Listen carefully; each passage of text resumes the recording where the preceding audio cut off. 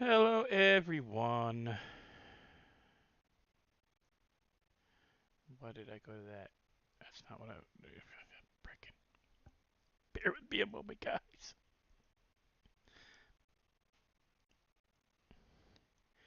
Okay, so hey, how's everybody doing? I know I've been away for a little while. I got a couple of videos to put out, doing some 7 Days to Die stuff. But I've been I burned myself out. I beat myself up.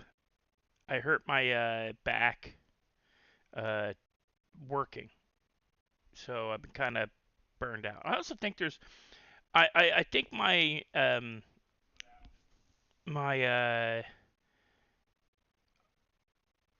issues with being tired and not really able to focus.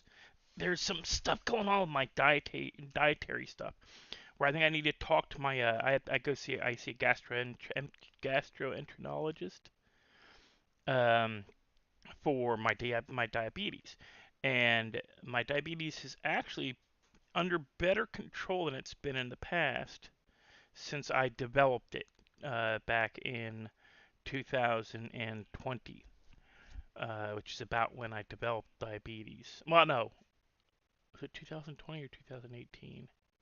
It's 2018 actually, um, or late 2019, early 2019. So I've had it for maybe 5 years, but they've actually been fixing it or trying to fix it for a while now. But my sugars, but I think I've been hitting a lot of sugar lows. So I think the medication I've been taking for fixing my A1C is actually working, but because I'm not actually able to check that myself, uh, I'm staying on with the amount of insulin I'm supposed to take according to the doctor, and I'm bottoming out my own sugar levels. Like I got up this morning, and I'm not kidding. Late last night, I made and ate an entire tube of cinnamon rolls, like store brand cinnamon rolls. I ate the entire thing in about 4 hours after making it, and you need to lay down. And when I went to bed, my sugar was at like 110, and I got up this morning after taking the insulin, and it was below 100. So I'm like, okay, I need to not take insulin this morning because that's too low. I'm getting too low on my sugar, and I'm getting lethargic, and like my hands and feet are getting ice cold, which is not high blood sugar. That's low blood sugar. So I need to talk to my doctor and get tests done. But let's move on to what we're doing today. Bear with me a second, guys. I gotta blow my nose, and I don't want to do that on mic. Bear with me half a sec.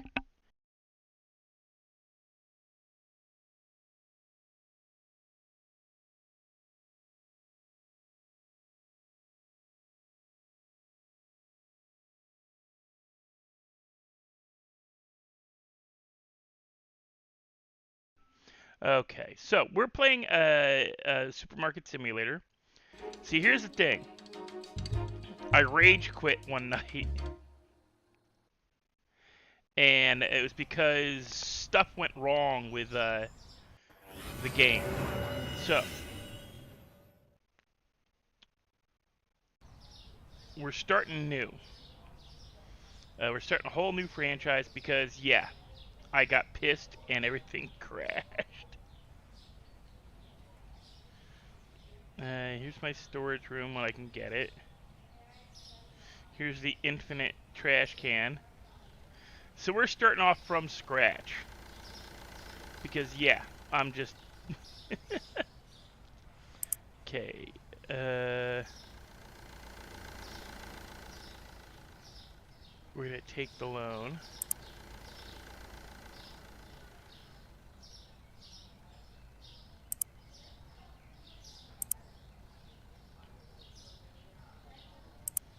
We're going to mark it. I'm going to buy 2 cases of cereal. Buying 2 cases of everything.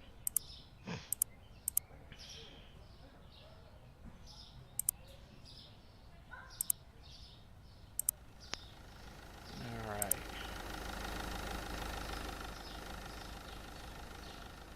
Of course, they just dump my crap on the floor.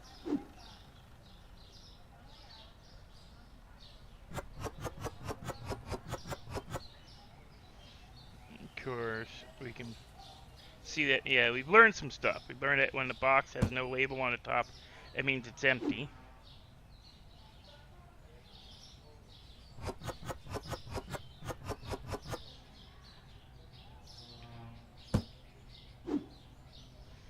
Sugar. Hey! How you doing, Nicholas? Yeah, I'm okay. Okay. About 3 weeks ago, when I was coming home from working and I did shopping, right? And I was crossing a road and I leaned the bike a little too far to the right to hit a crossing button, so that it would set off the there's this button system at one of the road crossings that makes it possible for us, the bicyclists, to turn on a light to make it safe for us to cross the street, right? So I leaned a little too far to the right to put the light, to hit the button that sets off this automatic, or it's not automatic, because it's this manual light. You have to hit the button to get it to work. So it's a manual light. And when I hit it, I leaned a little too far to the right and pulled a muscle in my back, my lower back, like on my right side. I had to fight to get the bike back straight again, because I didn't want to lay the bike down because I had stuff in it that if I went on the side would have broken shit. I think it was eggs or something. So I severely fought keeping the bike upright. Well, what this did was pulled a muscle in my lower back.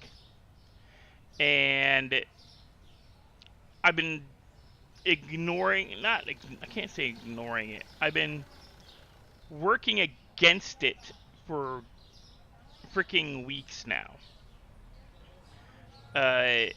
And this past weekend, I forced myself to work enough to cover bills that needed to get paid. Specifically, an electric bill. And by the time I was done, I was wiped out, physically wiped out. And I tried to keep going, and it didn't work. And I've been just, burned out. Because it wears on you mentally. I mean, not just the, out for work, like in pain, like my lower back, in pain for 5 to 6 hours riding a bicycle. Now, while I'm riding a bike, I'm fine. It's only when I'm actively off the bicycle. Like right now, my lower back is kind of, there's an aggravation to my lower back. But other than that, I'm okay.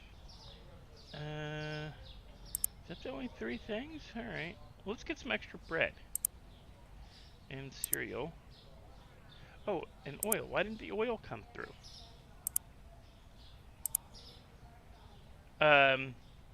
So my lower back's all kinds of fucked up. I have damage to my lower spine, where I fell, and damaged it, in 2004. I have a bone spur that looks like a little rhino horn. What it's called, I can Google the term if I wanted to. Dickie, you need to lay down. What am I walking under the street for? Dickie, you need to lay down. Lay down.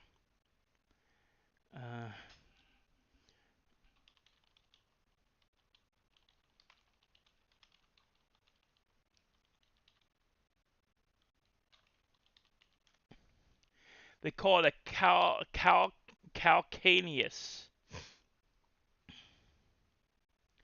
or a Haglund's deformity. It's actually not what it's. it's not really what it is either. It's not a growth. It's a broken.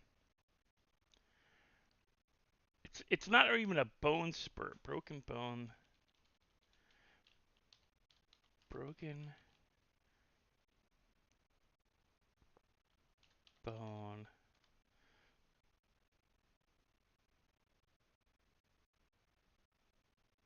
I guess it is.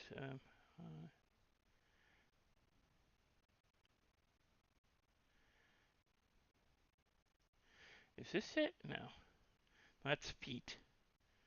Broken backbone. It's broken back. Spinal bone. Yeah, I had a spinal fracture. At my in my lumbar and sacrum area. So it's my L4 or T4 or something like that. But it's a little bone spur that on the inside looks like a rhino's horn coming off the bone. And it points in. And they won't do shit about it. Because to go in and operate on it could be more physically detrimental than leaving it the fuck alone. Which is aggravating because it's very uncomfortable and painful over time. It causes spinal nerve damage. It's causing nerve damage on my left side. Like my entire left leg from my hip down to my knee, it is constant ache and muscle tension. I have to use, I've got it over here actually. I have to use one of these things, a TENS unit, every once in a while on my left leg, like here to here. Where I am where if I use that thing, I am in pain because I hate that thing. My neck too. I actually have right here at the base, right where my neck meets my shoulders, the bone at the base of my neck. I can actually push it back into place, where I rotate my neck and then reach back and push, and it will pop back into place. You're not supposed to be able to do that. And people ask me, aren't you in pain? I'm like, no, it tickles. Of course I'm in frickin' pain.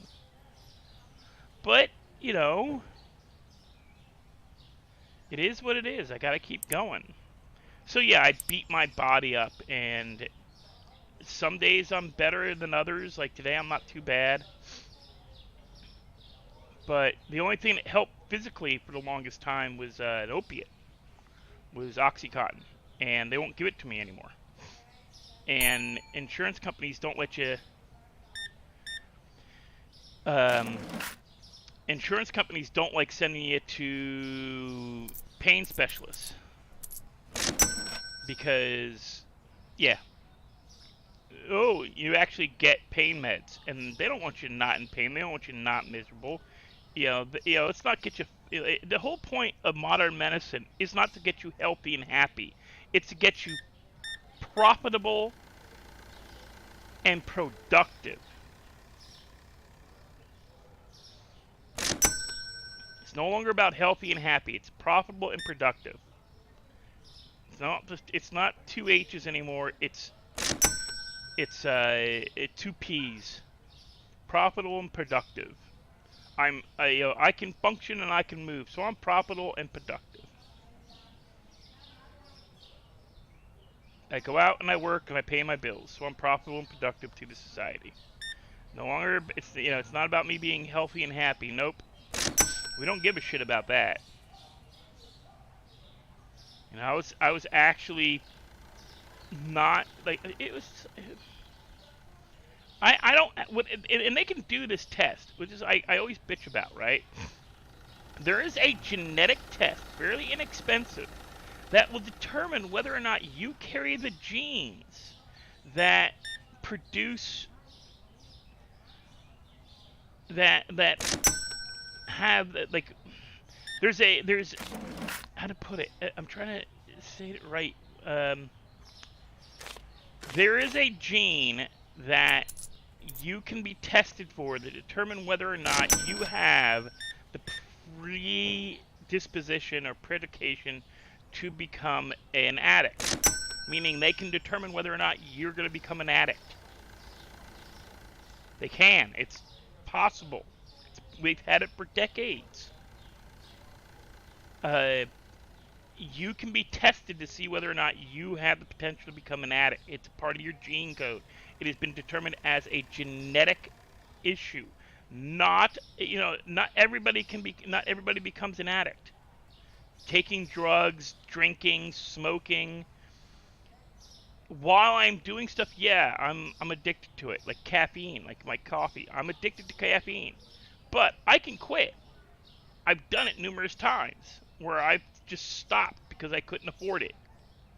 And I haven't gone out and broken shit or stolen shit or not paid, not paid important bills to support my caffeine habit. But caffeine is actually a medical necessity for me now. I actually quit drinking coffee. For 3 years, I stopped drinking coffee, or only having coffee once in a great while. It was like a luxury, an extreme luxury, where I would not, I would buy coffee. I've talked about this in chat before, in just like Death Wish coffee, where it's high-end coffee. And I bought this coffee and had it for months because it's like $20 a bag. No, excuse me, getting hiccups. So I bought this coffee because I like gourmet coffees. I don't I don't get coffee just to have coffee. At least I didn't, not for the longest time. For a large chunk of the 2010s, most of the 2010s, from like 2012 through 2000, I want to say 2019, 2020.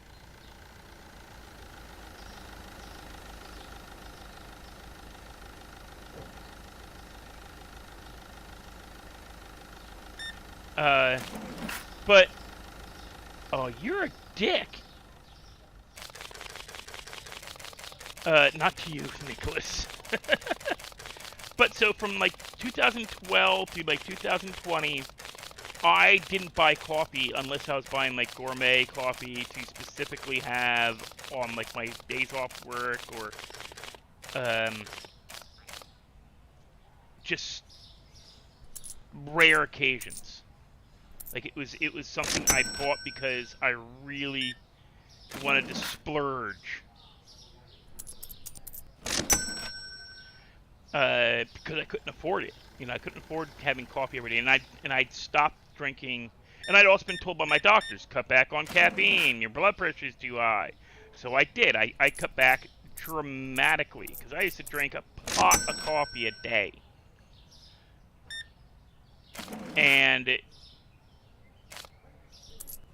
so, but in 2019, 2020, they found out, oh yeah, you're the reason like you feel better after having coffee is because you're actively fixing an issue that your medication's causing.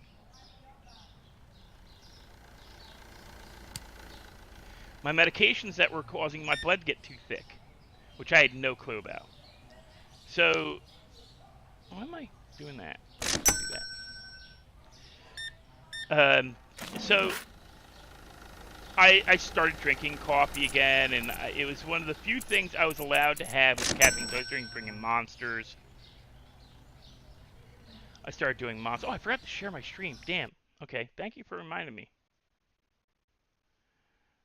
So I was allowed to have coffee. Oh, the reason I had to start a new game, guys. The last time I played this, I rage quit because something went wrong, and it was apparently a major glitch during an update. Screwed up my thing where I had like both employees and customers trying to go to shelves that had either been moved or items that no longer were on the shelves, and it was a glitch, and it screwed up my save, so I had to redo a whole new. That's why I'm starting a new franchise. Update glitch causes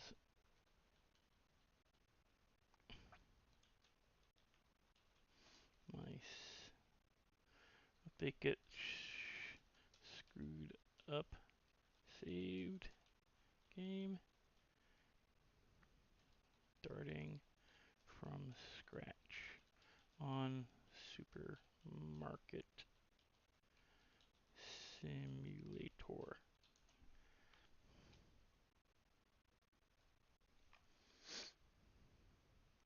Well, that's fine. I think Captain's here as well. But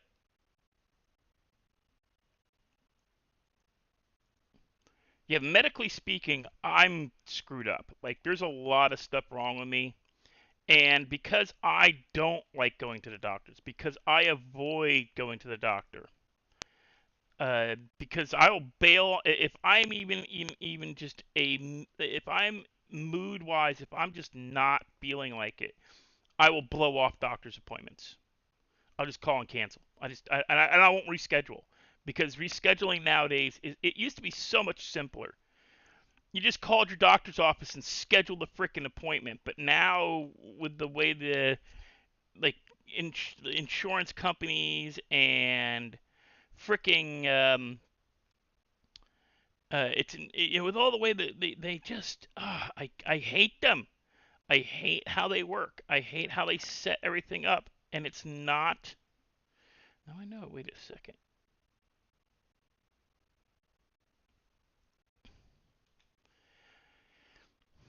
Uh, the way you like, oh, I got a call, and I called the number, and it's supposed to be direct line right to the freaking. Oh, he changed it. Okay, so I hate scheduling doctor's appointments. If I can't schedule it the day I'm in the freaking office, I don't bother. Like, and I don't know why, but my like all of the doctor's offices now, like I've had probably 3 phone calls. We probably have I've had like 3 phone calls in the last few days that were probably from my doctor's office, and I've ignored them because I don't bother picking up a phone number that doesn't have an ID on it. If I can't see the ID, I'm not picking up the phone. I don't need to talk to you if I don't know you. So, and I've told them that. It's like, you guys need to fix that. There's no caller ID on when you guys call. Like, it doesn't say, LCMC scheduling department. It is blank. I'm selling a product without setting a price. Damn it.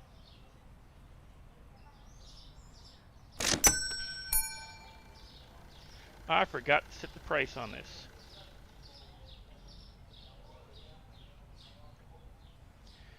So yeah, I've refused to, and I don't care. I'm not, I've told them, don't call in the morning. Don't call before noon. I won't answer the phone. I don't get up until noon.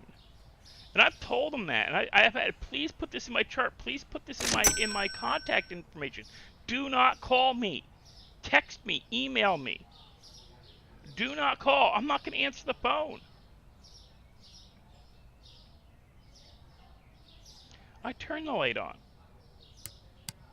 Stupid frickin' tutorial.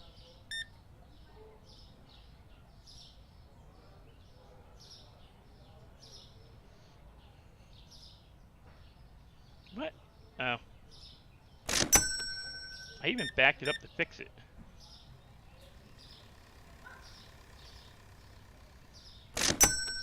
But, yeah, so I have a real bad habit about not going to, like, if I don't schedule it, if I don't sit down and schedule it, I don't bother. And I don't go to an appointment at set for 8 a.m. I've already told off, like, I've had 3 separate doctor's offices try to schedule appointments with me. And I've said, hey, I don't get up before noon unless it's for my mother or a judge. I am not going to be coming into the doctor's office at 8 a.m. It's just not going to happen. And they're like, but that's when he sees new patients. I don't care. Then I won't be seeing your doctor. either you find a better time for me to come in, or I will not be in to see you. It's not going to happen. And they don't like that. Is I don't work for you. I'm not scheduling my life around you. I don't start my day till noon. Is I work second, third, woo, it's for your health. I don't care. Hey, Big D. Oh, it's closing time. Why can't I? Please finish the day. We screwed up because we had stuff.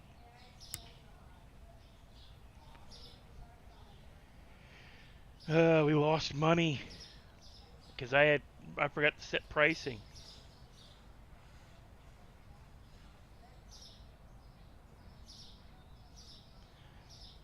Yeah. Hey, Big D. Thanks. Box everything.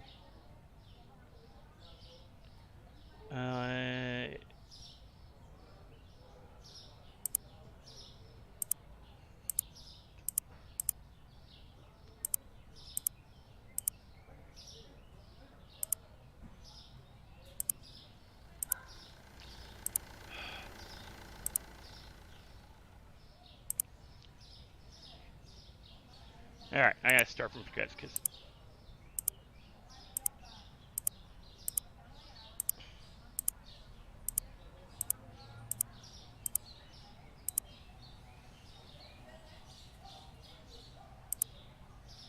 Bank.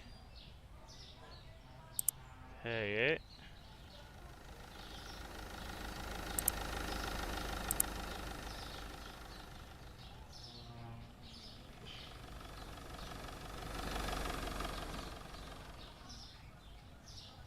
I didn't actually. What?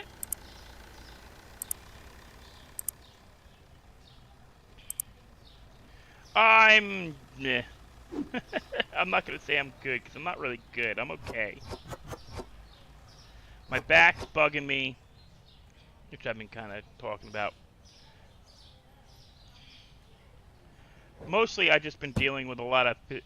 I've been dealing with burnout because while physically I can function and I can move, psychologically I get just worn out because I'm dealing with physical pain at a constant. It's just constant. So physically I'm not great, but it's a combination of not realizing, oh, you're actually doing better with I'm not doing, like, my diabetic issues are going in reverse now. Now instead of having too much sugar in my system and damaging my, kidneys and all that crap, I'm not getting enough sugar and I'm getting tired and mentally drained. I'm experiencing the effects of I'm not experiencing high blood sugar, I'm experiencing low blood sugar issues. Tiredness when I'm not really tired. Mental lag, that's the best way to put it, mental lag. And just overall issues that are just not low blood sugar, high blood sugar issues.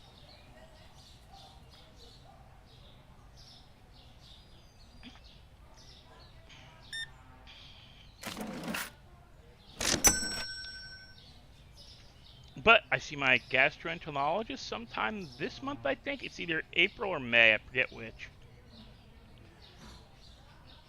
And I'm going to be talking to her about possibly seeing if I qualify for getting one of those arm machines you wear, where you put an insulin cartridge into it, and whenever your sugar gets to a certain point, you get the insulin. Instead of me having to do it on the daily, because I'm getting like sugar lows because I was never supposed to be diabetic, at least not this early in my life. And it stemmed from medication. And the medication jacking up my A1C. They put me on excessively high diuretics and on anti-anxiety medication, which I didn't really need. They put me on anti-depression medication. They put me on Zoloft. And Zoloft, one of their main side effects, if you read their stuff, if you go and look it up on the drug. Why am I doing that? I can use the keypad now. One of the main issues that Zoloft causes is the early onset of type 2 diabetes in individuals genetically predisposed to type 2 diabetes later in life. So you could be in your 20s, get put on Zoloft, and even though your family genetics say, yeah, you hit 50, 60, you're going to be diabetic because you slow down. You slow down and your metabolism slows down. So your daily intake of food, because you're 50 years old, you're more than halfway through your life. I don't care what anybody says. 50 is not is more than halfway through your life. Your active life. You hit 50, you're past your active life. 60, you're past your active life. 60 to 100, it's not your active lifetime. That you're on the tag end of that shit. You're on your way out. You're not on your way up. You're on your way down.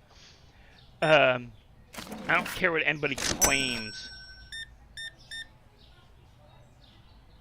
You know, nobody at 60 years old is looking to start a new career or getting married and have kids. You're on your way to looking to retirement. Sit down and stop. So in my family, men over the age of 60 tend towards diabetes because like most of the men are in jobs and socially speaking, historically speaking, most of the men in my family have been working class.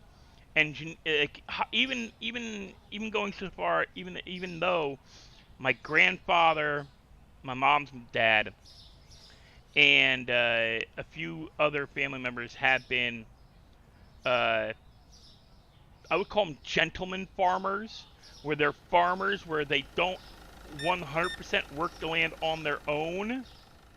They have like farm hands and stuff. They're landowners, high-end landowners. They had lots of land. Like my great-grandfather, my mom's great-grandfather, or her grandfather, my great-grandfather, he owned hundreds and hundreds of acres.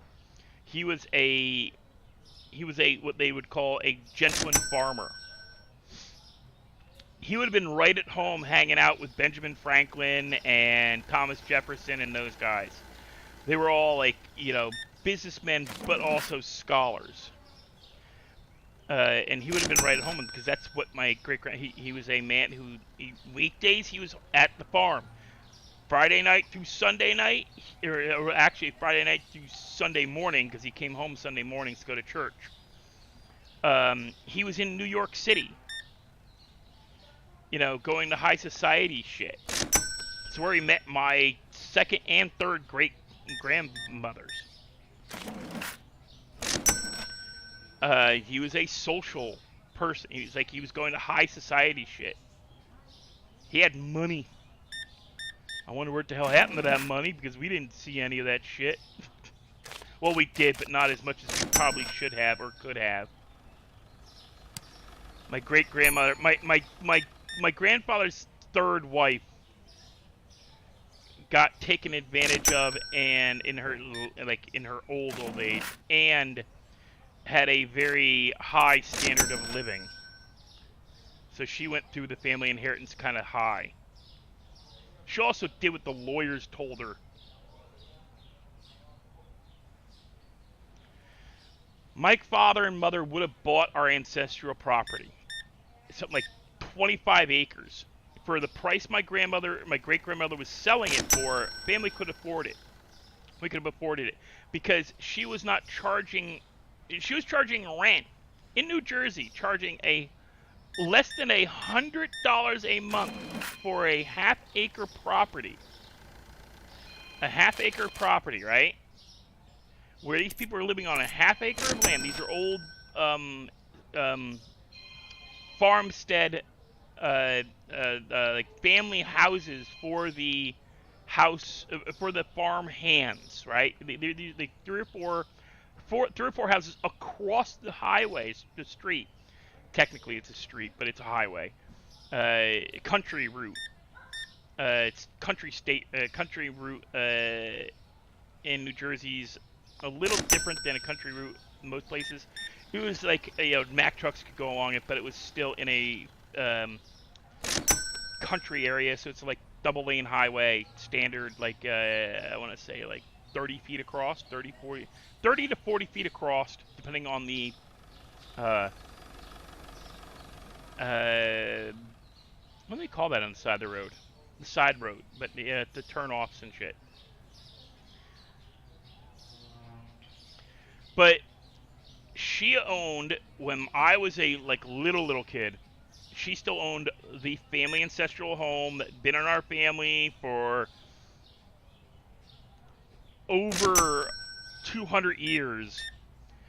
And she listened to the lawyers who convinced her that my mom and dad couldn't afford the property, even though in the purchase of the property, of the 20 acres of land, would have included the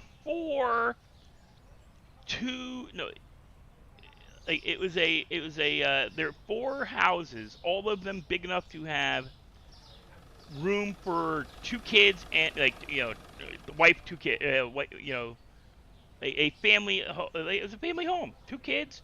It's 2 bedrooms, 3 bedrooms. They're a 3-bedroom bath and a half,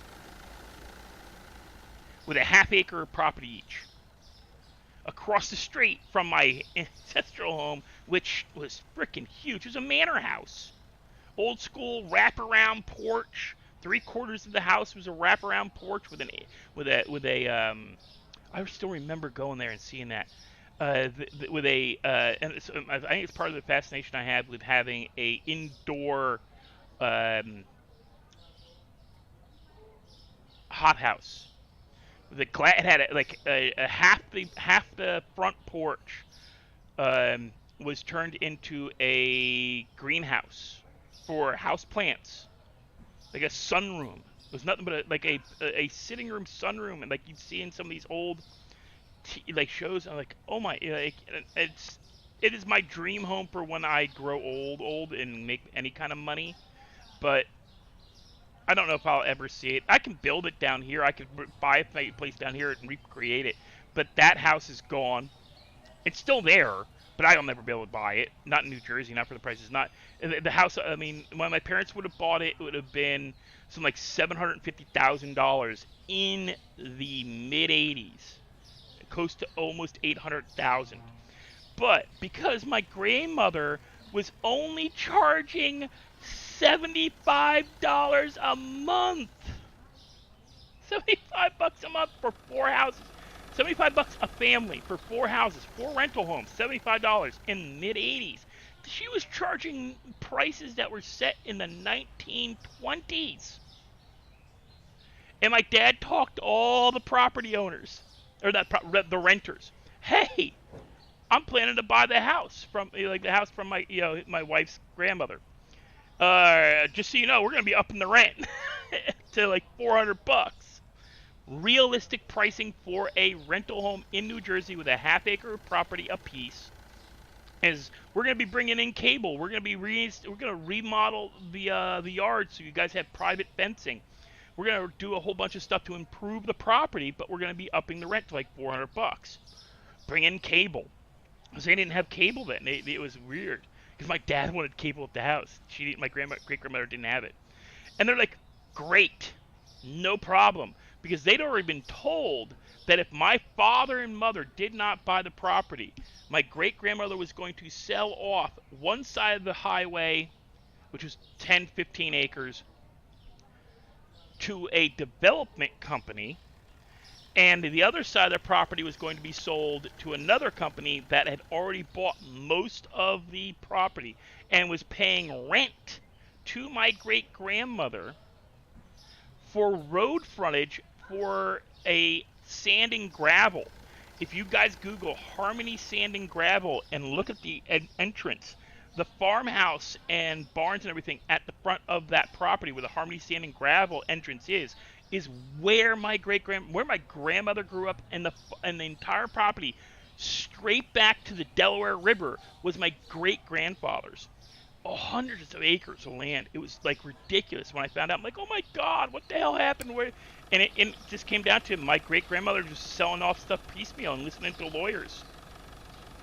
And the lawyers, of course, like retail lawyers get a cut of the sale price. So of course the lawyer convinced my mom, or my great grandmother, my mom's grandmother, that we couldn't afford the property. At my parents' current income, they couldn't afford the property, which was a load of shit. What it was that he wouldn't get as much money if it was sold in one go versus being sold piecemeal. So he got more money selling it in parts than in whole, because my grandmother was going to sell it for cost to a family member. But if she sold it to developers or sold it to the sand and gravel company that already owned all and leased the land rights from her, if they just sold the land to this sand and gravel company, she would get a lot more money. And so would the lawyers, because my parents weren't going to buy, but it was such a shit show. It pissed me off when I found out later on in life. My grandfather, my dad never forgave my great-grandmother. My mom, kinda did. My grandmother didn't. She was saying, oh, keep it in the family. Sell it to my eldest child. Be like the only person in the family who wants to buy property, and you're going to sell it to some development company. And it kind of pissed off the family. Oh, I should really pay my bills, huh?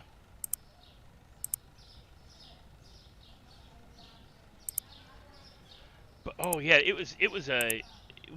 I could have grown up on a farmhouse that was more than 200 years old. I grew up in a farmhouse that was over 100 years old already.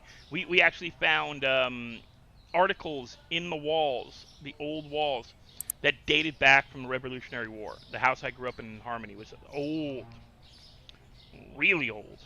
Oh no, don't buy that. We gotta empty the boxes first. We gotta see what we have first. But oh yeah, I could look back on how our family just got my great grandmother listened to lawyers way too much, and then got conned out of. The family lost half the family inheritance to a nurse before they caught her. Before they caught this woman, she'd scammed, and that story, that old story where they hire a nurse gets in with the old lady or the old man and convinces them to give half the money. Oh, your kids don't care about you. Look what they did. They stuck you in this house with this. But I'm here every day. I love you more than your kids do. I should be inheriting, not them. That kind of bullshit. Conned my great grandmother into giving them money. Then it was we prosecuted. That was in Texas. We prosecuted the fuck out of her. That woman went to jail. And that wasn't even the family, so my great grandmother, when she married my great grandfather, she was his third wife. First one died during, I think, the Spanish flu incident in the early 1900s. Second wife divorced him after she married him and found out, yes, he had money, but he expected her to stay on the farm and raise the kids.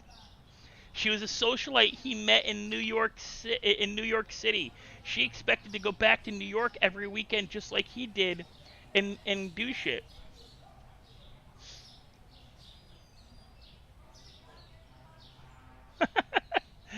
No problem, chill.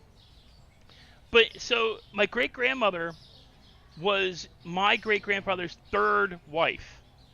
He married her just just into the 1920s, if I remember correctly, from what my grandmother told me and my mom told me. But yeah, she was a flapper. She was one of those, like, the girls you see in the beaded dresses dancing on tables in nightclubs. We don't need 2 bags of pasta. She wasn't a call girl, I know that, but she was a bawdy, drinking, partying girl.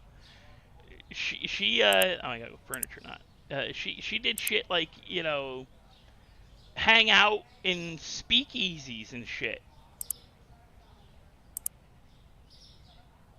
Oh, I can't. I gotta buy.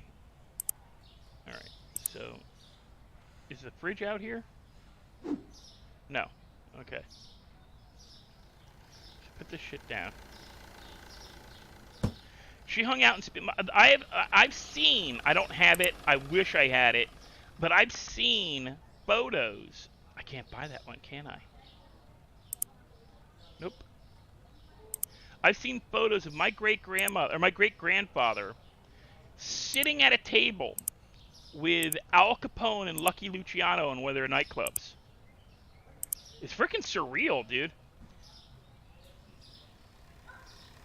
Can I get another loan? No. And I can't pay it off early. It's going to be bad.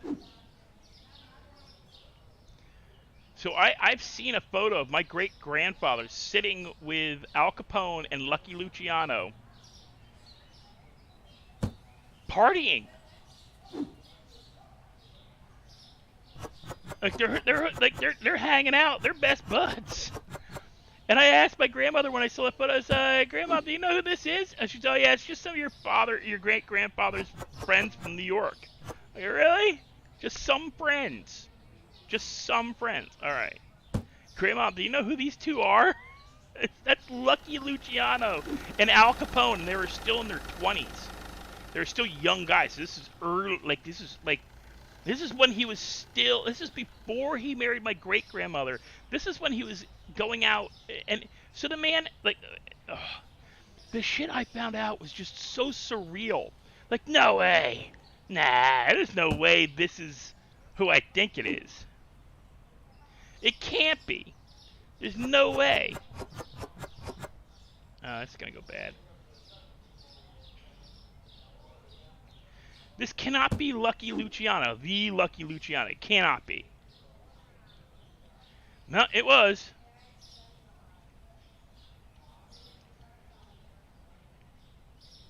And come to find out, yeah, we got told when I was 18, you can't vote for a Kennedy. Why? Oh, our family does not vote for Kennedy. Alright. That seems a little odd, but sure. Wait, is that box empty? Can I pick up anything? Yes.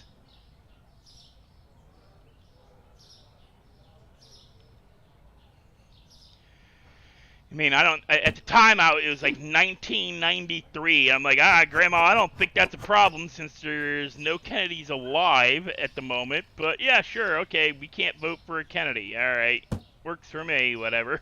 It's, like that mattered. There was like the only Kennedy running for anything was like I think the senator, and he wasn't even for our state. So I'm like, yeah, whatever. But we were told outright we cannot vote for a Kennedy. My grandfather, my family's taught to hate the Kennedys.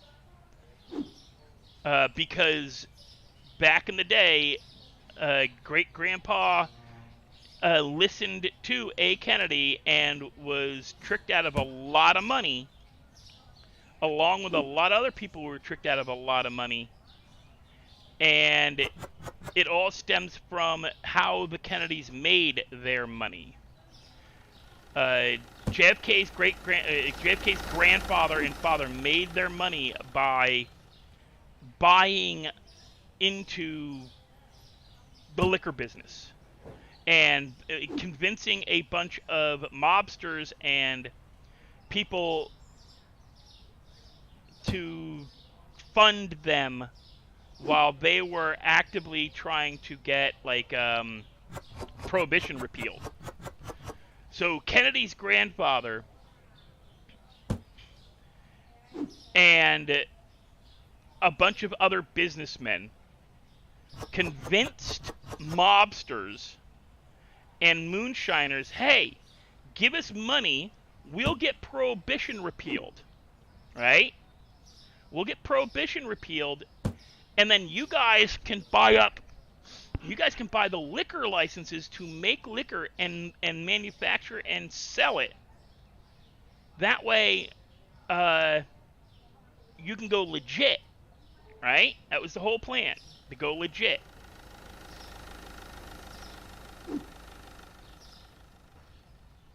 It was the whole purpose was for them to be able to go legit. Why isn't it showing the sticker on top? But okay.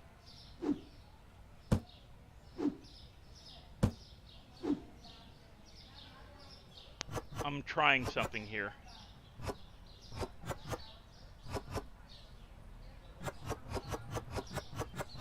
I'm trying to empty a shelf so that somewhere during this I can run over and put stuff on the shelf. And I'm also going to do something real quick, guys. Bear with me. I'm changing out my batteries because I'm hitting keys and nothing's happening. So bear with me. Oh, Poe, you're going to have to get down. Come on, off the bed. Thank you. And you're going to see my old ass try to get out of this chair. Oh. But so yeah, Lucky Luciano and a bunch of moonshiners and other mobsters tried to go legit towards the end of Prohibition by buying into the liquor business. So they funded Kennedy and his people to go to D.C. and repeal and lobby to get Prohibition repealed, taken off the books. And it worked. Kennedy did get Prohibition repealed. Here's the kicker.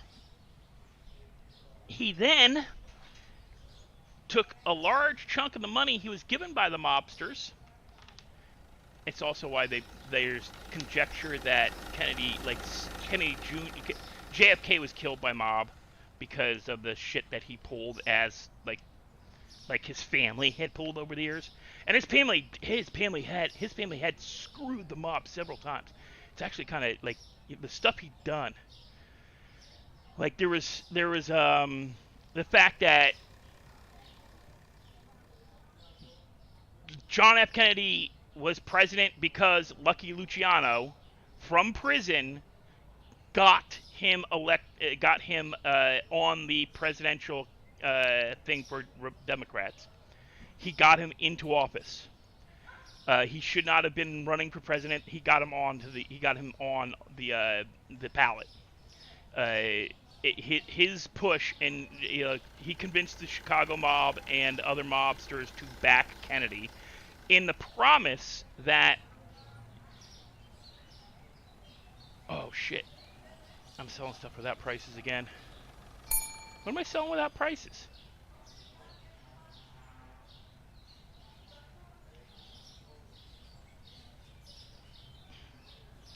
I'm doing it again. I'm gonna lose money.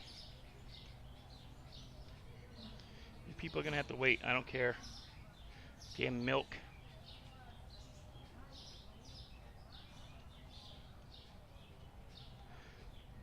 But Lucky Luciano was in prison for his racketeering shit. For the shit he did to fix the, he fixed He fixed a World Series to win a bet, gambling. So he got put away for racketeering and other illegal acts. But where he was put away, he won during World War II, assisted the United States Army by convincing the New York mob and other mobsters along the East Coast and the West Coast, who all worked for him, to help the Army keep Germans and Japanese out of our harbors. Like, they'll look for spies and shit. The mob did that. Oh, lady, you're getting ones.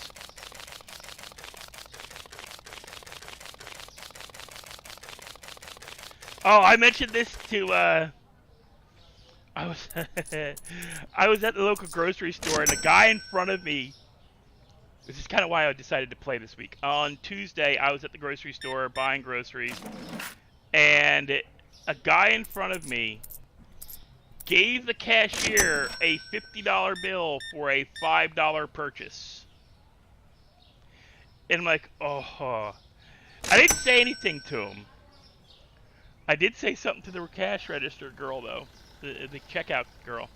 I said, oh, if that was me, I would have given that dude nothing but ones. I said to her that I told her I stream video games, and one of the video games I stream is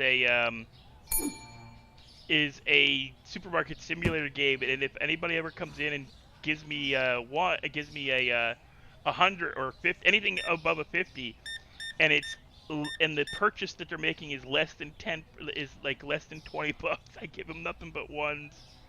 And she laughed and goes, oh, I've thought about it a few times. And she goes, what's the name of the game? That's a supermarket simulator. As much as oh, come on, dude. Dude, you're alright, I'll help you make change for the girls at work.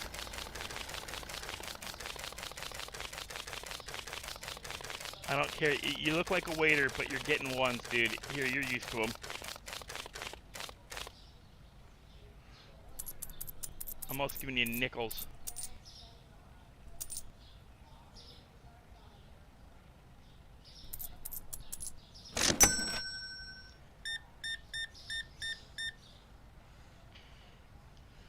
But she laughed and said, "Yeah, I've dreamt about like some dude handing me a $100 bill and it's like a pack of gum, and giving him nothing but ones as change." She says, "I've dreamed of doing that to somebody." I'm like, just do it. When they bitch about it, say, "Hey, I didn't want to break your $100 bill. You gave me a $100 bill for a $2 candy bar. Screw you. This is what you're getting. Next time, like, don't come to our store to make change." Because it was obvious that's what the dude was doing. He was making change because, like, I recognized. I go, you know, that guy has a store or a business nearby. He goes, "Oh, I know. He does that all. He does it all the time. He comes into our store to make change for his store because we're the big supermarket in the area." I said, "Well, that's not really legal." You know, I'd kick his ass out, but he's because he'd been, I guess, he used to go up to the counter and get change, just ask for, "Hey, can I get change for a $100 bill?" And they started turning him away. So he started coming in with like $100 and buying like a pack of gum. No, they can't bitch, but they can give you attitude for it, and they can badmouth you on reviews. Nope.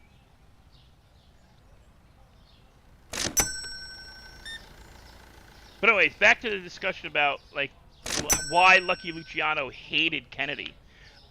Kennedy's grandfather conned him into helping repeal prohibition, with the idea that, okay, a lot of the states along the eastern seaboard, alcohol licenses and the right to make alcohol were hereditary licenses, meaning the only way you could get one was to inherit it or buy it off of somebody who had one. Like, there was a limit. Now, because of the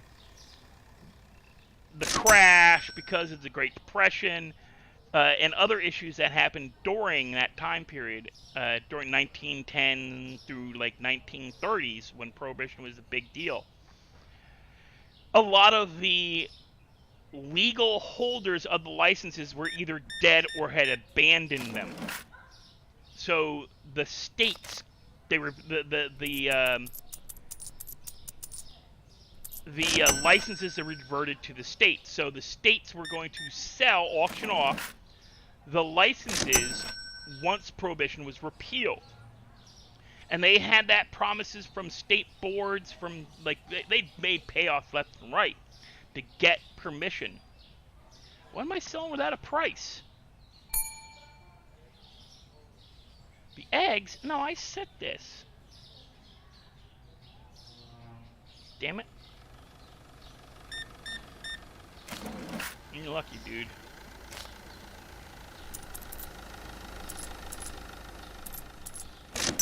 So, when Prohibition was repealed, Lucky Luciano and a number of mobsters and a number of mob families, including Capone's crew in Chicago, believed that because of the deals they'd been making for the last, like, 10 years, while Prohibition was getting worked out, like, once they decided to help Prohibition get repealed, they had been made promises that, hey, we're going to help you get these licenses so that all you got to do is switch your illegal creation of alcohol to legal. Now, my great-grandfather was a moonshiner. Dude grew fucking wheat and corn and had several hundred acres. The man had a 300-acre farm that he ran. He gave his two eldest sons 300 acres apiece in Warren and Hunterdon County. And I don't know the name of the county across from Warren County in Pennsylvania, but one of my great uncles got property in PA.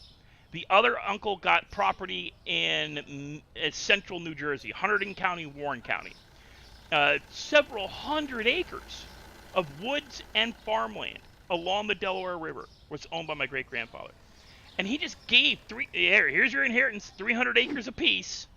Just gave it to him. Just here. This is what you get for turning 18. My other, I don't know what happened to my third great uncle. I don't know a lot about that one. I know the other two because they were still in the area when I was a kid. But these guys had like 100-acre farms that they didn't really expand once they got them. They didn't really grow them. They just farmed them. Because as far as they were concerned, they were going to get part of the old property and the other properties that my great grandfather rented hundreds of acres to several other farming families in Warren County, Hunterdon County, in Pennsylvania, along the Delaware River. He owned woodlands in the Poconos. He sold some of those to when Roosevelt made parks a thing during his presidency. My great-grandfather, he lost road frontage, he lost control of property because of the way the parks were set up in the Poconos. So he could not control the land anymore. It was woodland. He couldn't get to it. The government had eventually said, nope, can't get to it no more.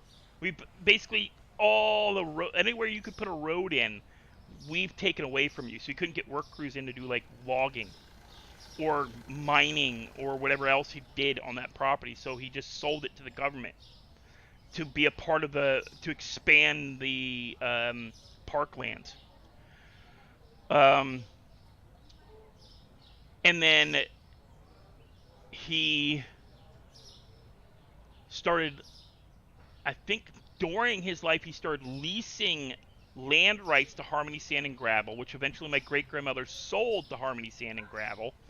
He had, when they built the Montana Mountain Reservoir in Warren County, my great-grandmother had to sell most of the property on top of the mountain to the government. There's a patch of there's 10 acres, smack dab along the reservoir, that is owned by me, my brother, my sister, and my 2 eldest cousins. Because that's who was born at the time. There's only 5 of us there was only 5 cousins from my mom's side of the family, born when she died. So that's who inherited. We had 10 acres in this part of Warren County that we can't get to because Warren County built a reservoir and turned it into parkland, so it's all surrounded by parkland. But because the state don't give a shit and none of us give a crap. It's just sitting there. It makes no money. It's just woodland. It has an old farmhouse on it that at one point in time was lived in by one of our descendants. Yeah, I feel like we got an entire lake named after us in upstate New Jersey, a township. There's so much, my family history is so freaking weird. And then get told at 18, don't vote for a Kennedy. When you get to be voting age, when you register, all the boys are told this. When you register to vote, don't ever vote for a Kennedy. Okay, Grandma. I don't think we can. I don't think there is one, but yeah, sure, okay. Whatever. Sure, Grandma. Sure, Grandma, we won't vote for a Kennedy. Okay. Whatever. What am I missing? Okay, pay that. Market.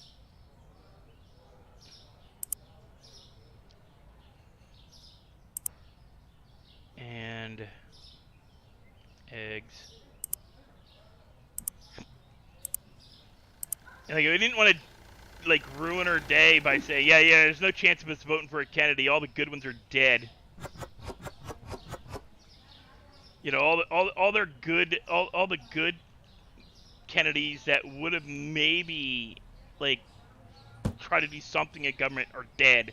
So it's not like it's gonna be that hard for us not to vote for a Kennedy.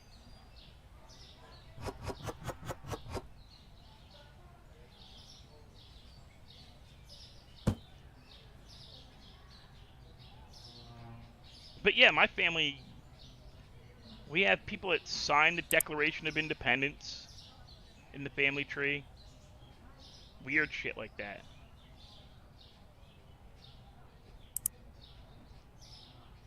And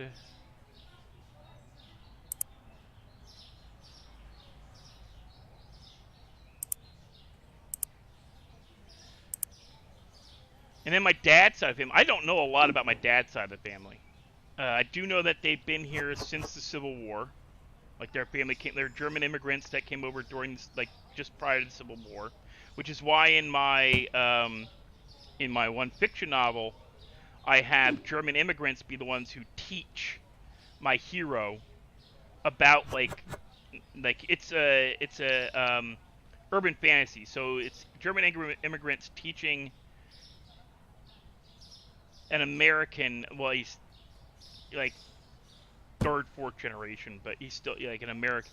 He grew up the character grew up outside of Lancaster, Pennsylvania, so he's German too, most likely. But his family has become fully American by the time he's born. And I have the German immigrants be his teachers for the magic. They're German immigrants who were they immigrated to the Americas to avoid prosecution, and because during all right, and I hate it when I hear this or see this or hear it's mentioned in America, witches were never burned. Never, ever burned by Americans. It was illegal to burn a witch in the Americas. Nobody ever burned witches in the American colonies. Not in Massachusetts, not anywhere in America was anybody ever burned as a witch by a lawful group. Meaning, if they were prosecuted by an American judge, meaning somebody from New Jersey, PA, the original 13 colonies, if they were prosecuted by an American court system, which is what it was during that time, it was the American court system, they were not burned. They were hung, on average. Torturing the confessions usually subsisted of being dunked in water and drowned, or having a stone plank put on their chest and having weights put on you. There's a famous story about a guy who realized what was going on. He realized it was nothing but political bullshit, backstabbing, accusing your neighbor so you could get his property, because the families that were accusing one family was accusing another family to get land. And a guy figured it out. And the hysteria that was happening in Salem, the city area, the area of Salem, the witch hysteria that was happening was not hitting everywhere. They make it sound like it was happening everywhere. It only happened in the towns in the counties surrounding Salem, Massachusetts, where it started. And it was all about, and it was Nathaniel Hawthorne's family that did it. It turned into a land grab, because when you were prosecuted and claimed to be a witch in that time period, your land was forfeit, and it was sold at auction. And the richest family at the time was the judge's family. Nathaniel Hawthorne's great-grandfather or great-great-grandfather, the judge who prosecuted all these cases, had the most money. So he saw a chance to do a big land grab, get the best prime property. So you had family members accusing you, like that. Like, it's just typical bullshit that happens when hysteria and false accusations happen just to get like, oh, they've got to be a witch because their cows are better groomed, or their cows produce more milk. It's also the fact that you're a lazy ass, don't get out of his fucking house and go and work. Look at all the slaves they own. They had slaves back then, I'm sorry. They must have money. Look how much, they're doing so much better than we are. They must be witches. That's how that shit happened. It's all accusations and backstabbing, and so there was land grabs. So this guy figured out that's what was happening. So he was expecting his jealous neighbors to accuse him of being a witch. Now, he was a widow. His kids no longer lived in the county. His sons had moved to a different county and were farming their land in those counties. So before he was brought to trial, he sold his land, essentially. He gave his land to his kids outside of the jurisdiction of Salem. And when he was accused, he just told them to screw off. This is bullshit. Screw off. So they did this thing they call planking, where they put a wood, they dig a hole, they have you lay in the ground, they put a wooden plank on you, and then put stone weights on top of it.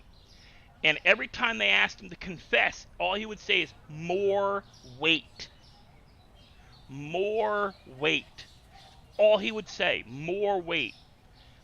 Now, meanwhile, they did not know, like the prosecutor, the judge, and the people that were accusing him, because they'd get part of the land, The judge would get to buy the land. The prosecutor got to buy the land out from under at like cheap, and get the land as a compensation for their time and effort.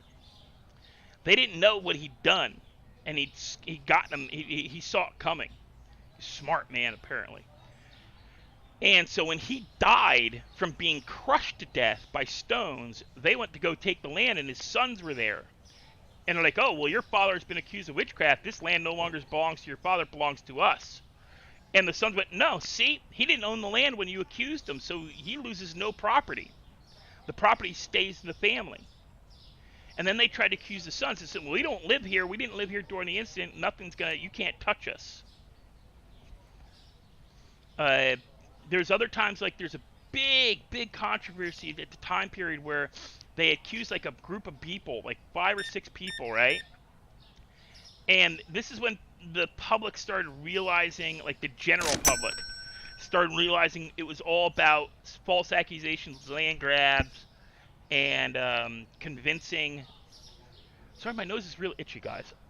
It's pollen season, and I can't stop from scratching my nose once I start. So the whole thing was nothing but land grabs, false accusations, kids, like girls, like throwing it started with a bunch of girls throwing tantrums and being like living in a society that stood on them, and they were acting out and then blamed somebody else.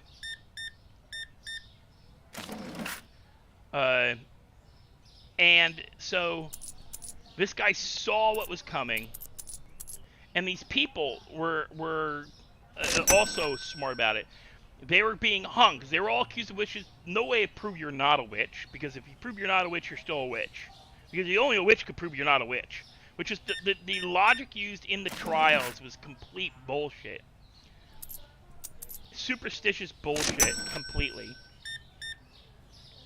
It was worse than the witch trials in Spain and France. There were very few and unsuccessful witch trials in England because English law made it real difficult, but American law had sort of gotten a bit more corrupt after the Salem witch trials. The time between the end of the Civil War and the start of the Salem not Civil War, Revolutionary War, and the Salem witch trials wasn't very long, but there had been enough corruption that came in that yeah, American courts were massive. You think corrupt now? They were much more corrupt then, like ridiculously so. Like we complain about like accusations of rape being like complete bullshit in some cases, and completely fabricated for money grabs, especially for rich people or famous people, like the money grab claims and everything, which I don't have a stance on, other than like there's sometimes where it's blatantly obvious, sometimes where it's not. Where like it's so obvious that there was a money grab or a just things that are so obviously this bitch is lying to ruin this guy's life. There's been a few, there's not, you can't dismiss all of them, but there are some that's so obvious, especially the way they act in court. That's when you know, that's how you tell if it's a real accusation or just some, like pettiness or money grab.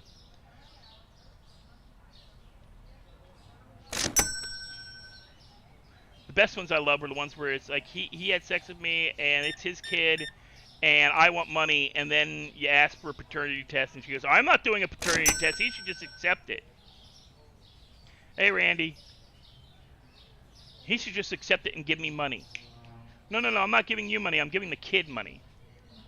Oh, yeah, okay. Excuse me a second, guys, I gotta blow my nose.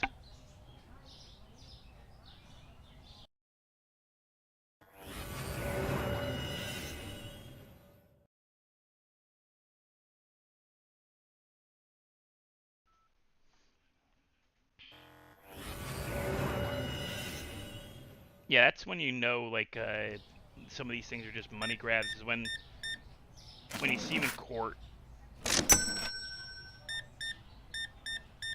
I've been watching a couple ones on YouTube lately. Are just like so obvious that this chick is just looking for money. I'm like, oh my god. At least, like, I forget what judge. Dude. That's right. Look down, you dick. Oh, I don't care.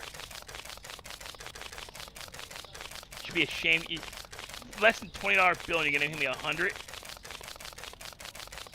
Here, go stuff some ones in some strippers' panties, and lie about where you were for your frickin' business meeting. You jag off.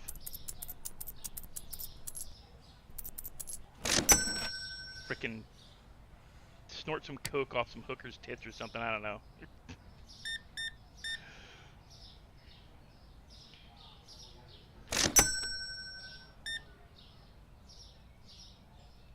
Yeah, I was watching one of these ones where it's like a child. Like, they're reality shows. It's the whole child, like, reassessing child support, and the woman's just like, I want my son to start, like my kid's like going into high school and he wants to do all these sports and I want him to have a full rounded, so I need him to pay more money. Okay, but that's not really what child support is supposed to be about. It's not supposed to be about you, like, it's not supposed to be about producing, like, you know. And it was so obvious. She was like, I'm just here to get my money. Oh, your money. And even the judge's like, oh, your money. Not your son's money? Well, oh, yeah.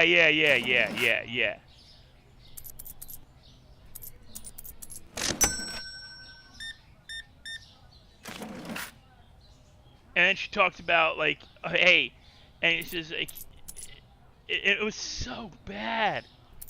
It was, like, so obvious that, like, the way they scripted, because it's scripted bullshit, but it was so obvious that this chick was not in to get money for her kid.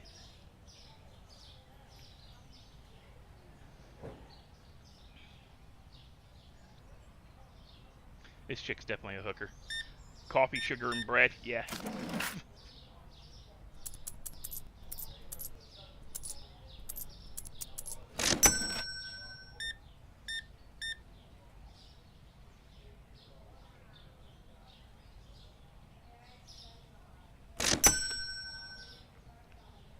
Well, I'm sorry I'm out of milk, dude. Oh, that's not milk.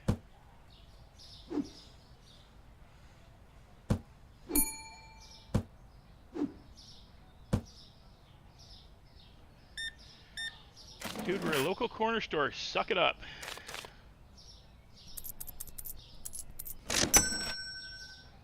Oh, I got tea. I'm sorry. Nobody wants tea. I got one bag of coffee.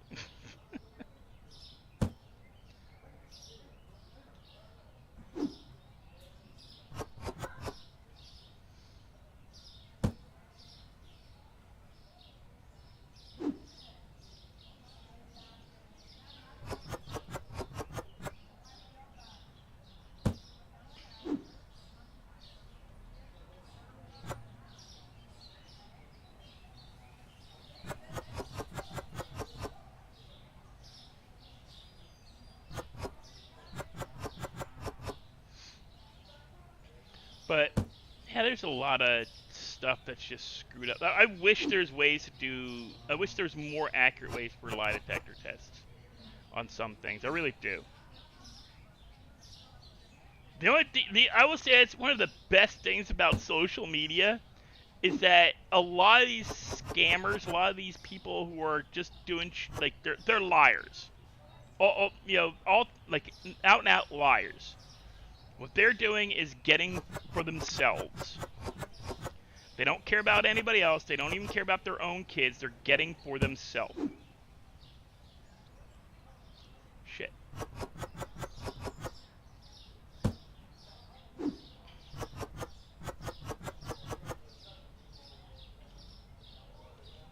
They're about getting for themselves. And they're also friggin' idiots. Because they put that shit on Twitter, they put it on Facebook, they put it on everything. They just put their business everywhere. And then are all surprised when they're caught.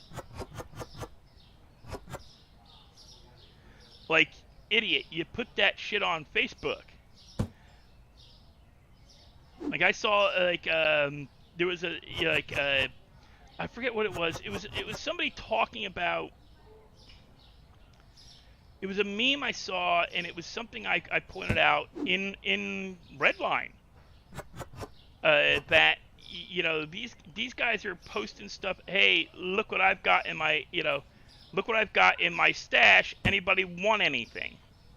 Literally showing everybody all the illegal shit he had, right? And I posted back to him, hey, idiot, great way to get a warrant. He's like, what? They can't use that. Like, oh, actually, yes, they can. It's fully legal to use that information to get a warrant. And good luck on your police raid tomorrow. I'm like, oh, they can't use that. That's not admissible. I go, actually, yes, it is. Happens all the time. Powdered sugar and pasta went down. That shit happens all the time. Idiots posting on Facebook, just knocked off, just did this. Check out my stash. There's freaking, there's rappers who have gone to jail because, I'm an idiot, and I commented repeatedly in a rap song about the illegal activity I performed. Okay, I want 2 boxes of coffee.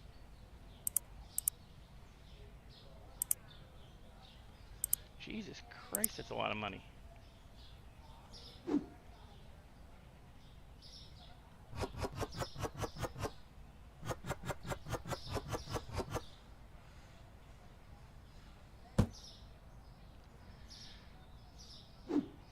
I mean, there's been writers who have been hit for they wrote shit. There was a great movie, a Cuba Gooding Jr. movie, right? Called Murder of Crows. And it takes place in New Orleans. Another reason I love the movie. It's about a lawyer, and it's a I forget. Is it John Grisham?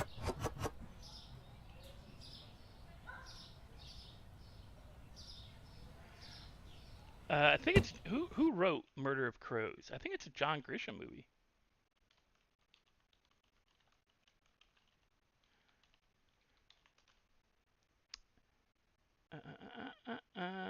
Bear with me a second, guys. Film.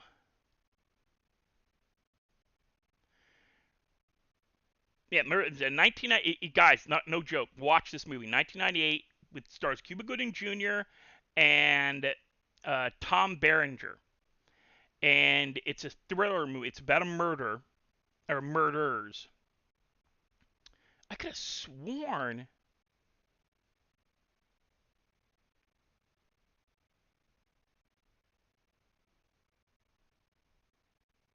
They call it a 4.4, but it's not. It's a good movie.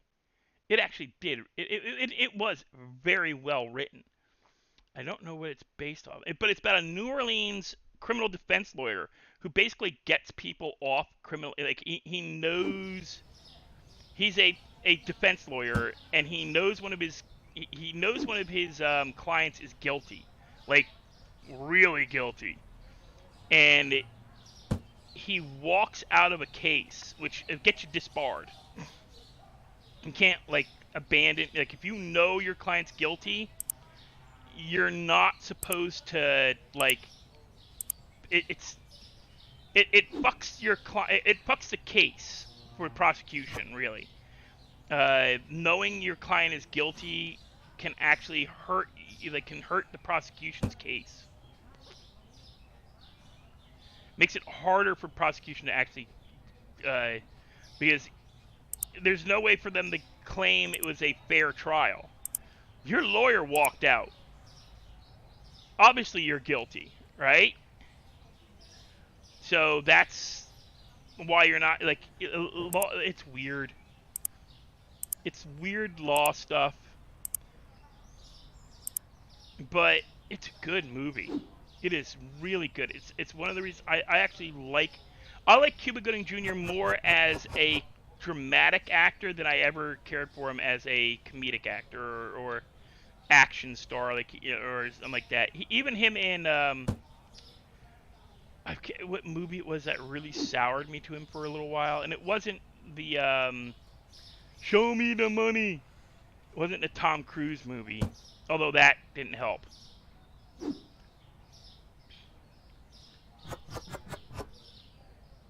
He'd been in a couple of movies where he just came off like a dipshit. But it's the two or three of the movies where he's not well received as an actor. I actually liked. I liked the movie Murder of Crows, and I liked the movie Radio. I thought they were very good. But both of them got, like, beat up in the reviews. Radio is a good movie. I don't care what anybody says. Radio is a good movie. And I'm not a fan of, like, sports movies.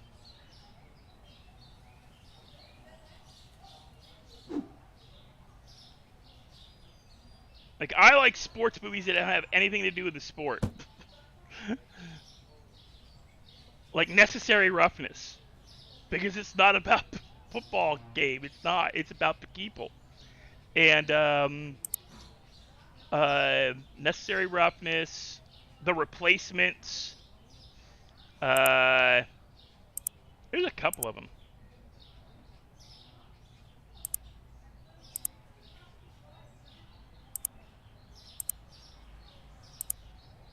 It's the one with Al Pacino and oh, what is that? So it's Al Pacino. Was that The Replacements?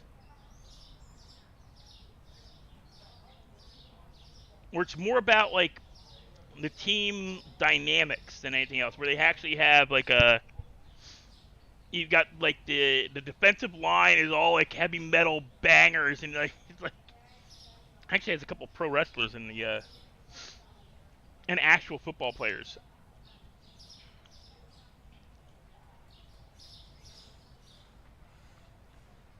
And it's got Willie Beeman. The only reason I can remember the thing is because of the stupid ass rap song he did.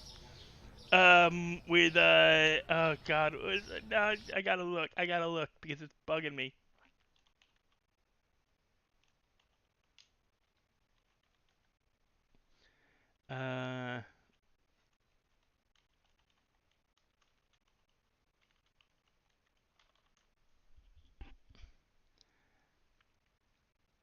Oh wow, he actually has his own Wikipedia page. It's kind of funny. Jamie Foxx, Any Given Sunday. Good movie.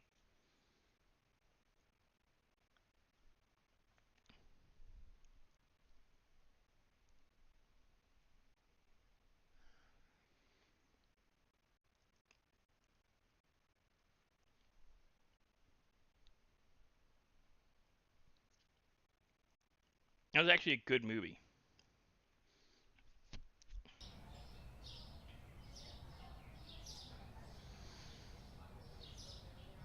I'm really beaming. It was such a bad song.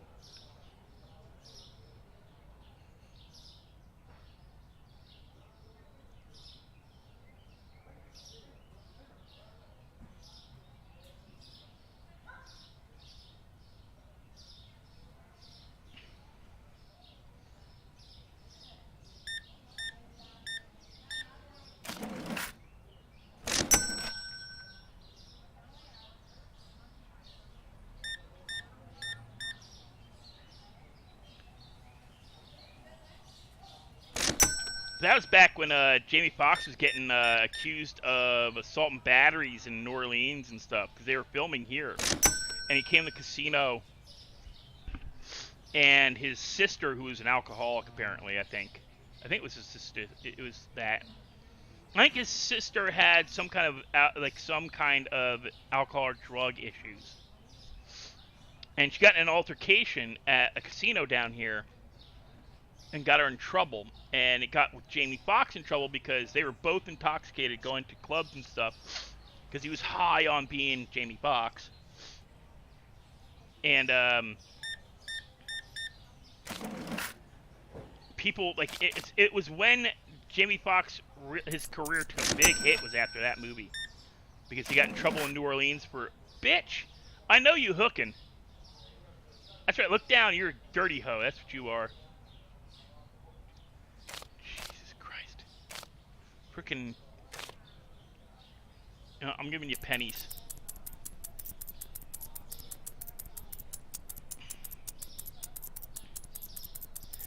Which are not technically legal tender. They're not anymore, not legally. You can actually deny pennies. If it wasn't for the way our tax system worked, pennies would have been abandoned in the 80s. I think when did pennies become when did pennies become not legal tender?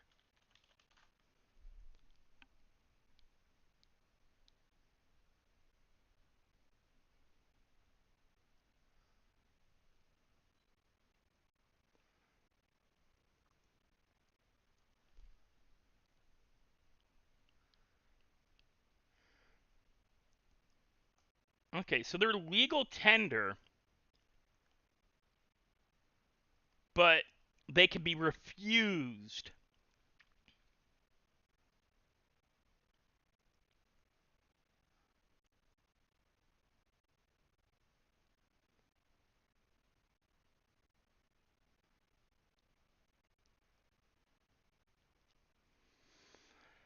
Okay. Legally speaking, a penny is legal tender, but you have the right to refuse pennies as an American citizen or a business, a legal business in America. So you have to be a legal business. So yeah, no drug dealer. Well, drug dealers may, but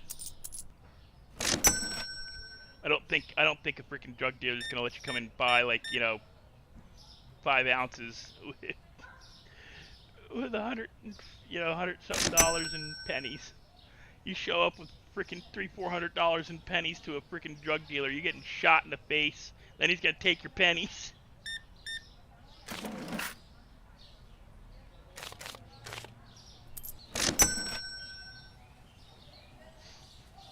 And I gotta blow my nose again. Damn it.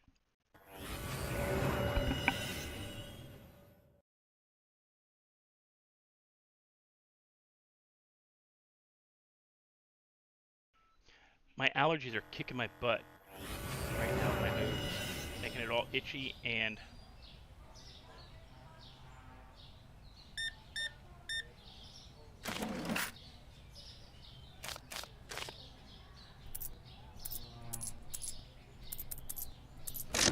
giving the most random change.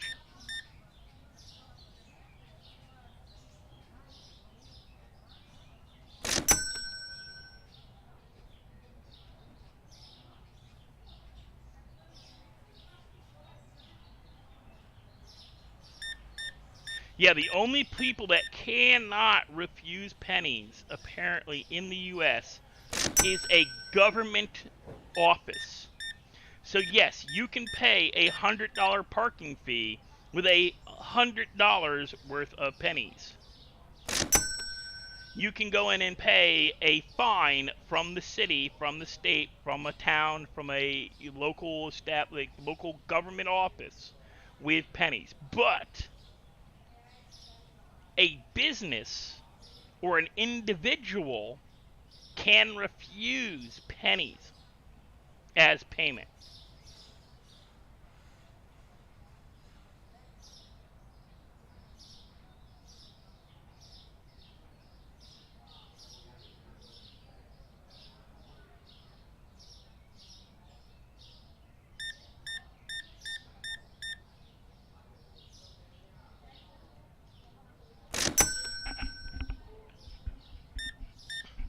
I still remember the guy you seen on the news, the guy who paid his last child support payment with a wheelbarrow full of pennies as a fuck you. Because apparently I don't know the entire, like, it was a very, like, the divorce was not mutual. It was like very, very angry. And apparently I think I do not doubt the woman probably used the kid to do, like, to set up certain things, and it's one of those kind of things where, you know, kid was used in the divorce to bully the husband or make the husband look bad. And then there's just guys, like, there are men who just don't give a shit.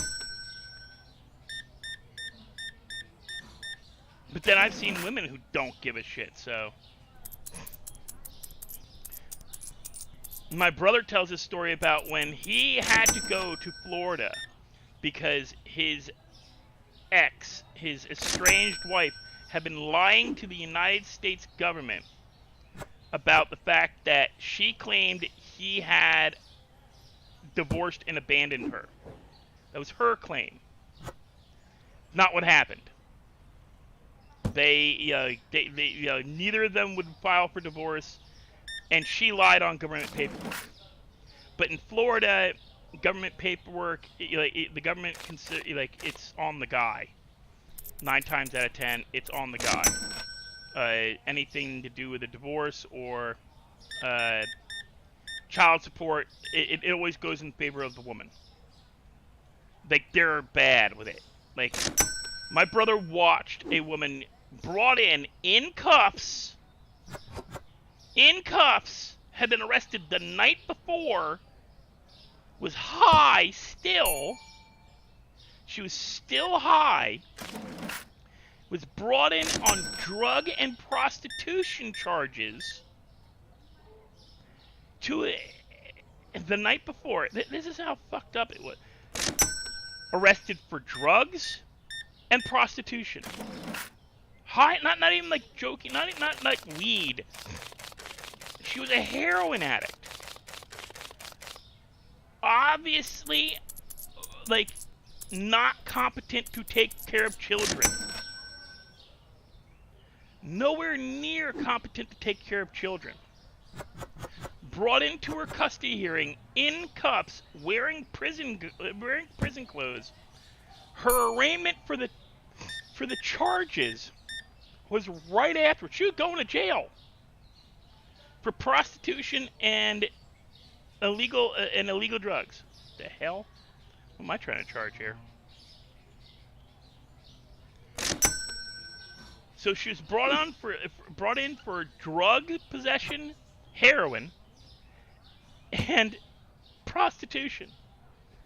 And Florida gave custody of the children. This judge gave custody of the kids of a guy who, yeah, he worked 60 hours a week. He was a business owner.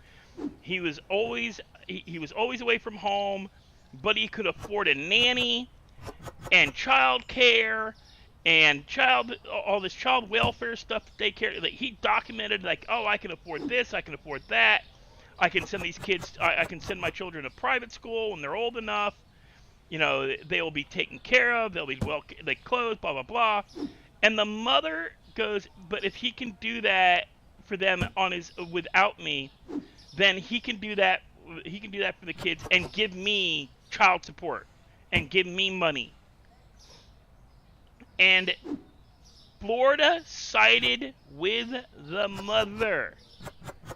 Gave her the kids, gave custody of the children to the mother, who is a known prostitute and drug addict and had been for like 5 years. But the mother sued, and they gave the custody of the children. And the kids were crying, bawling, please don't do this. Telling the judge, we don't want to go with her. She is a drug addict. She is a prostitute. Her pimp tried to pimp out, like, the judge was presented evidence that the mother tried to sell her youngest daughter to her pimp for drugs. Tried to sell her youngest to the pimp. And the judge, well, that was then. This is now, like, and then like her, even her defense attorney was like, Judge, just so you're aware, so and so is currently coming up on charges that are going to put her away for 20 years. She has no legal, no legal chance of winning her court case against the prosecution for drug possession and prostitution. She's gonna go away for 20 years. Why? Like, please do not do this. Even the prosecutor is like, so you're out of line. You're supposed to be blah blah blah. You're like, judge yelled at the defense attorney, or her attorney, for pointing out to the judge, hey judge, you're about to give kids to a freaking convict, a heroin and drug addict. And a prostitute. You're about to ruin these children's lives. And you're like, women's like a children's place or with the mother. And the guy just couldn't believe it. My brother said, I sat there and watched this go down. Like, oh my god, what the fuck? And so he kind of the guy just kind of went like in shock, went okay, and then it was done. That was the end of that case. And then my brother's case went up, and he presented hey, I did not abandon my wife. My wife ran away from me, and ran here from she stole my bank account, gambled it all away at Atlantic City, and then ran to Florida to her mother. Falsely applied for assistance. Falsely did this, falsely did that. My brother had, again, proof that his wife was the one at fault, not him. She took the kids, sold my car that she did not own. She had no rights to it, not in New Jersey. It was not even my car. It's half owned by my father. He co-signed for the car. She stole the car. She sold the car. All kinds of... It was Jerry Springer, man. It was horrible. And the judge sided with his wife. My brother kind of expected it after he saw what happened with the prostitute. And as he was leaving,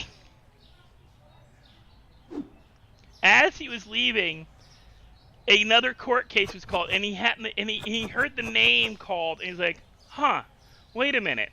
So he stopped and looked back, and here it was, the same woman being walked into the courtroom, but this time an elderly couple was there. Wait, I recognize that's the same name. Wait, how did they get did they, what the hell? Because he didn't understand what was going on. Come to find out, the grandparents figured out what was going to happen.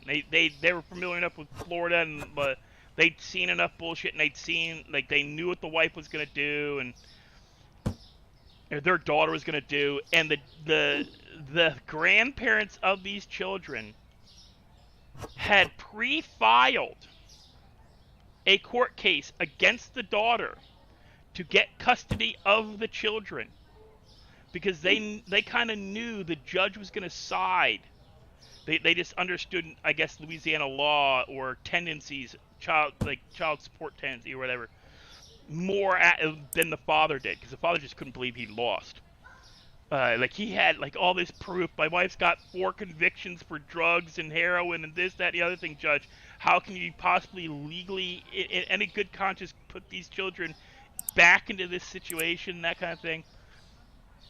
Basically begging the judge not to be an idiot. And why is it not letting me back out? There we go. A little bit of lag. And the parents, I guess, were a bit more pessimistic.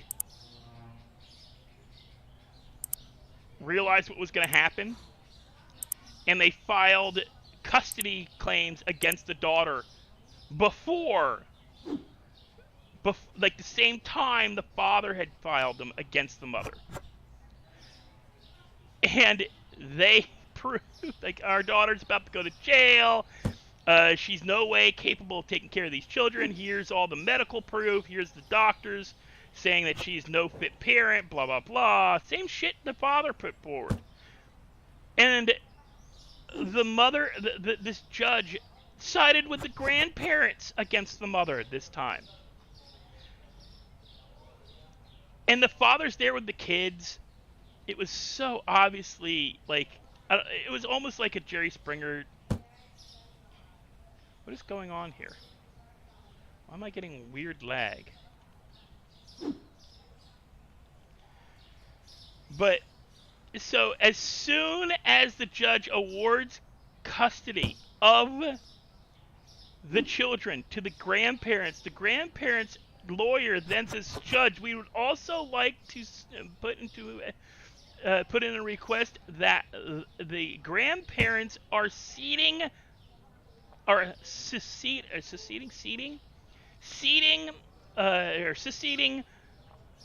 custody of the children to their father.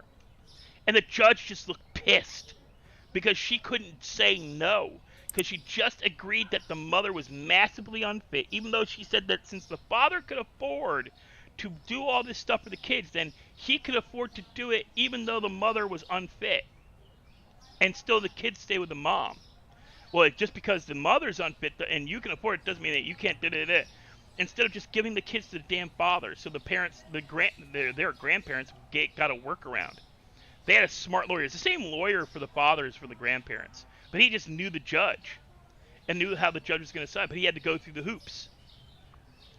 Like, American law is so fucked up. I mean, we're a country that allowed somebody to sue their parents for being alive. And they won. They sued. This person sued. They were a 3-time loser. They were in prison for assault and batteries, drugs, robberies. They grew up in California. No surprise there for the, why it got through court. California courts are freaking notorious for being idiots. But this guy was in court. His parents met in high school, hooked up, got pregnant junior, senior year, didn't graduate high school properly. The parents begged him to have an abortion.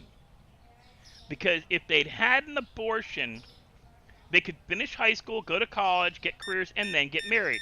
The families had known each other forever. The kids fell in love, really got together in high school, but the parents had, they were in the same social circles. Parents had money. Both sides of the family had money. So the parents were like, hey, if you have the kid, we're going to disown you. You'll get no more money from us. That was their final attempt to break the couple up, and not break the couple up, but kill the pregnancy. Is either you get a divorce, or either you, put the kid, not put the kid up for adoption, but abort the child, or we're cutting you off. And this was done in the 60s, 70s, when this shit was kind of common. It's not as common now.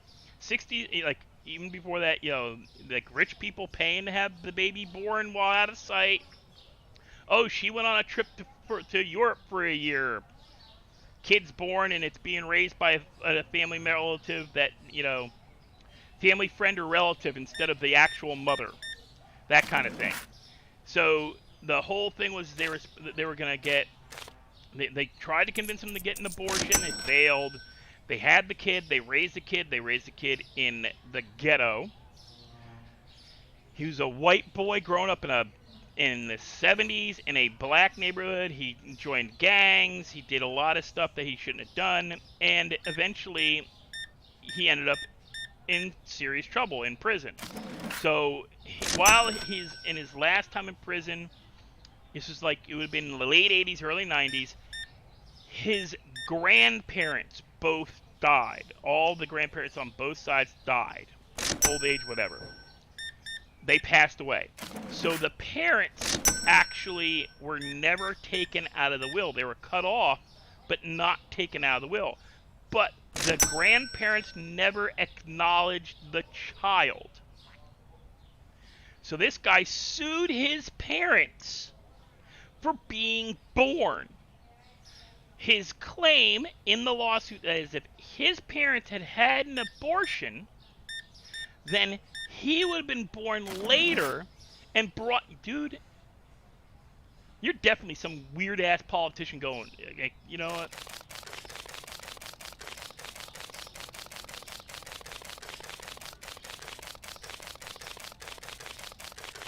So this guy sued for being born. Said if my parents had had an abortion, I would have been born later after they finished college and got married because they're love of their lives. They're still together after all the problems they went through, after all the hell of growing up in lady, you're holy crap, you're definitely a high-end hooker. Handing out a $100 bill for a $3, you're getting freaking ones. I don't care. You're definitely a high-end hooker. So this guy sued for being born. I know I keep starting that statement over, but I gotta start it from where I can confidently state some facts.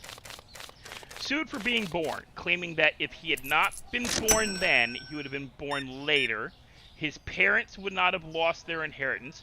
He would have gotten brought up in a family of means, meaning his parents would have had money, and he would have grown up rich and thus not gotten into criminal acts, not gotten into crime. He would have known his grandparents. He would have had a better life. You know, the whole, nature versus nurture thing. And he would have lived a better life. Even though his parents had brought him up no differently than they had been brought up. Being, same values, same, hard work. Because both his grandparents, both the families came up from middle class. His grandparents were self-made rich. They were first generation rich. They just wanted a better life for their kids.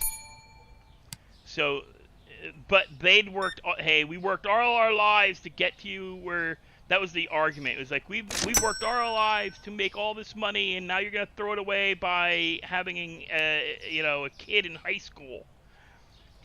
Just, wait to have the kid, and we'll pay for college. We'll make sure you get, we'll do everything in our power so you guys stay together. And you'll never know for, we've got money. You'll never know never know poverty at all, right? That kind of thing. And of course, it didn't work. Kids loved each other. They decided to have the kid. And then this kid grew up to be a dirtbag. And even though he was brought up with the same values that his parents had growing up, same work ethic, same personalities as his parents were very thrifty, very, all that,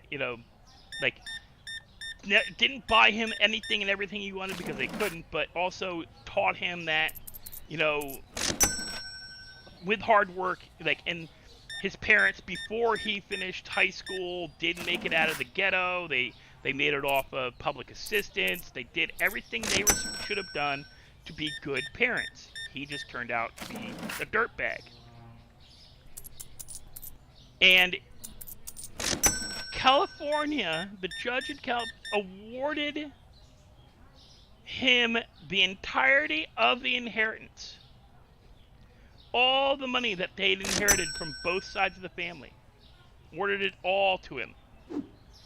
Because the argument made sense that if his parents had had an abortion, he would have been born at a later date, and he would have been brought up in a better lifestyle, thus not needing to become a criminal. Even though that by the time he did get into criminal crap, his parents were no longer living in severe poverty, no longer on assistance.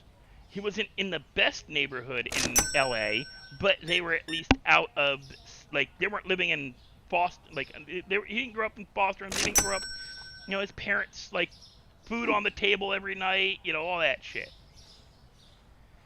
you know, and it was such a jag-off argument. I can't believe any judge would have entertained it. Because you know that that's not how genetics works, right? It's not how that works. You don't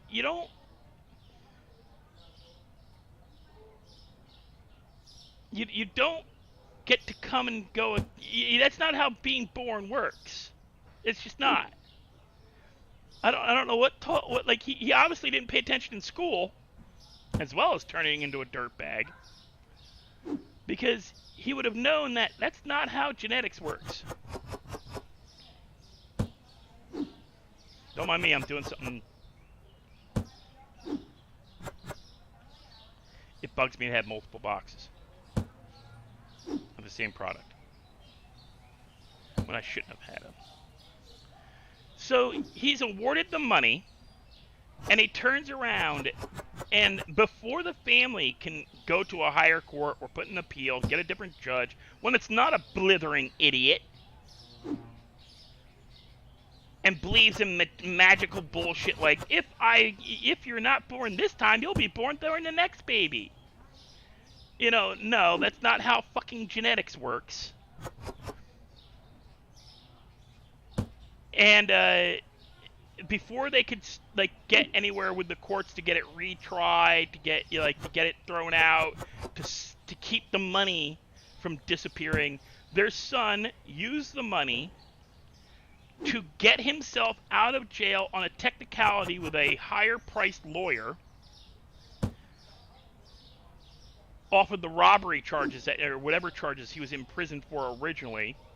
He got the original charges he was in, and apparently used the lawsuit against his parents as part of the justification for why he should not have been prosecuted for the robbery, which I still don't get, and took the remainder of the money and shortchange. I shortchanged somebody. When did I shortchange somebody? I call bullshit.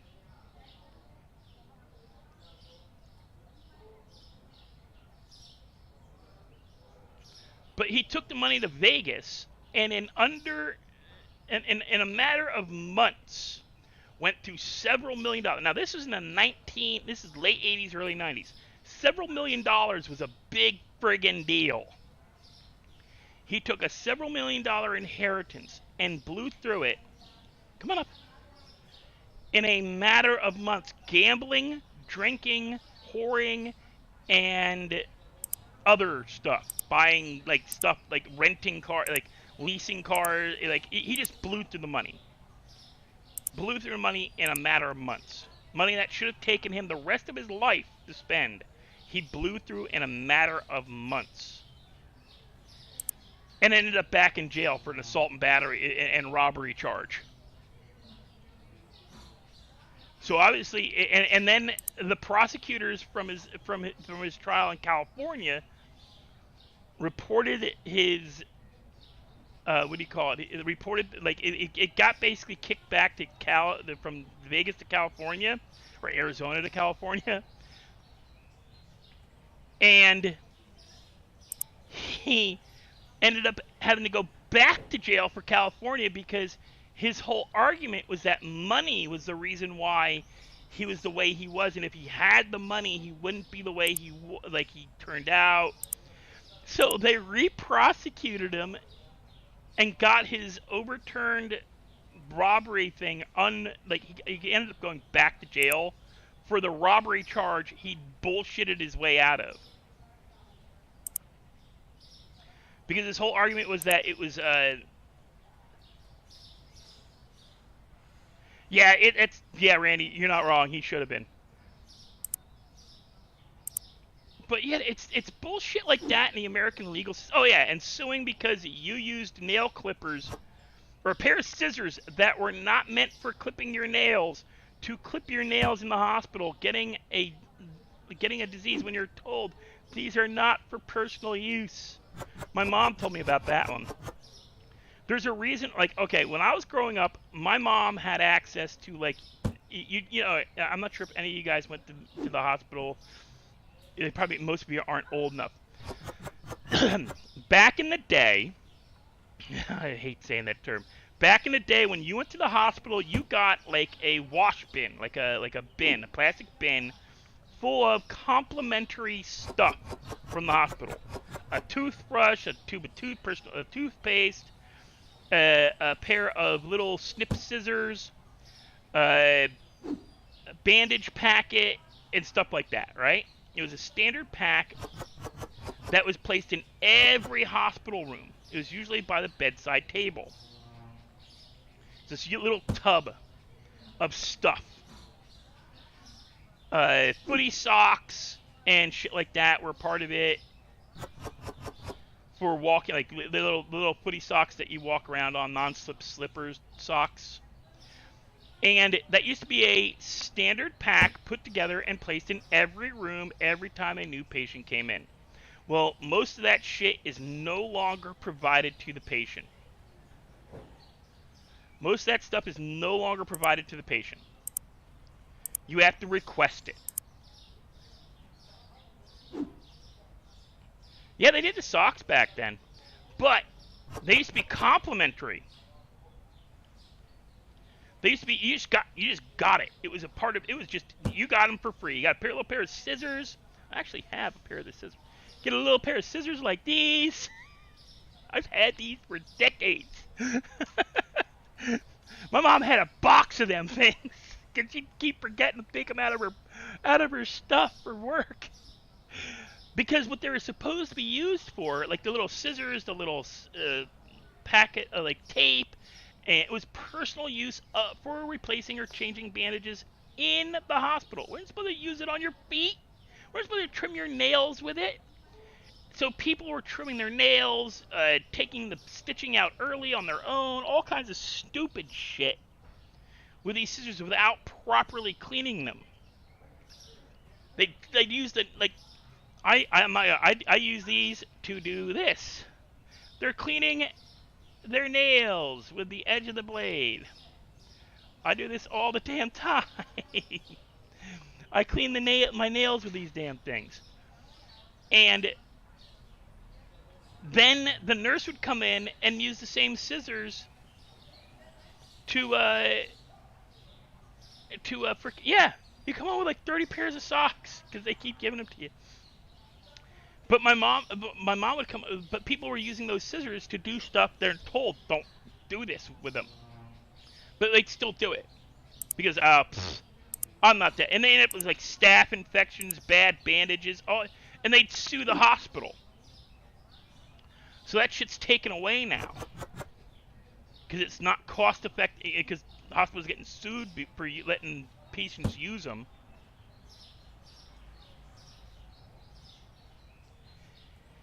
And we're getting stupid lawsuits. Oh, I ended up hurt because the doctor didn't tell me not to do this stupid thing. Like if I sued doctors for like some of the things that have happened to me, I'd probably have a lot of money, but I don't like going through the paperwork of it. I'm like my mom, I don't like this lady. If you were not obviously in a lab coat, holy crap.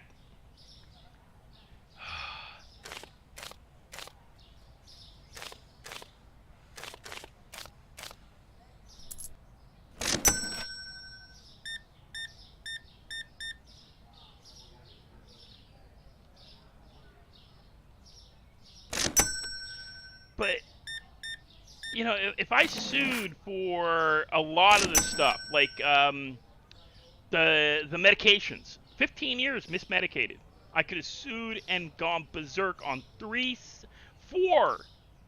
Wait, 1, 2.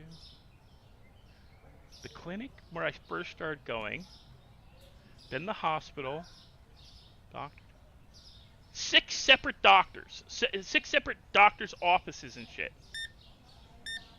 Between the Philadelphia clinic that I went to before my medical kicked in, or not. It was I went in just to get blood pressure medication so that I could get dental work done.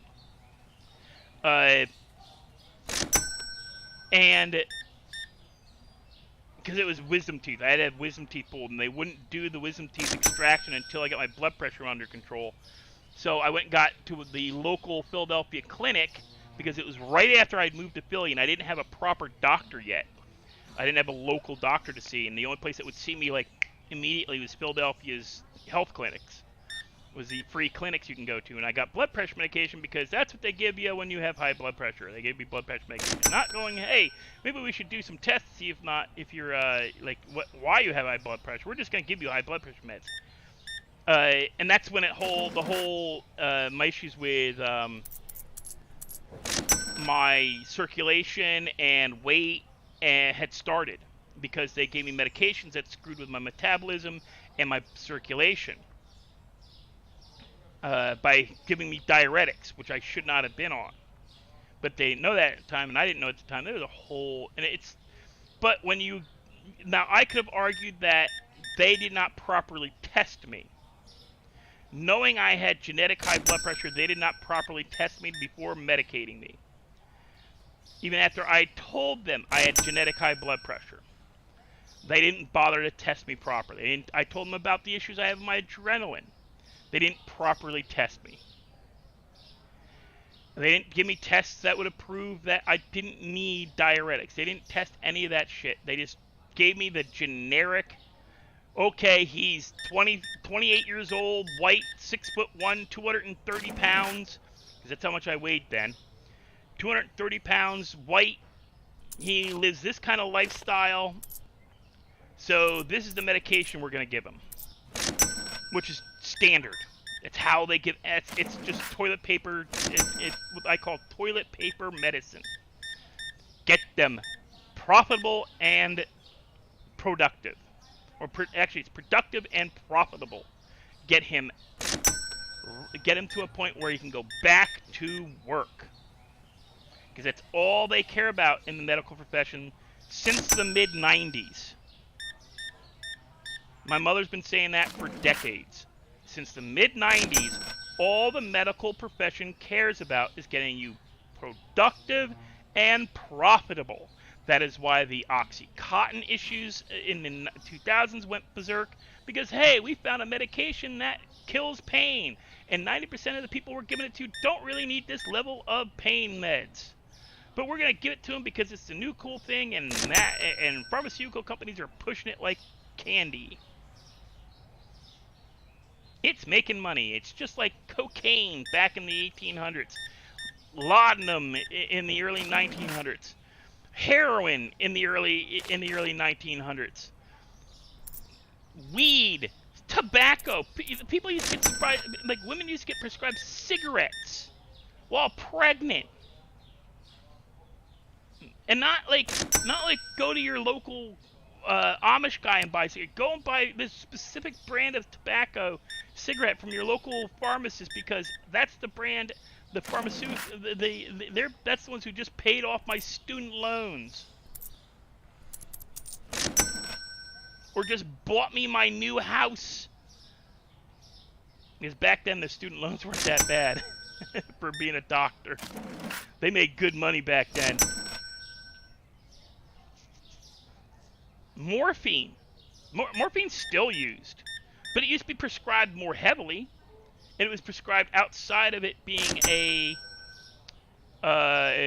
painkiller for, like, they used to give morphine for headaches and stuff. Hell, heroin was prescribed to break morphine addiction, and then then they prescribed methamphetamines, meth, to break heroin addiction. And now they've got methadone to break meth addiction and coke and heroin. Like meth, it's all the same shit.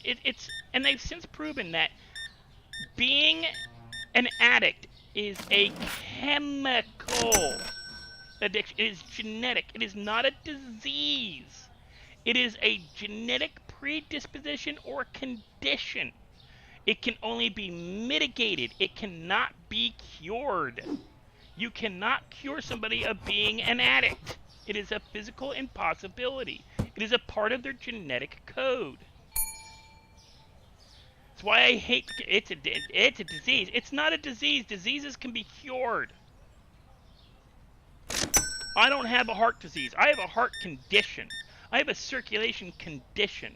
I have diabetes, which is a condition. I can mitigate it. I can medicate it. I can fix it through medication and lifestyle change. I cannot rid it from my system completely.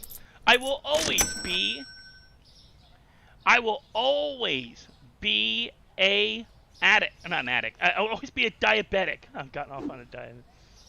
I will always be a diabetic.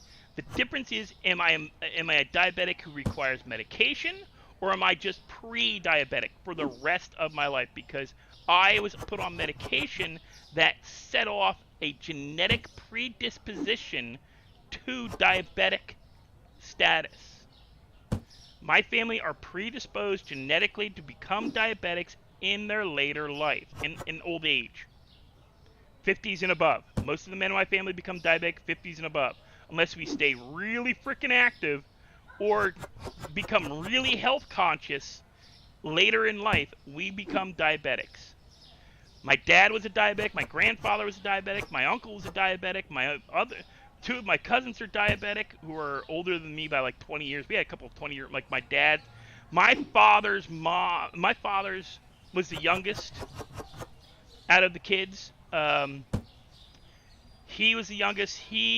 Most of my cousins on my dad's side of the family are a good 20 years older than me. I think the youngest was like I can remember my oldest, my favorite cousin from my dad's side of the family. She was babysitting us as a high schooler when we were like kindergarten and younger. So, I mean, I know she was at least 15 years older, or 10 to 15 years older than us. So we got cousins who are like way older than us from my dad's side of the family.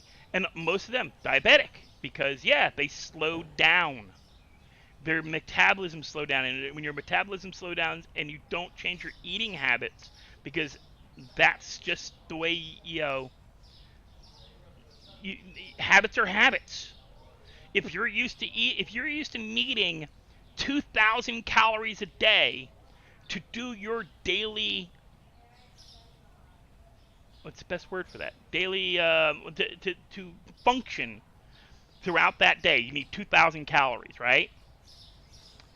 If you're still eating 2,000 calories, but completely remove 2/3 of the physical labor that burn those calories from your life in an instant, then yeah, your body's not going to adjust, and you're just going to keep eating that. You're going to keep eating it, and you're going to keep eating it until your body says, "No, we can't do this no more," and you develop heart condition, cholesterol, whatever.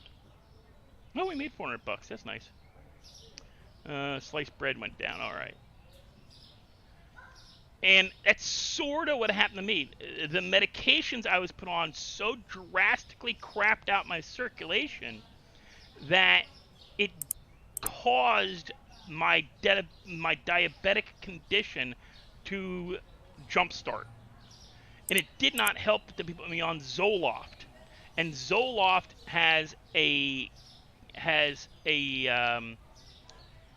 it's weird. I'll explain it this way.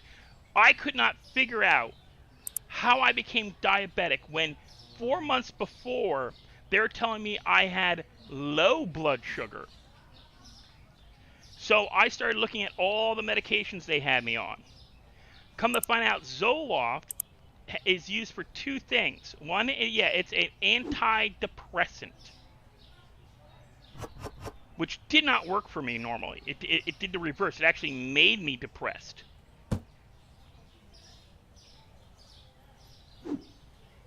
I can have Dr. Pepper. I can't have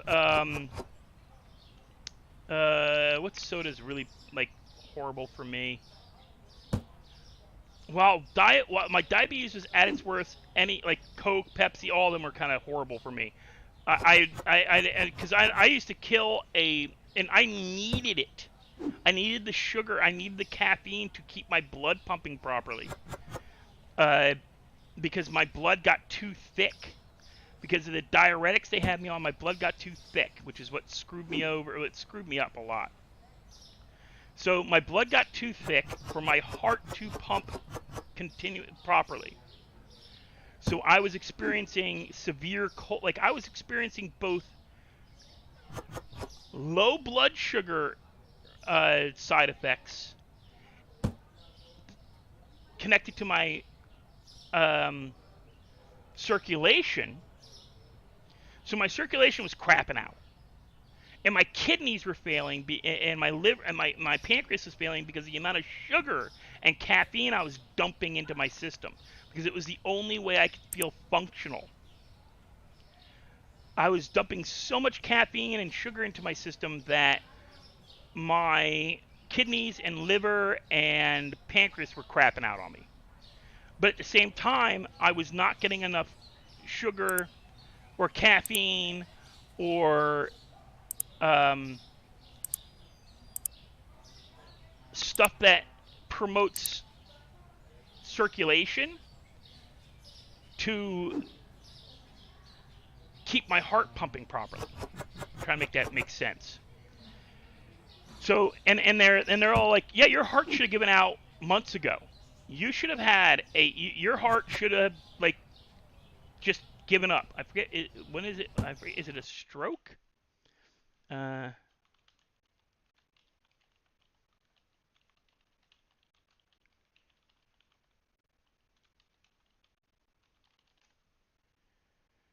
should have had either a cardiac arrest or gone into full tachycardia.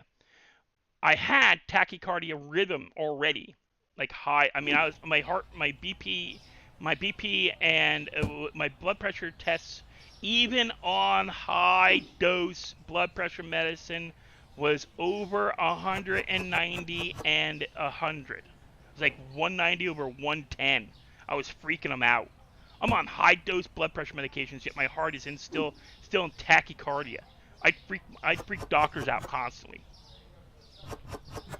Aren't you a little? I'm like, oh, I'm a little sweaty. I mean, but you know, I did just get done riding 6 miles, and they'd always just blow it off as being the bicycle riding.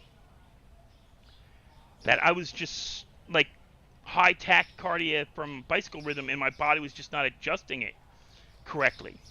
Until I demanded a tilt table test. I got pissed at my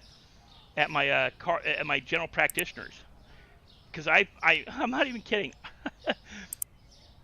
We were making fun of a friend who is a stoner. He got into a Discord call with us and said, hey, I think I need to cut back on the weed. And we're like, why, man? What's up? Oh, I just spent 30 minutes trying to change the channel on my microwave. And we're like, holy crap. That is such a meme thing, you know? And we had friends who made memes. And I was just I was looking for memes to pick on my friend. So I typed in meme, pot memes, P-O-T memes, and it came up with a POTS, P-O-T-S poster. It was about POTS, posterior orthostatic tachycardia syndrome, which is the effect of sitting like this, and then trying to stand up and passing out. It's a symptom from standing for too long in static positions, where your legs, the muscles here, aren't strong enough anymore to pump your blood from your feet to your heart upon standing up quickly, or going up a flight of steps feeling perfectly fine at the bottom of the steps, going up one flight of stairs, and then all of a sudden having dizziness. Now I chalked it up to being what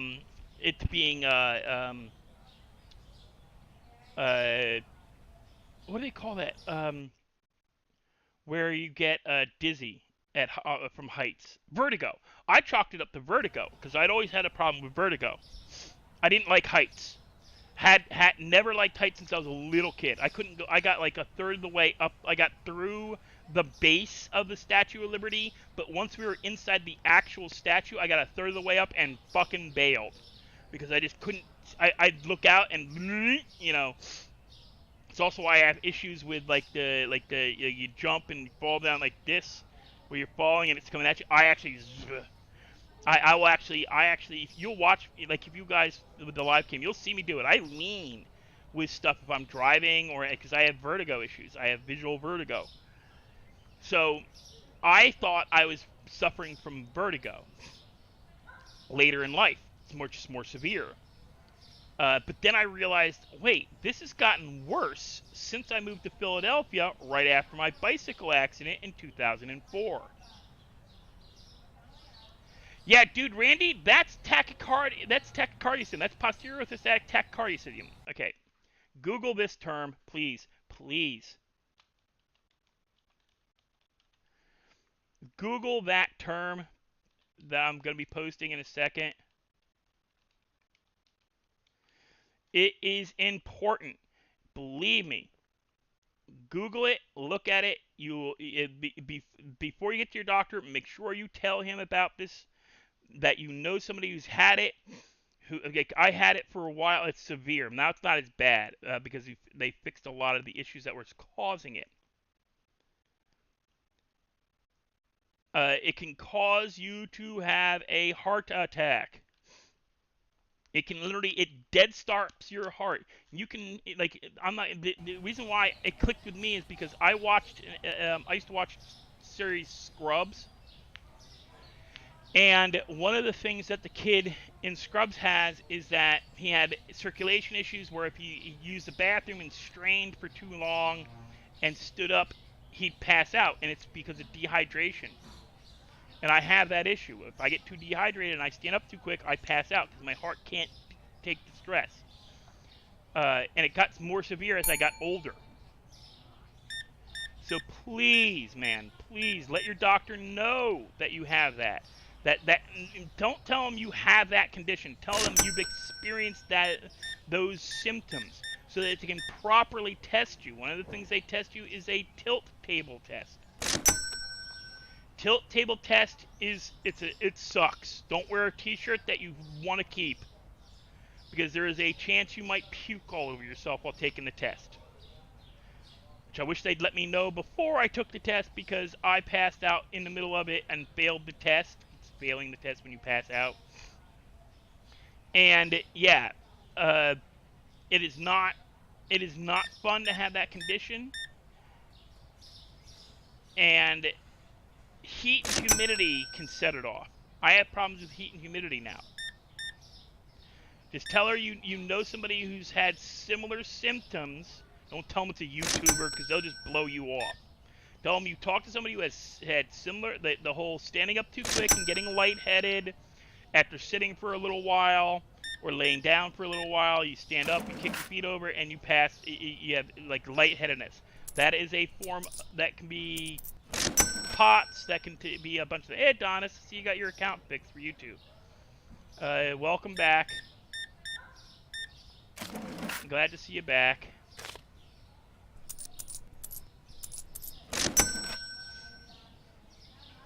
But, yeah, it's a serious medical condition. It hits people who, yeah, are overweight, who have... I have a few issues. Mine was a combination of stuff. Mine was my weight. But my weight was a medical issue, mostly. Like, yeah, my family are big people. I'm a big guy. If I actually straighten up, I actually don't have that bad a gut. But I'm slouching. I'm kind of hunched, so I show like I've got a bit of a gut.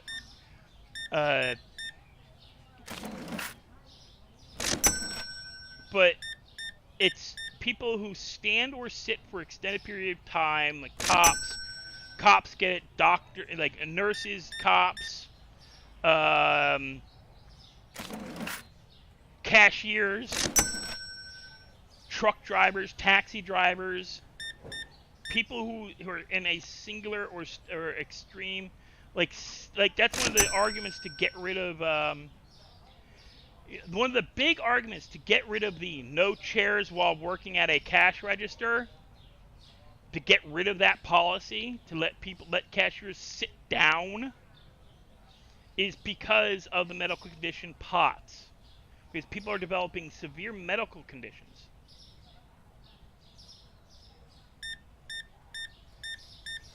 From standing. You don't think it would happen, but it does. But mine was a multiple, there's a whole, like I have spinal damage, which damaged my ability to actually keep the muscles in my core I can't ever get them tight. I will never have a washboard stomach. I've never had a washboard. Even when I was massively active in martial arts and bicycle riding, when I was at my lightest, when I was actively teaching and taking, like when I was practicing martial arts and going to like class 4 days a week, teaching 3 other days. Well, taking classes for, like, when I was teaching for 3 hours, 3 to 5 hours a week, and taking classes for 3 to 5 hours a week, so a total of like 10 hours of exercise, like martial arts exercise, and riding a bicycle everywhere. I still never had a washboard stomach. My family, the men, don't tend to have washboard stomachs. We always develop some form of gut, or at least have paunch here. And it's partly because of our genetics and just the body build. Like me, I'm barrel-chested, and my upper rib cage sticks farther out on my body, so it's harder for me. I got like that build that Hulk Hogan has, where I would really have to work out to reduce my stomach enough that I don't look like I have a gut. Because even Hulk Hogan always looked like he had a bit of a gut, even at his thinnest. He just looked like his rib cage stuck out way too far. Come on, come on. You gonna come up? Come up. Come on. Hello. You need to go potty, don't you? Well, you gotta give me a little more time. Okay. No, you're gonna give me time. You gotta let me get through this part of the day.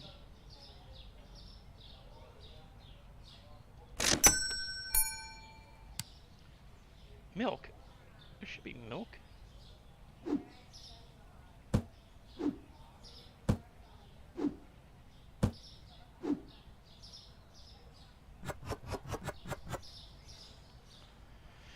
There, now there's milk.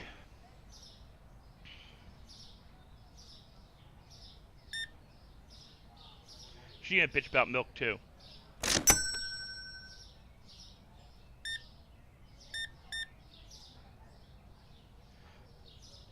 You boys gotta wait. Daddy's busy and he doesn't have a cashier. I'm sorry.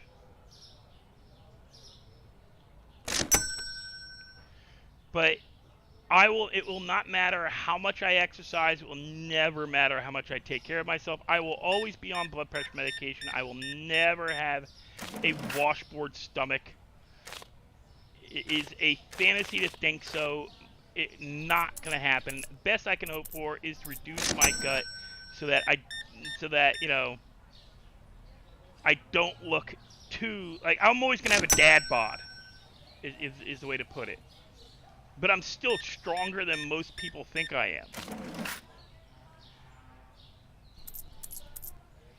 I mean, if you're an asshole.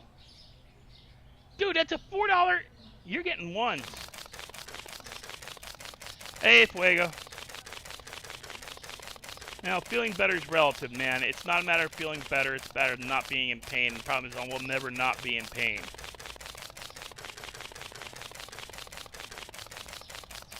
And if you're just coming in, if you've never seen me play this game before, Fuego, I am an asshole. Dude gets me 100 for a $4 bill. You're getting ones, you stripper. Go to the club, and I want to give you nickels too. You can chuck those in her twat. Slide them down her ass crack. I don't care.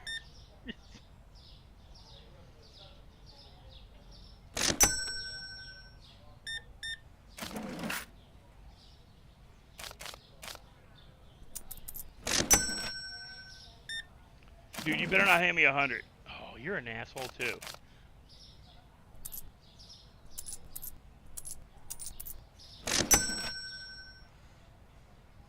I don't care if there's no pasta. Alright. Alright. I'm gonna be right back, guys. I gotta let the dogs out. Give me a minute. Oh.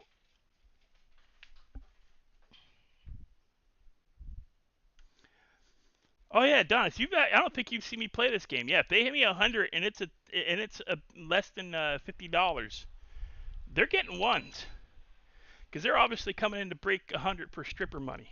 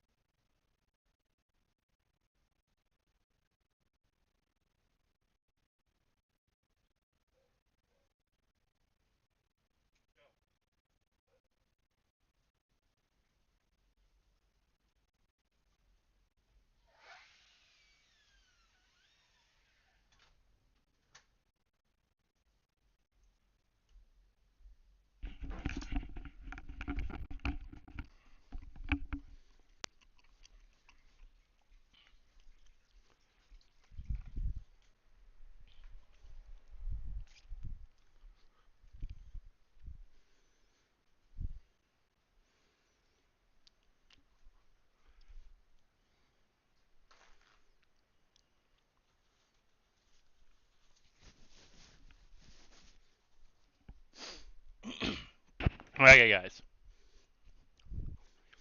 Now, I'm not turning back on the cam when I come back right away because I'm eating. And I ain't having you guys watch me eat. That's just wrong. This ain't OnlyFans.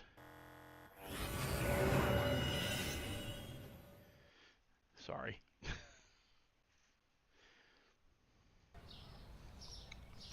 You guys ain't gonna be watching me eat. Alright.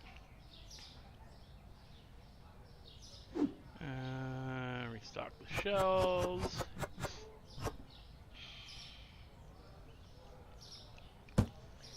Come on. Come on. But yeah, I always say, one of the things I'd like to do with doing YouTube is get myself physically in a better position where I don't have to go and beat the hell out of my body for weeks on end to afford my bills.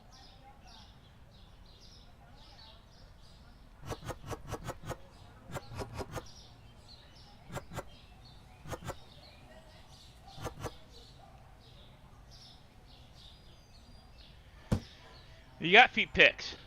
You didn't look. Yes, it's your fault. The feet were in the stream. Were in the stream earlier. You gotta go back and look.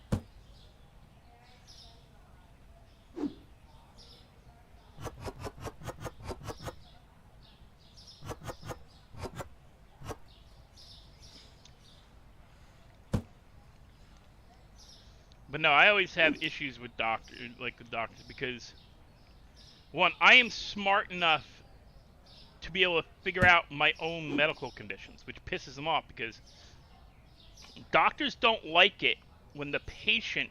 That's why like doctors don't like being like. All right, most doctors do not like having a doctor as a patient because most doctors can't separate themselves from being a doctor. So they hate it when they come across a patient who, while not educated as a doctor, is as aware of medical shit as they are, or more so. Like most doctors don't know fuck all about medications. They don't.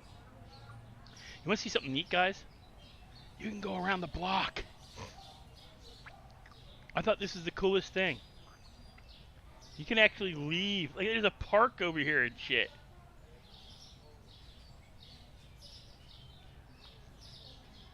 Check this out.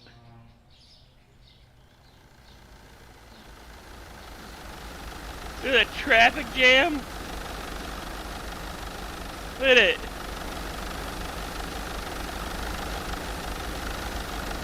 It's like red line. But yeah, there's a whole freaking like, look at this. There's a whole town. Like, I don't know why. Like, what's the point? Like, there's trash bags and dumpsters and shit. Hey, honey, what you got doing this late? Like, I don't know why. Why would you need more than like the fronting? Like, what's the point? What is the point of having all this space like available? I mean, I get, yeah, there's only like the four, yeah. But this is weird.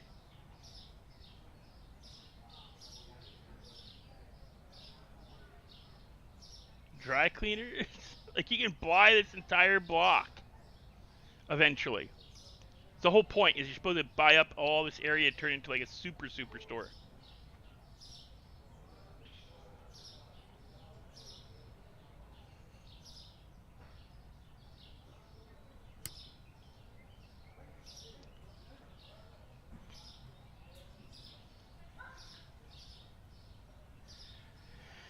Tea bags, cheese, and milk.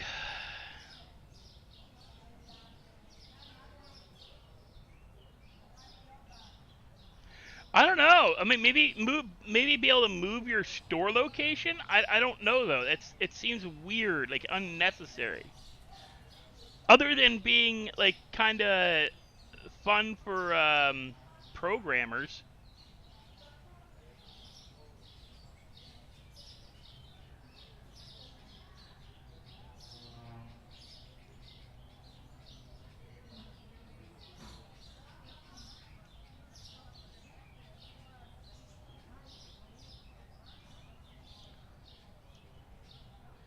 Okay, I need 2 things of coffee.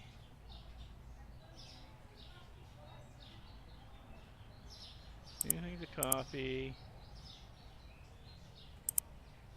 box of bread, box of pasta, box of tea.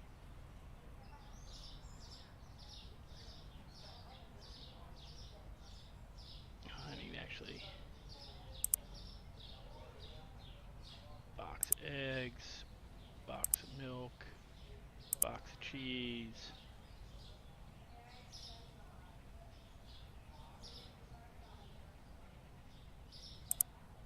Box of flour.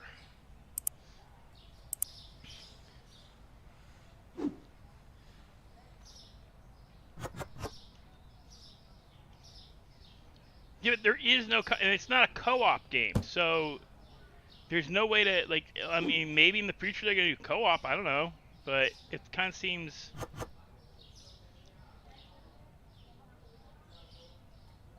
unnecessary.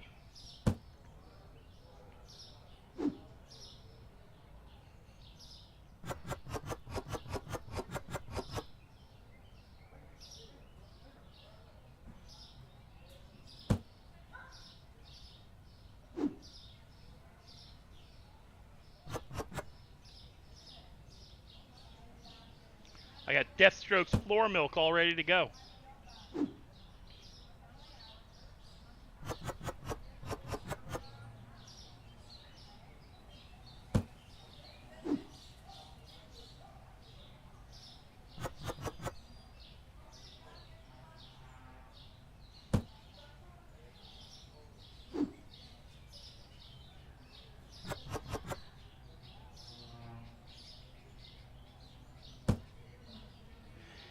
Well, it's not. It's a beta, but it's like, I don't know. It's weird. A lot of these games don't even bother with like a true beta anymore.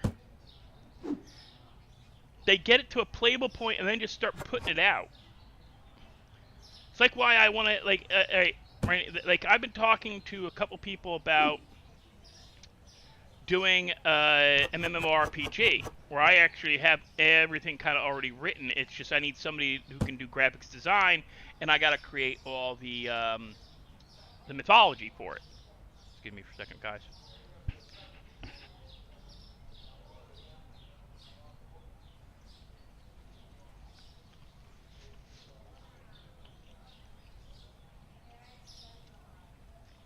But here's the problem.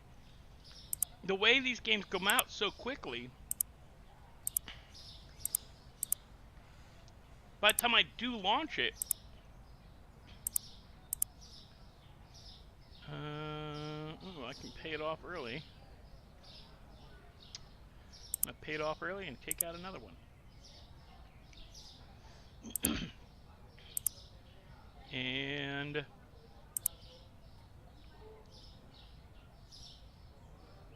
I wish I could sell back shelving. They're supposed to be adding that in. The ability to sell back stuff.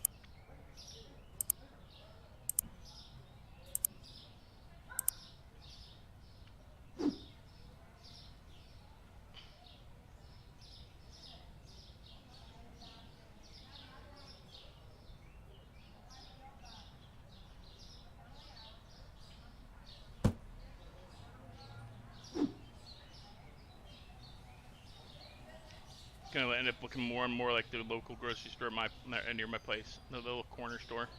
Half the shelves are empty.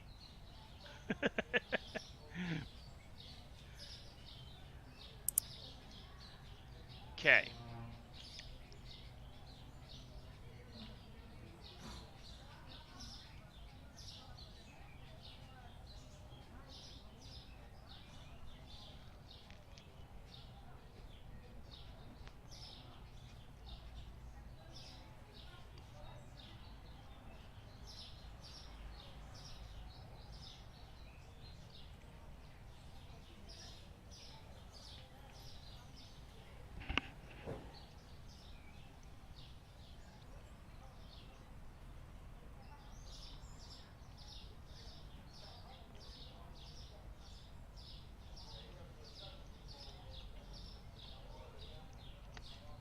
The problem with making an MMO, especially a fantasy one, is storyline originality.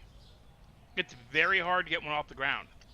Like with a like where people play, it's need an established like World of Warcraft came from two different locations. It came from Warhammer and from Warcraft, where people wanted to play. Lady, I know you just got done, doing some stuff for this, but the rule is you come in here and pay me with more money than is realistically necessary. I'm gonna give you just leave here with your little hooker gear on. You buy 2 items and hand me $50. You're getting ones. I mean, this is a realistic purchase. $35, $32, yeah.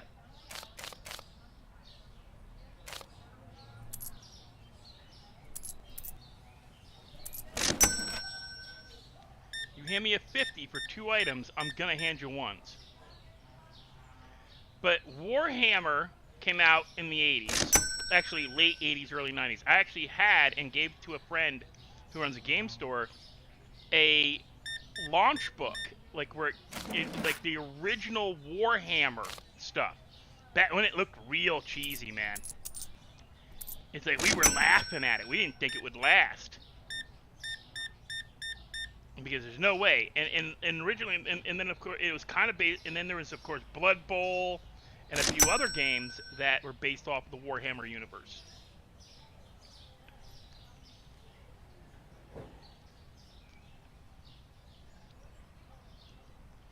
But I have original Warhammer books.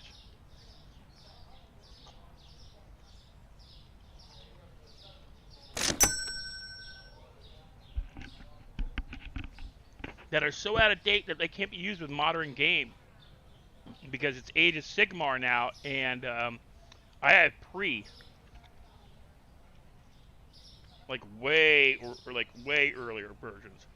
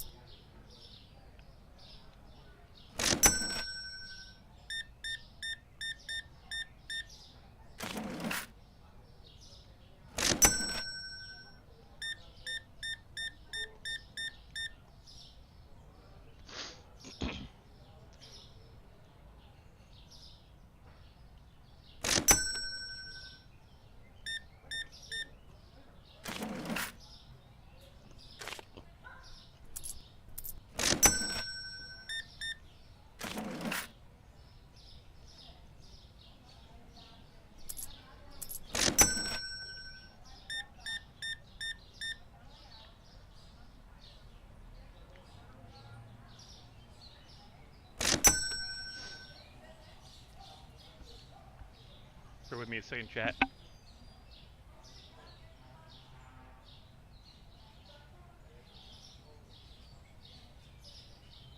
Oh.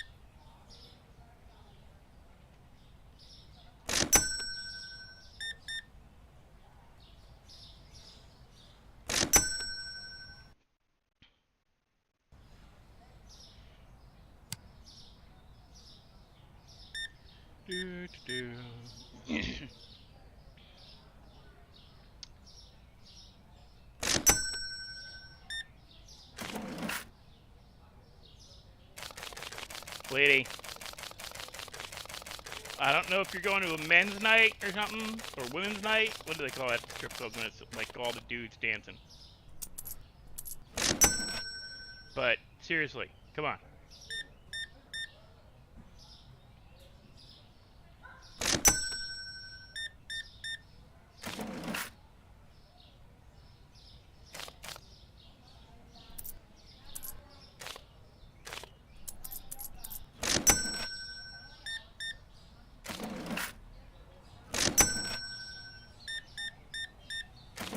Someone's making omelets.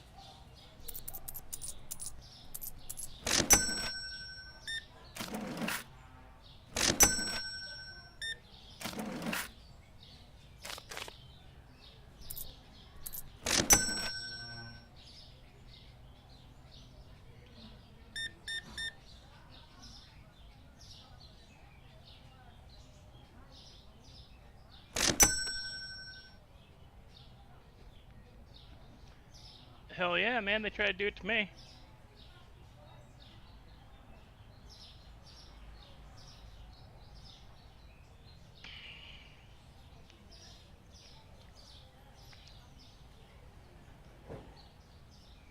Yeah, Chippendales.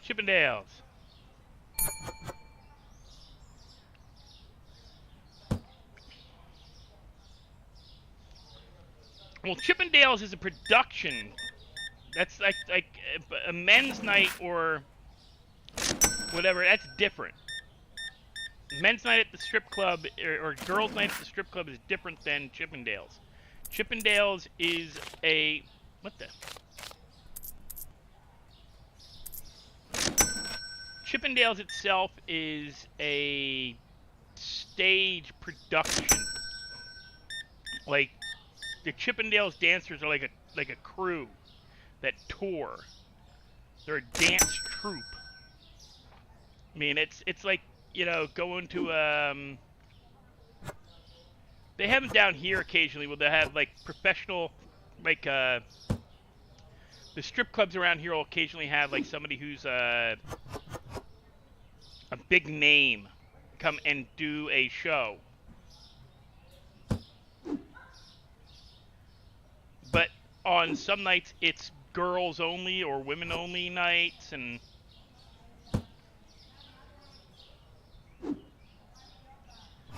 so it's not really Chippendales. Chippendales is a touring dance crew.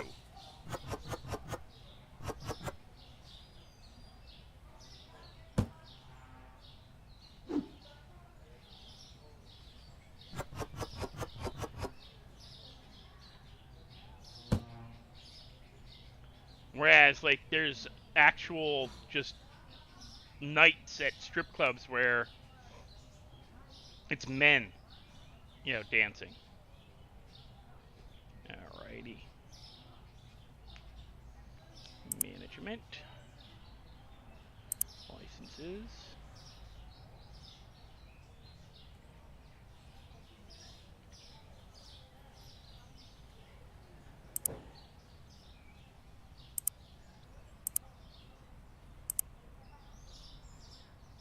There we go.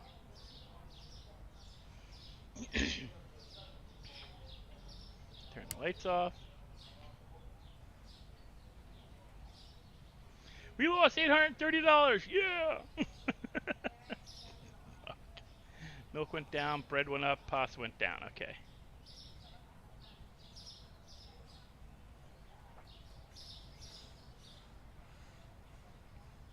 Let me guess, is it the situation?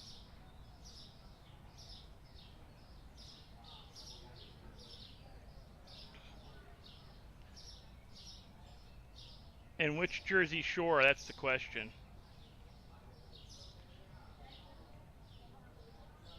Okay.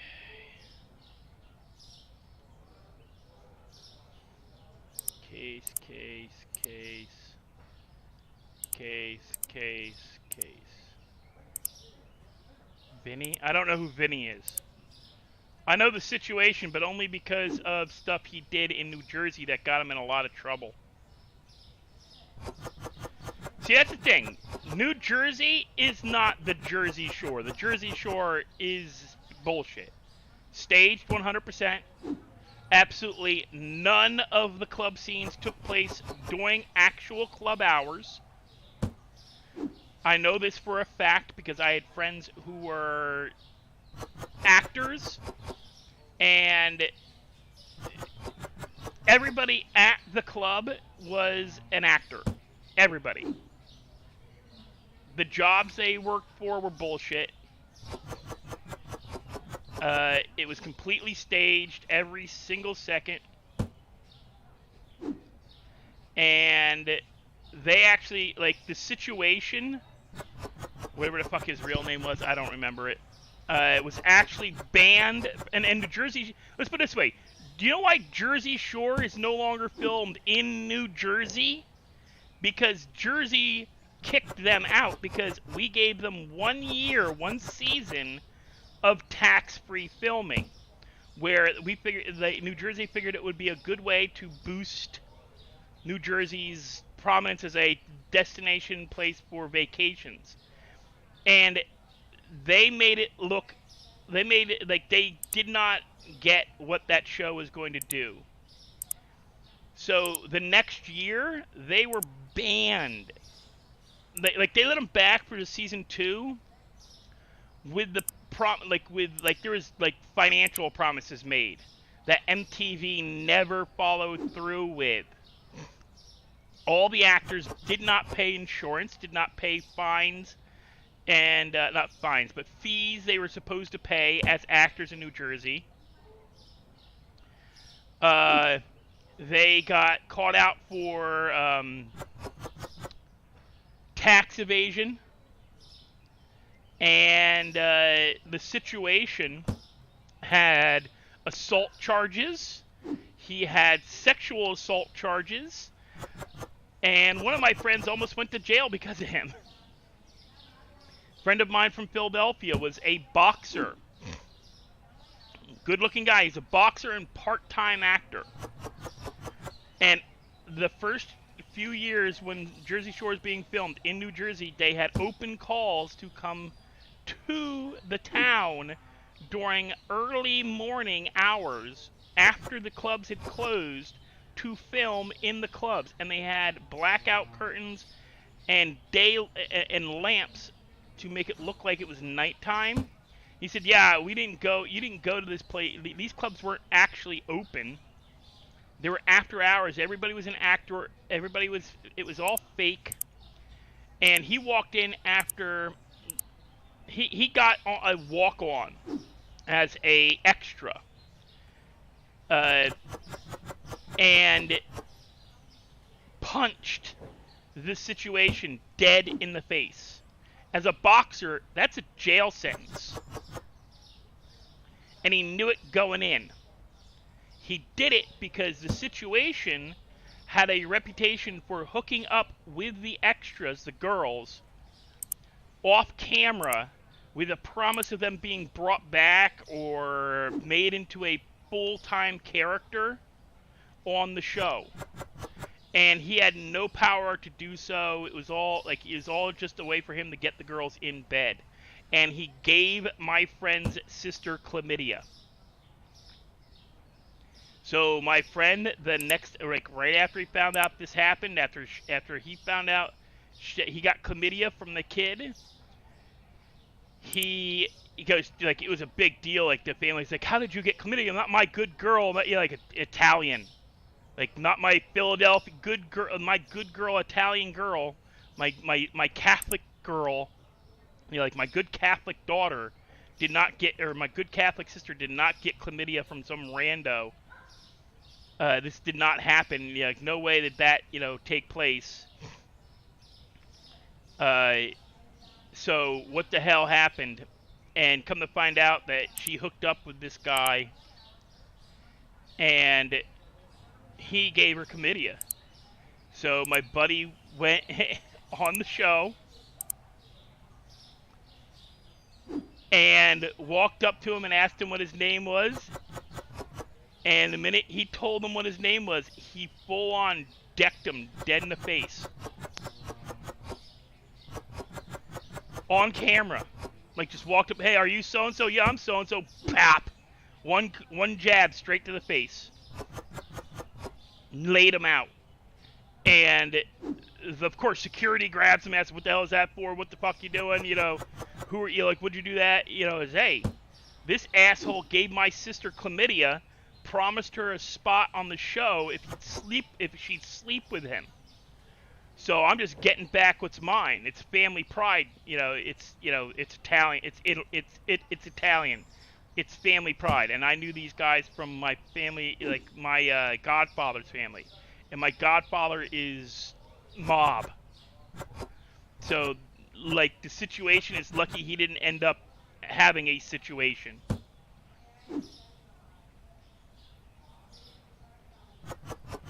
Because if that guy's father had known or found out, oh my god. Yeah, you'd be hearing about, like, the situation disappearing.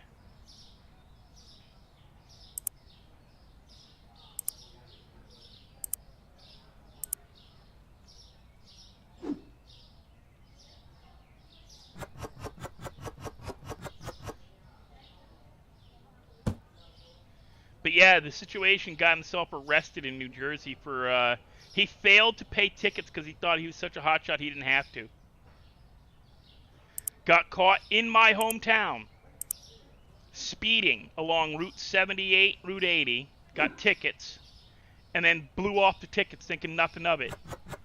Never paid taxes in New Jersey like you're supposed to.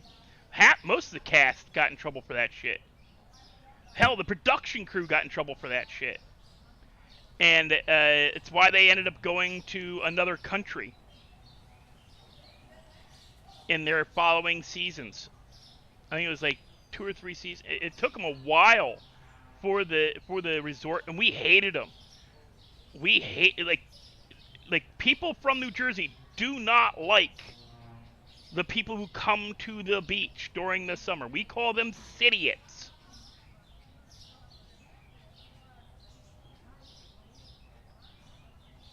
We do not like citiots, and that's what the Jersey Shore people were. None of them were even from Jersey. There is no such term in the lexicon of New Jersey prior to that show of it's a Jersey thing, because it never was. Not a single bit of the shit they claimed it's a Jersey thing had anything to do with New Jersey. None of them were even from New Jersey. They were all from Long Island and the boroughs, which has nothing to do with New Jersey. If you notice, I say New Jersey, not New Jersey, because New Jersey isn't New Jersey. Jersey is people from New York. No, season 1, Italian, yeah, they went to Italy in one of them. I think it was like, what season did they go? Because it was right after, it was when they, wait, what season did Jersey Shore stop going to New Jersey?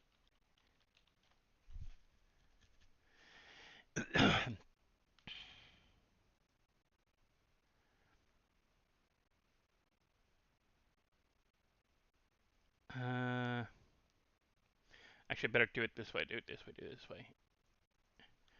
Jersey Shore locations in order of season.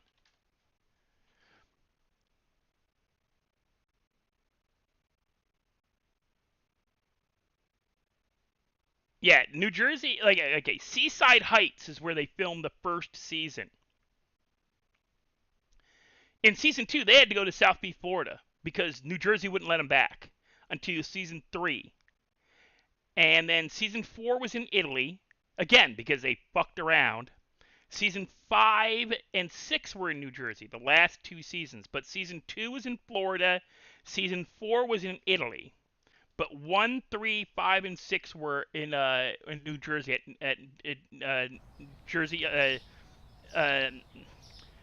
at the Heights. I have family who had property there. They hate them. They refuse to let them back onto their properties because I had a couple of I have a family. I talk about an aunt I have an aunt who owned property in the Jersey Shore on the Heights where they filmed Jersey Shore. She thought it was going to be great. She let them use one of their properties at one point, and they fucked it up. And not the cast. The production company fucked up her properties. Like, because they were rental properties, they had no respect for the property. Like, drunken parties and shit. And that's not the cast. And the cast actually, other than, like, guys like The Situation and a couple, the guys were dicks. The guys would fuck around, and it would use, like, like, it became known, don't go, like, if you don't want to end up with an STD, you don't deal with those guys. Yeah, Jersey Shore family, it's ridiculous. Yeah, they brought back, oh, wait, did I put prices on everything? Get off. Yes, okay, we got prices on everything, okay.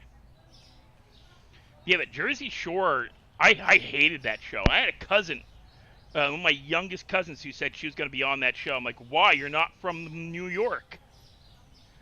Why are you? Because we go to the Jersey Shore for vacation. Yeah, to family-owned property. You know, she wanted to be and her whole plan was to go to college, become a fashion, not a fashion designer. It was where she would consult shows on how to dress people on shows. Not a costume designer, not a costumer, but a social media consultant.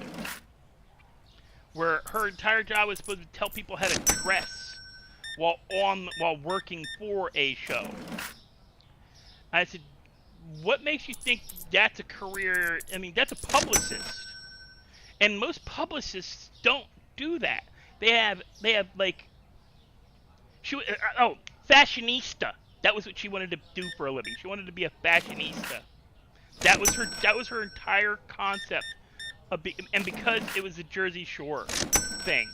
Because one of the actresses on the show claimed that's what she was going to college for, was being a fashionista. This fashionista is not a real job. We're like trying to explain to her that the reality of what is, and this is the same cousin.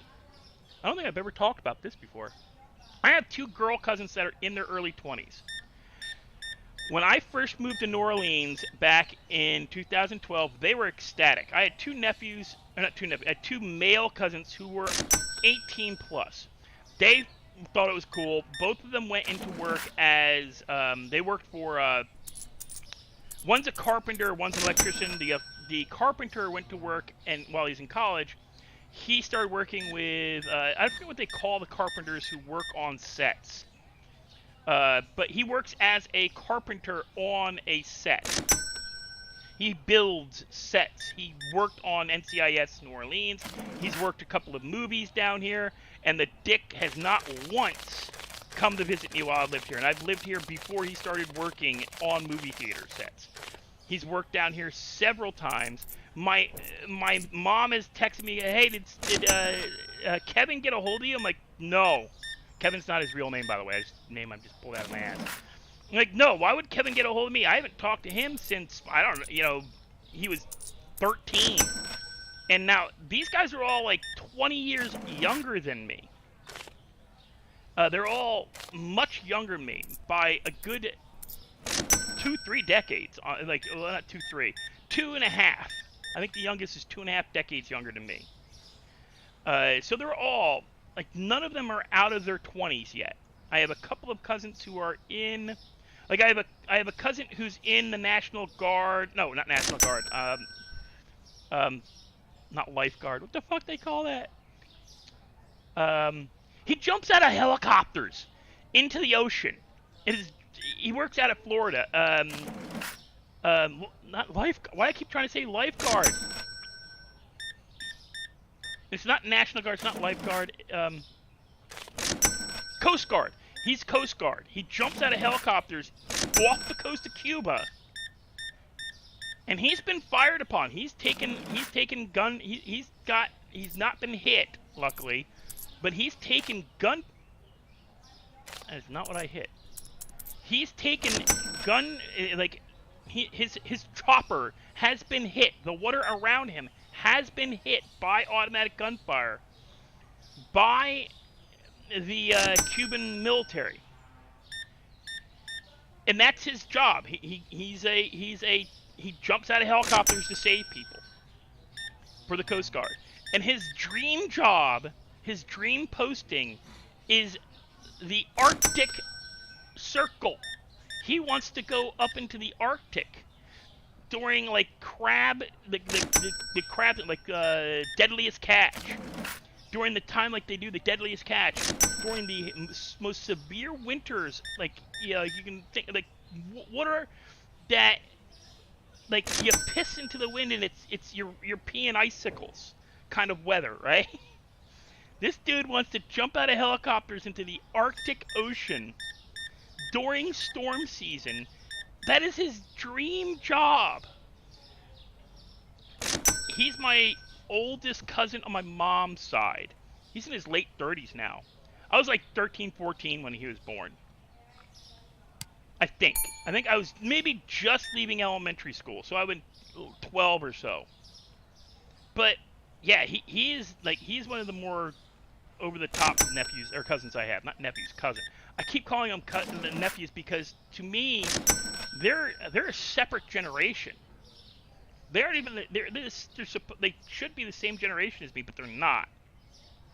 But there is a generation below them. We actually have 3 generations of cousins on my mom's side. There's my mom and her twin brother's kids, meaning me, my brother and sister, and 2 female cousins from her brother, her twin brother. We're the first 5. Then there was 3 after us, about a decade and a half. Between a decade to a decade and a half after us. 3 kids. All boys. Another boy from my mom's mom's twin brother, and 2 boys from her little sister. Then my 2 youngest uncles on my mom's side had started having their kids. So there's that whole generation. There's 1, 2, 3. I think there's 6 of them total. 2 boys, 3 girls. I think no, 3 boys, 3 girls. 3 boys, 3 girls. All of them haven't even left their 20s yet. I think the oldest might be leaving his 20s now. I think the oldest is exiting his 20s. Early 30s. But they were all born after I left high school. And so these guys are all in their 20s, and when I moved down here, they were like, "Oh, cool, you're moving to New Orleans. That's so cool." Blah blah blah. Then they all went to college, or most of them went to college. The one who became an electrician, he went to a trade school. But the ones who went to college, the girls who went to college, did so after I moved to New Orleans. So I'd been living here for, that would have been 2015, 2015, 2016. My youngest cousin's freshman year of high school. Freshman year of college, they're talking about going to spring break and going to New Orleans. It was like 2015, 2016. I just moved to a new apartment. I had room where they could have crashed on the front couch, blah, blah, blah. And they texted me, "Hey, you live in New Orleans now. Is it cool if we come stay with you during like, actually this time of year, can we come for spring break?" And I'm like, "Yeah, sure. Just let me ask Uncle, their father." No, don't do that. Don't do that. We already talked to him. He says it's cool. He'll pay. He'll give you money that way. I'm like, "Okay, but just so you know, I'm not gonna let you guys just go off and party. I expect you to come back to the apartment every night, and not with a dude. You better understand that, you expect to come down and party and go running around. I'm not gonna, I will call the cops. You're 18, yeah, but you're not getting away with murder down here just because your dad's not around. And all of a sudden, the request to come stay with cousin Jeremy in New Orleans disappeared real quick because I wasn't going to let them party. And that's why my younger male cousins never gotten a hold of me, even though I wouldn't have cared about them, because they were, by the time they started doing stuff down here, like job-wise for the movie industry and for film and for TV, they were in their mid-20s. But again, they're in their mid-20s. They don't want to hang out with their 38-year-old, 40-year-old cousin. They want to hang out with the girls and everything from the movie production, or the crews from the movie production. And unlike the actors, those guys actually work. Like the movie production people are on their feet, like, and going pretty a long time. So I get that they only had like 1 or 2 days to really go and party. So I wasn't too upset that they didn't want to hang out. I was a little annoyed that they didn't at least say, "Hey, dude, we're in the city. Why don't you come down? We'll give you a tour of the set." They could have at least done that, but no, they didn't want to, because I'm the weirdo. I'm the black sheep of my family. I'm the one who just walked away from the entire family, moved to another part of the country without even like a second thought. Never discussed it with more than a few people. Didn't care. Don't give a shit about family gatherings. Don't need to be a part of every event. Bailed on a bunch of stuff that's family tradition.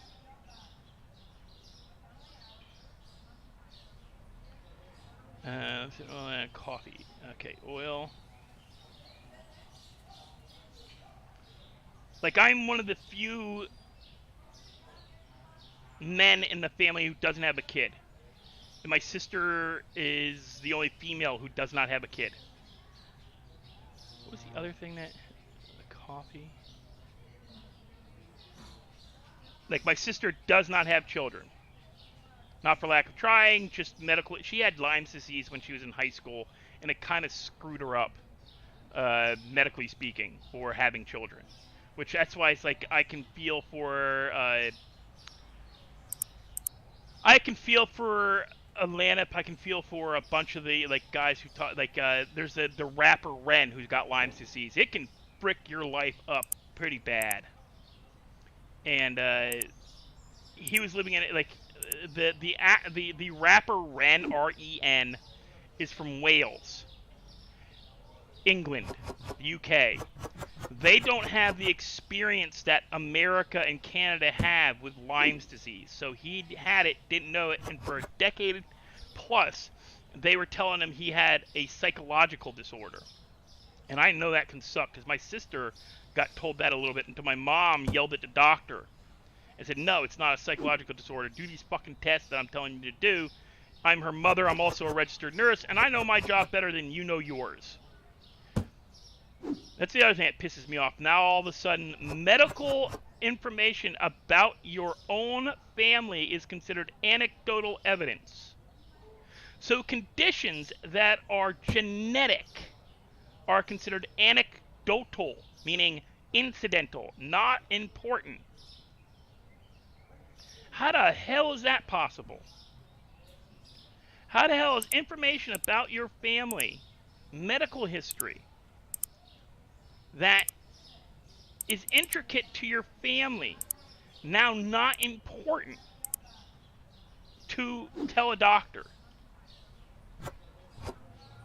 I couldn't believe that when I got told that. Oh yeah, that's anecdotal evidence. We don't look at that no more. What? How do you not then why do you ask about my family's medical history? Why ask about family medical history if it's anecdotal? It doesn't matter.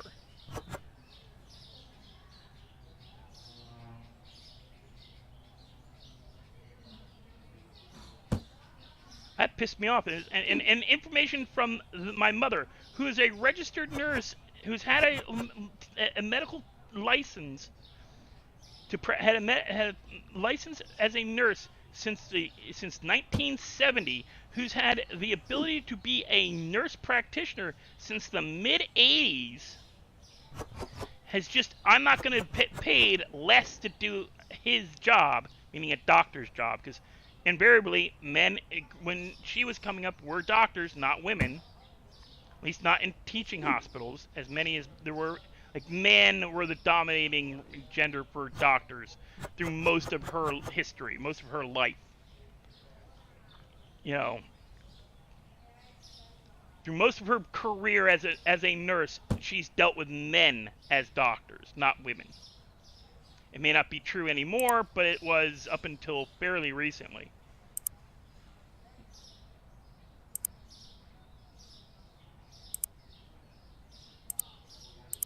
I hate saying that because it's, you know, although I will say this, I would rather have a male surgeon than a female surgeon.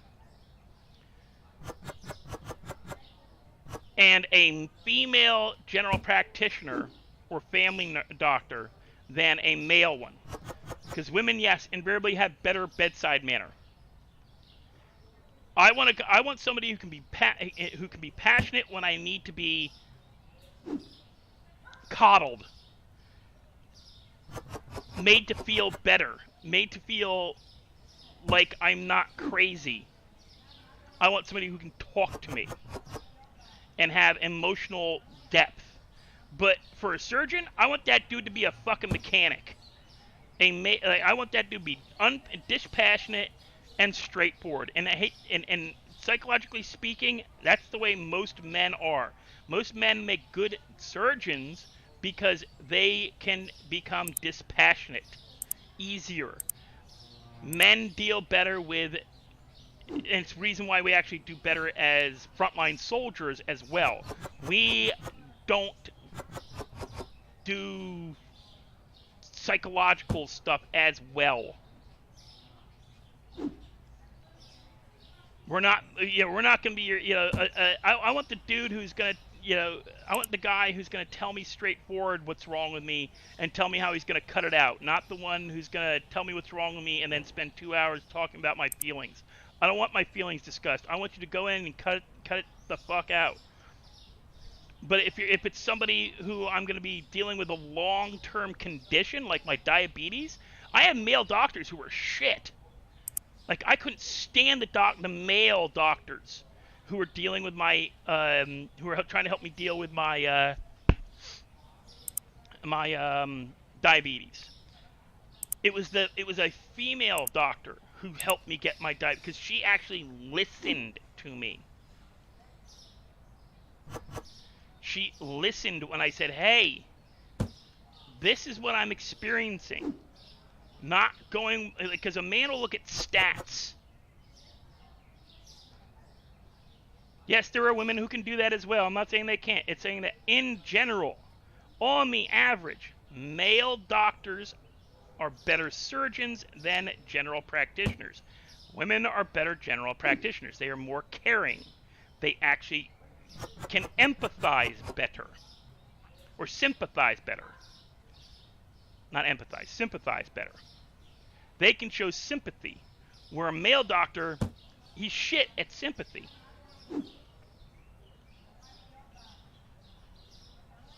Did I actually buy 2 boxes of frickin'?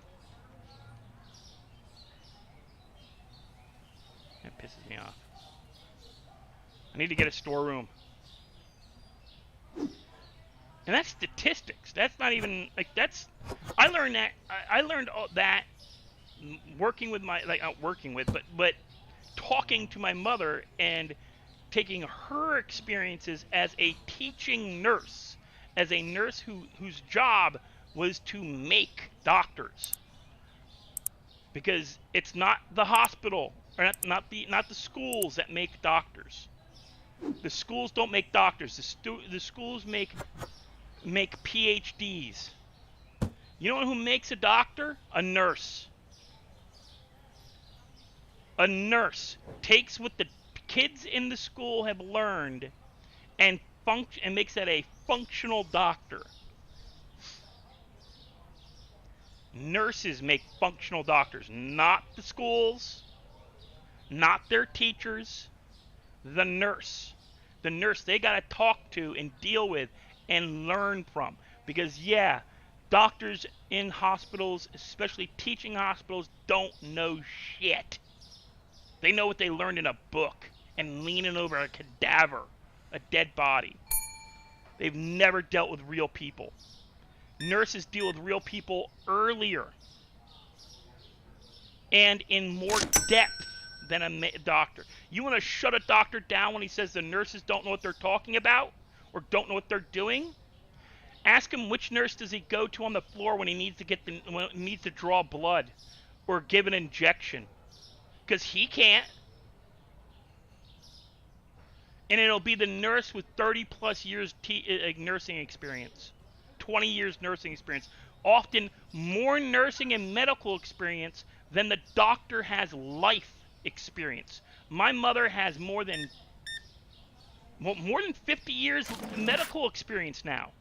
And I had some doctor telling me her information as the family nurse, the nurse everybody in the family goes to when they've got a medical condition and want to know who else in the family's had it and what they had to do to deal with it and what went wrong for them.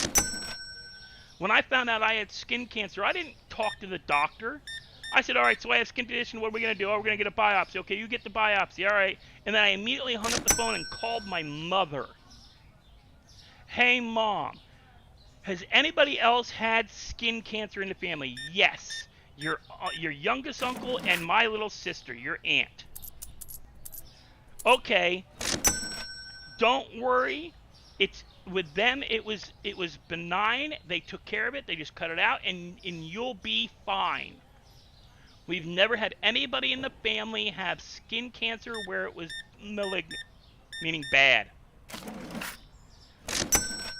We've had bone cancer, lung cancer, but never skin cancer where it was a bad thing. It's bad, but it's not, there's bad cancer and there's bad cancer. Chemo. I didn't need chemo. They just went in and cut the bad section out. But I didn't, when I found out I had diabetes, I called my mom. I even told that to the gastroenterologist and the frickin' and the GPs. I haven't talked to you people. You know why I haven't talked to you people about diabetes? Is I got pissed at you guys. Because you guys didn't try to talk to me. You guys didn't try to... Like, the first thing that should have been done when they told me I had diabetes is they should have sent me to a dietitian.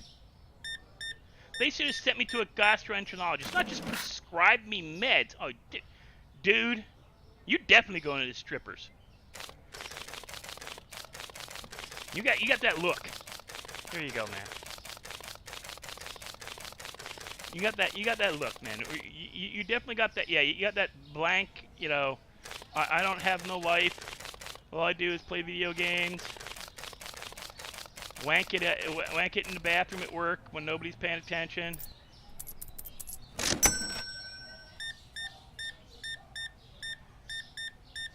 But yeah, I got pissed off at my doctors because the first thing that they should have done when they told me I had diabetes is that I should have been sent to a dietitian and I should have been sent to a gastroenterologist to determine how bad my diabetes was. Because all they did was, yeah, you have diabetes. What? No. Couldn't. You just told me I had low blood sugar 3 months ago. Well, you have it. And then when I came back with information that said that they caused it, they immediately just ignored me. Wouldn't let me schedule doctor's appointment. I had to change doctors. Because dude.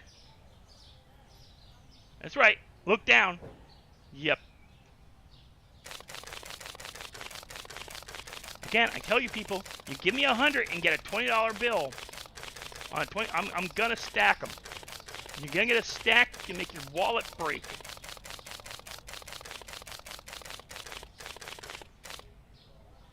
And I'm even gonna do this because you're pissing me off. We're gonna stack them high. Come on, let's see if these pennies get as high as those dollar bills. Let's go. Yeah, pain in the ass, frickin'. Now I know why there's stores that say no bill over $50.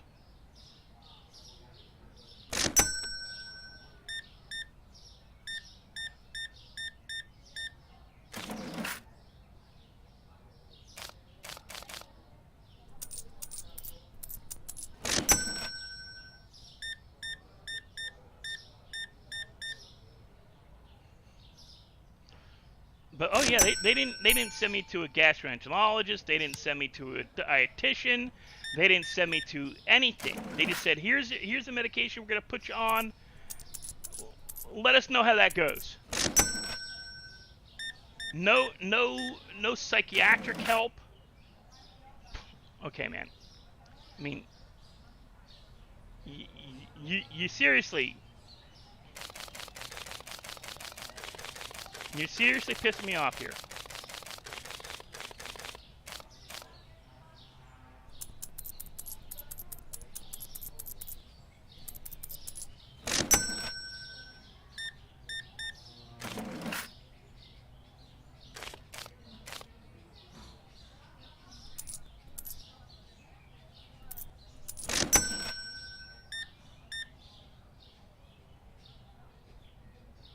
Well, lady, if these dudes wouldn't keep giving me freaking $100 bills for $20 orders, you wouldn't be awake.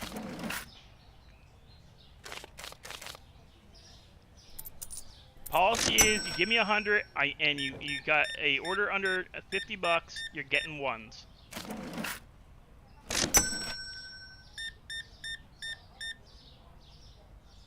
Maybe if they weren't going to look at the strip clubs after buying their groceries, I wouldn't be being an asshole and giving them ones. But hey, that's the policy.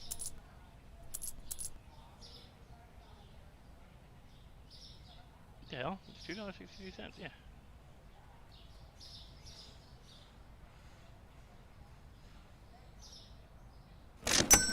Something went around there.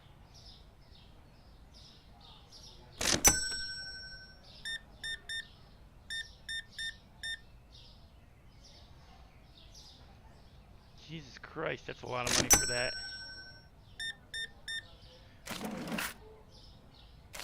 No. No. Wrong button.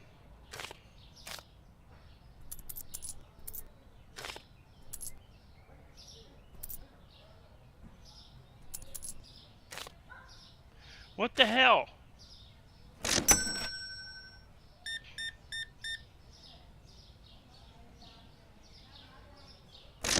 I'm getting some graphics lag.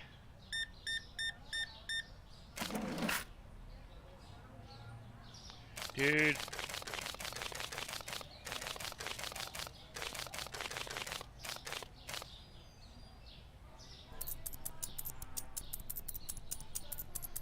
I'm gonna weigh your shorts down. Freaking Jehovah's Witness looking.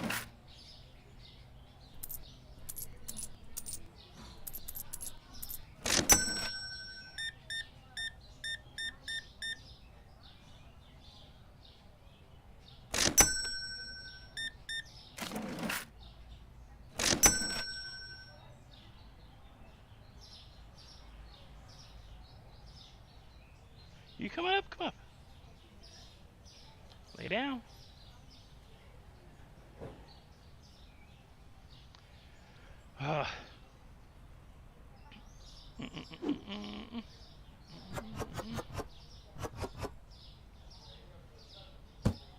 Yeah, there's actually a note in my in my chart from one of the doctors that I saw, actually a nurse practitioner I saw, has absolutely no respect for doctors. No shit, because they've almost killed me. When you've almost killed me 5 times in the last 5 years, I have no respect for you. Oh, it's just anxiety. No, it's freaking a heart condition. Oh, don't worry about that little bump at the base of your ankle. That's just, we're gonna have that looked at in a couple of months. 2 weeks later, I'm back in with a full-blown freaking garden hose wrapping around my entire leg because they're dumping so much diuretics into my body that my blood had turned to sludge and was getting blocked at the base of my left ankle. And they still did not realize that they were over-medicating me with diuretics because the doctors don't bother to ask questions. They just medicate. We're sending you to a cardiac surgeon. No sending me to a therapist. To like absolutely not. Like I had to ask to see a psychologist because I was freaking out about the fact that, yeah, and they're like, oh, don't worry, don't panic. And lady, I grew up in medical hospitals. The word surgeon is not used unless they plan to cut your ass open. Because most of my family have died due to heart complications where surgery was required. You just tell me you're going to send me to a cardiac surgeon without telling me why.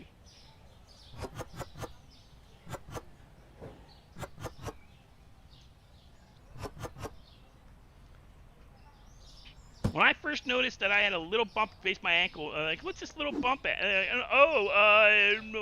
We'll have a cardiac surgeon take a look at that, see if it needs to be taken care of. Well, what the fuck is it? And I go and look up what they, and I find out it's a blockage in my artery.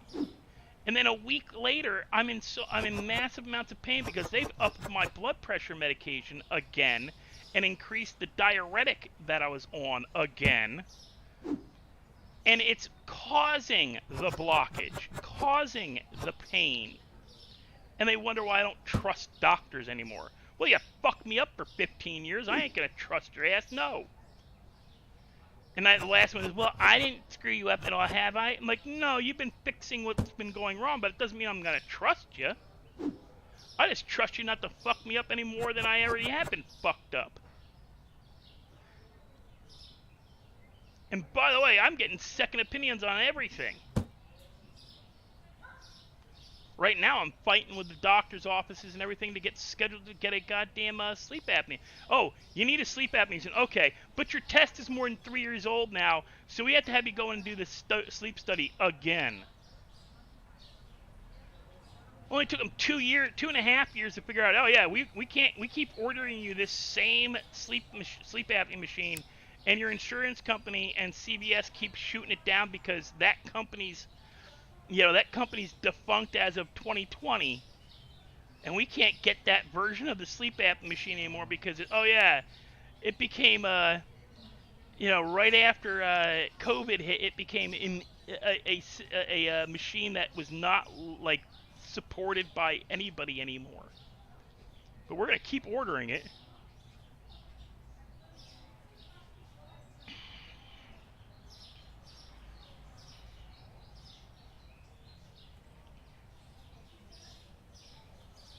Let's just keep ordering the same shit that's not coming in. Oh, you still haven't gotten your sleep apnea machine. Okay, I'm going to put in another request for it. Why don't you look in and find out why? Why don't you find out why I can't get it?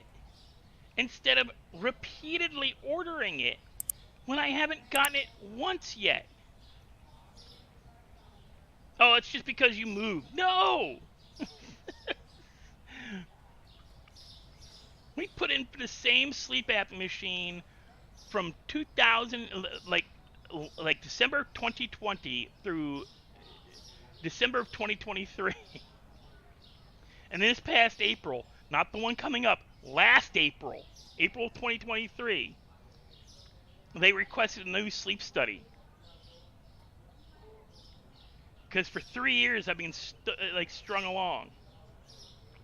And they want me to talk to my general practitioner and tell her that, oh, you can't ask for a sleep, it's got to be specifically for a sleep study or sleep doc. I'm like, I'm done with this fucking shit. I'm done. I'm just going to call the insurance company again and ask why I never got my sleep apnea machine. Have them schedule me for a sleep study. Because apparently my doctors can't do it correctly. Plenty of that. Plenty of adding sugar.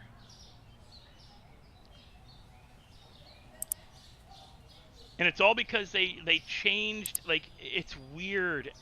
I don't know how to explain, like, the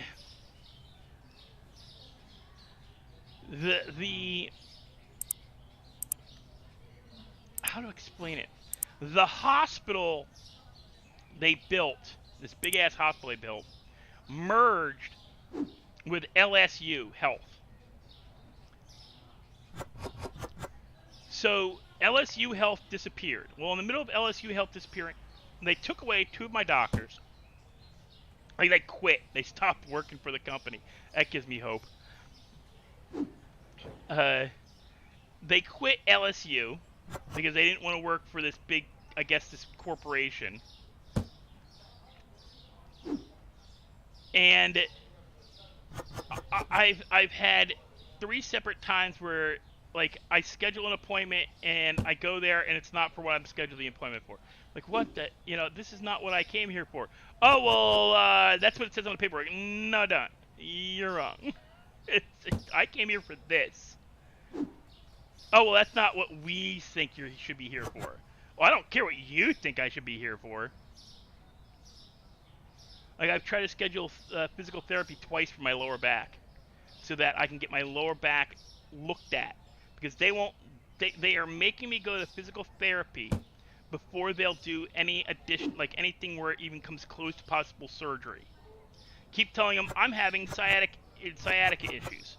Oh, that must be because of your age and the arthritis. I'm like, no, it's because I fucking had a 35-mile-an-hour fall on pavement downhill that caused spinal damage. There's x-rays. Oh, well, we don't have any of those on records. Really? Because you're the guys that took the x-rays, so I don't know what happened to my x-rays, but my insurance company's sure going to be pissed off that you lost them. And in the merger, they lost, like, x-rays for my back, for my shoulder, for my knee, for my sternum, for the base of my neck. Like, all this shit that they don't have the... I have to keep... Every year, I'm going in and getting x-rayed, and every other year, I should say. Every year or so, I'm going in and getting redone for shit I've already done. And it's starting to really piss me off.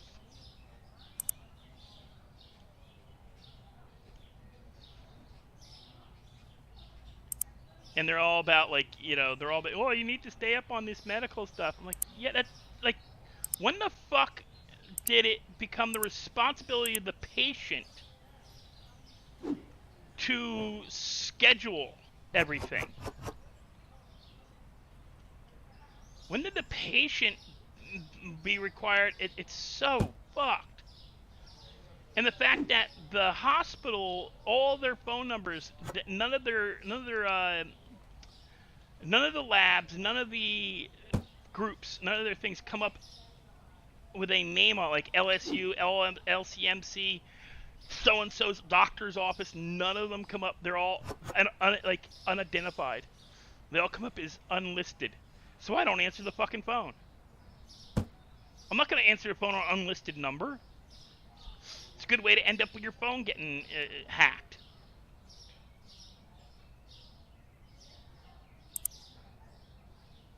Especially now with all the way the digital phones work.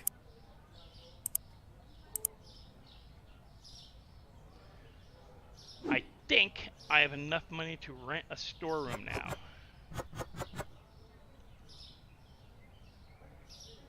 It bugs me that you can't use this door to go into the storeroom. That you have to go outside and around. That you can't get through this to go over here. You have to run in and out to stock shelf. It's ridiculous. Let me see something here. Management. All right. Growth. Instances. Storage. Why is storage locked?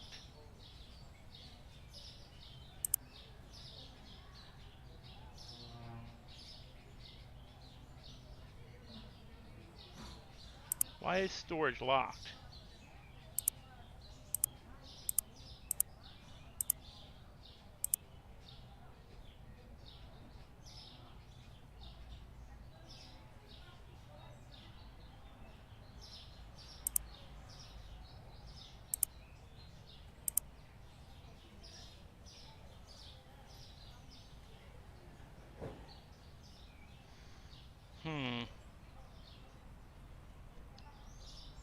What do you think, guys? Do I hire a cashier? It's an extra expense right now.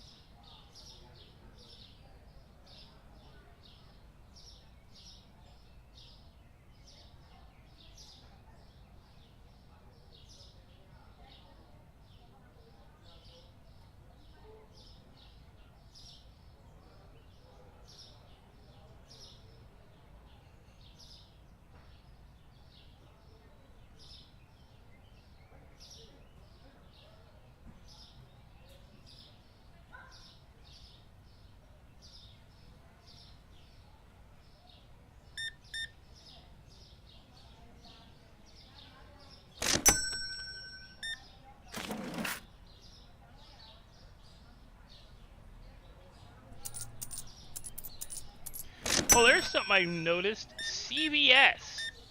I was just thinking about that. It was something weird I noticed. CVS no longer sells 2-liter bottles of sodas. They all sell these small 1.5s or 1 liters. It's kind of, I found that a little weird.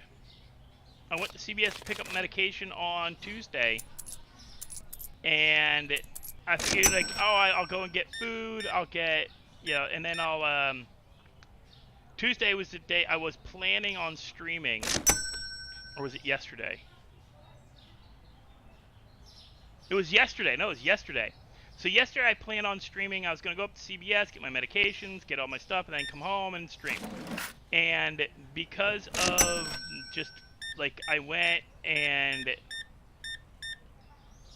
I wasn't gone for more than an hour and a half walk. And when I got home, like, everything just hurt. My back, everything. But when at CVS, I figured, all right, I got $3-4 on my CVS boost bonus, whatever the hell you call it. I'll pick up a bottle of soda and my meds, and then go to the grocery store and get food. And all they have are those smaller 1-liter bottles now. They don't do the 2 liters.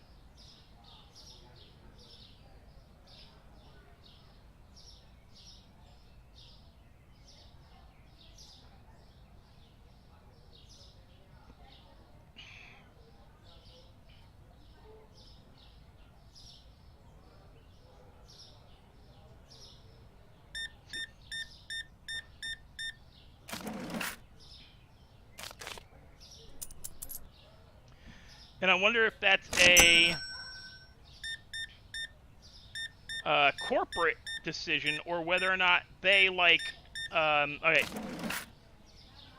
I can't remember how long ago. I think it was during the Obama administration, but I can't remember if it was his first term or his second. But he made it illegal to sell soda at the dollar store that didn't have diuretics in it. Aspartame, which is a diet suppressant. It's supposed to make you not want to drink more. It's in diet sodas. It's in all diet sodas that I've ever seen on the market. Aspartame, ASPARTAME, aspartame. But it's a diet suppressant and diuretic. It makes you pee and makes you have no, and it doesn't, it suppresses your diet, but it does not suppress your need to drink. So you drink more and more and more, and it causes migraines because it's a diuretic. You have a good night, Christopher. So he made it illegal for them. I remember 3-liter bottles of soda, generic soda, being sold at the dollar store for $1.50. It's one of the few things that cost more than $1. Was the 3-liter generics, and he made it illegal to sell anything over a liter in dollar stores without having diet. He turned them all into diet sodas without diet sugar. So it was a regular soda with diet added to it.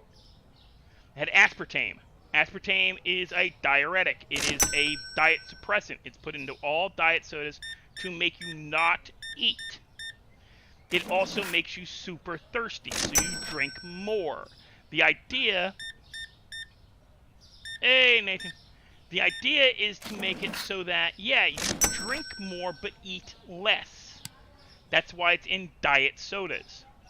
You drink more, eat less. It's also in a few diet foods. You eat less and drink more. There's aspartame in like food.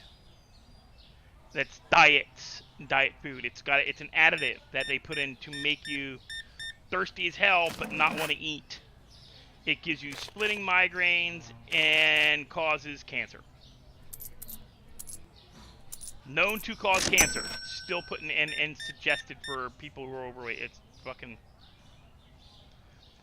But anyway, instead of education about how to eat less, or looking for the underlying reason why you're actually overweight, not just here, take this medication so that eat these foods that'll help you diet, instead of teaching you that, oh hey, by the way, if you cook your own food, if you take the time to make your own food, you actually eat less.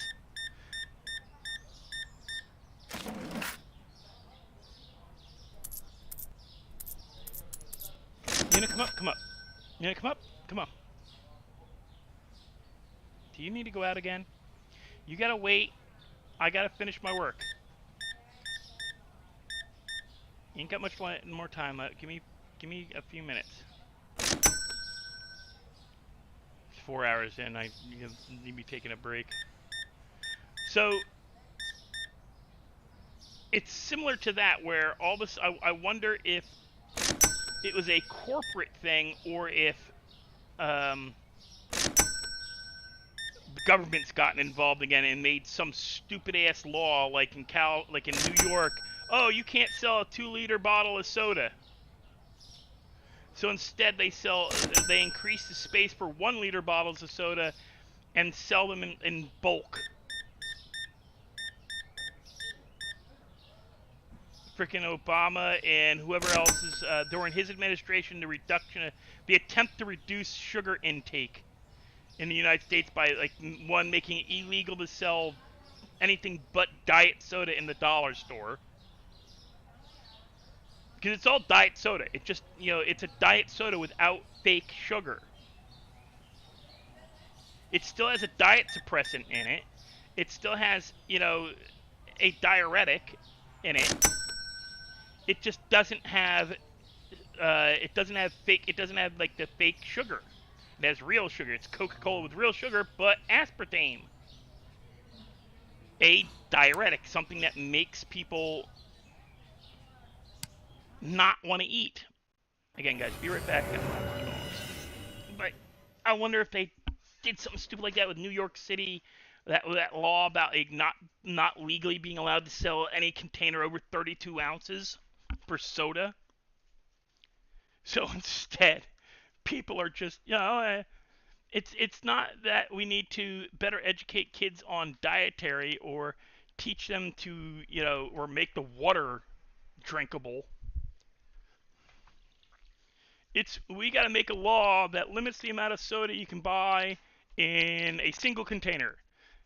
It's not going to stop people from going and buying 4 instead of 2 of the smaller containers.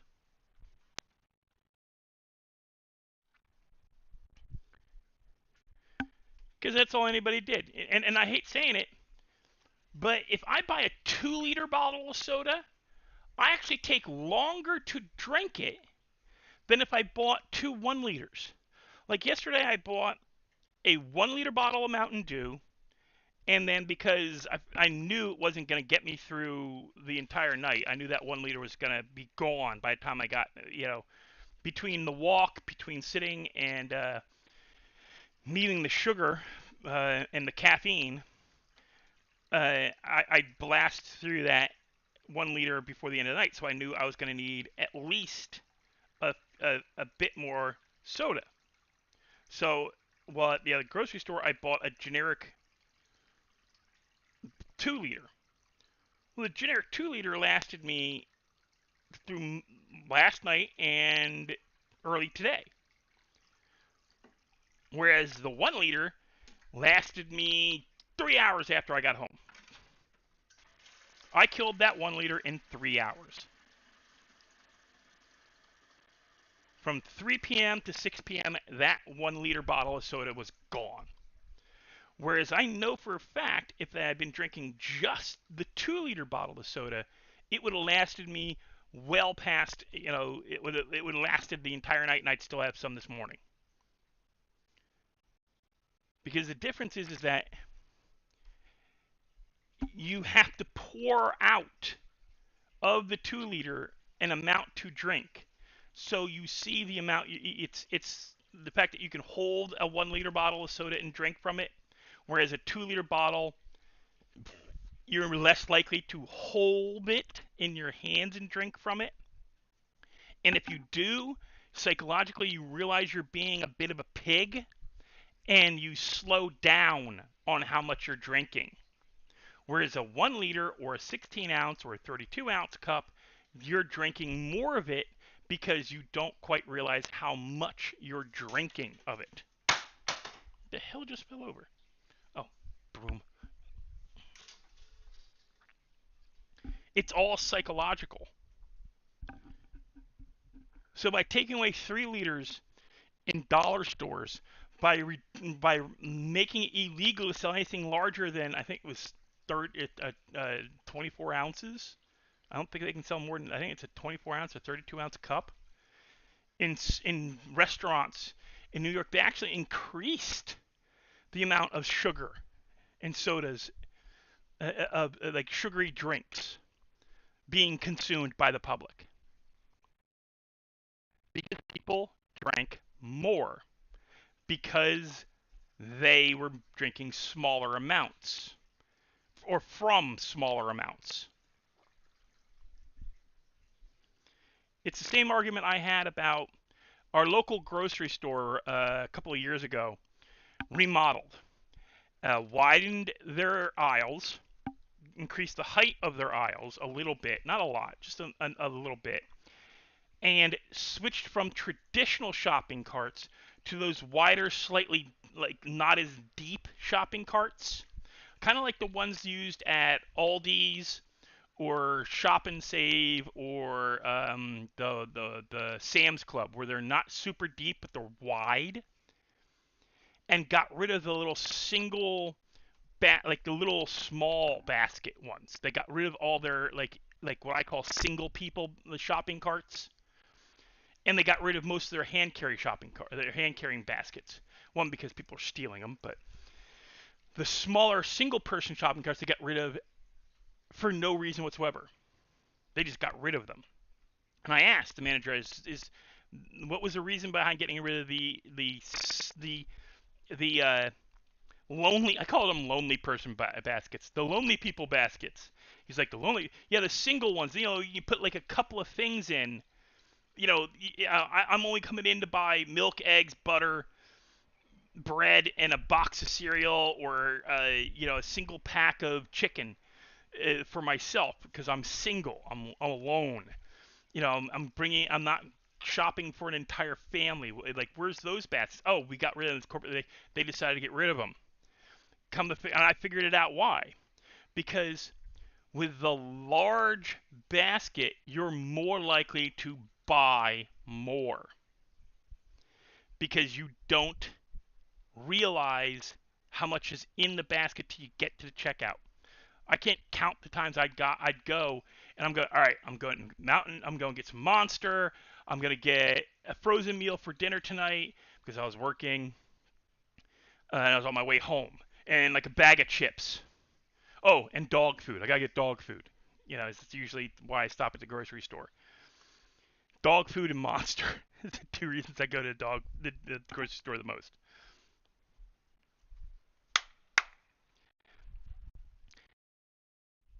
And when they only had the large baskets, I bought more crap. I bought stuff that I'd see it and like, oh, and I'd look down at what I've got and I'm like, okay, well, that's not a lot of stuff. I can get something else, and you just get more and more and more. And I was sitting in line with somebody, and I was like, and I had ice cream, cake, pretzels, like bottles of juice that I rarely drank. But hey, it was on sale, and it was right there, and I had plenty of space in the cart.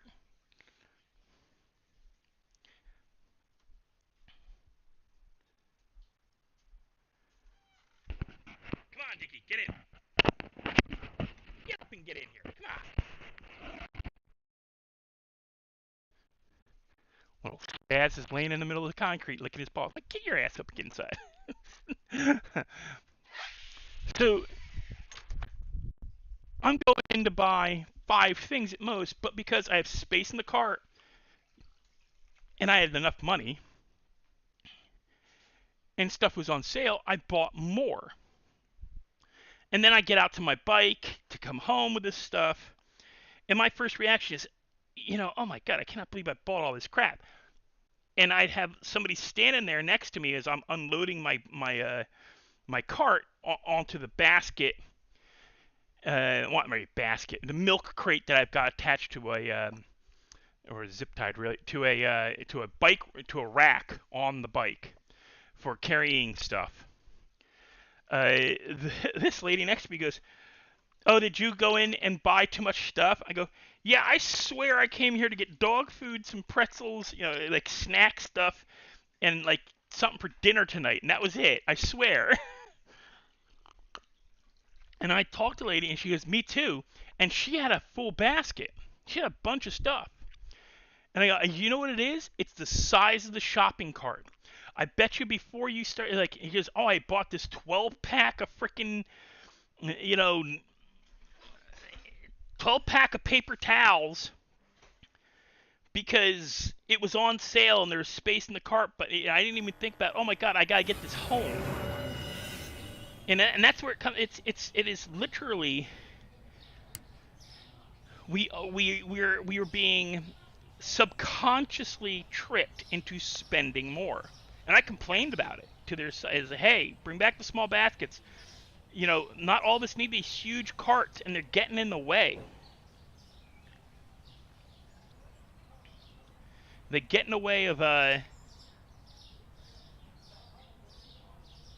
like in the aisles, people had why do I need and I even put, why do I need a huge basket to buy a single thing of freaking a single thing of milk? It's like, why are you forcing us to use these big ass baskets? Bring back the small baskets. They brought them back, and much like we bitched a lot to get them.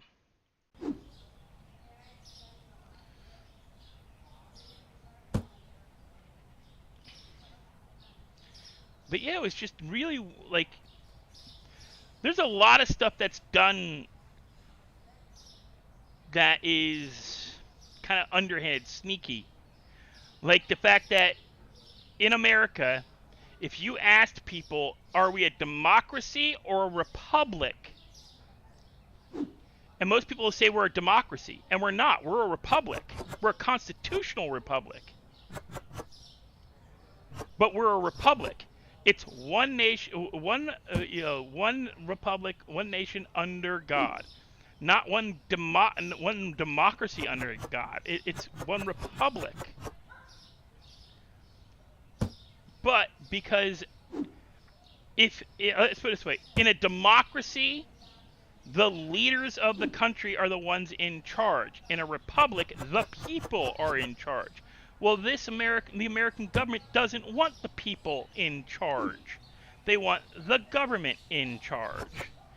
And it's not a government conspiracy, it's government fact. We are constantly hearing the wrong word.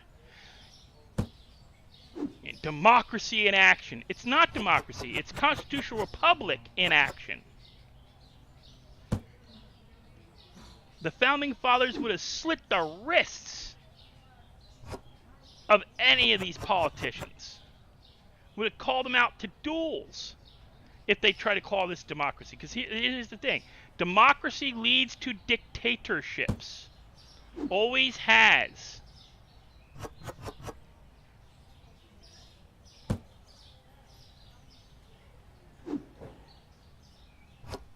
Democracy is leading from the top. When republics, it's not leading from the top. It's everybody leading. But that's not what they want. They don't want everybody leading. Most politicians think the average American are are completely idiotic and stupid, and they make it that way by undereducating, by lacking, by caring more about. They care more about test scores than actual intelligence. I mean, that's proven by all these freaking, what do you call them? There's a term for them, but the YouTubers that go around and just ask questions of general public. There's a term for that kind of YouTuber. I forget what it is. Where all they do is walk around like, hey, it's public awareness something, or it's public. They basically go around and ask people, so what do you think about, Canada joining the United States, or what part of Canada you least like about, and why they shouldn't be in a state, like asking completely idiotic questions, or questions that should have not even a well-educated, a basic educated person going, no, that's not right.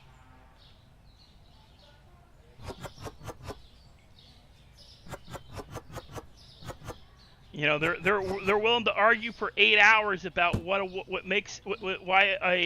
a woman is a woman and a man is a man, but you ask them about, like, hey, how does your car move? Oh, I just turned the key on and put gas in it.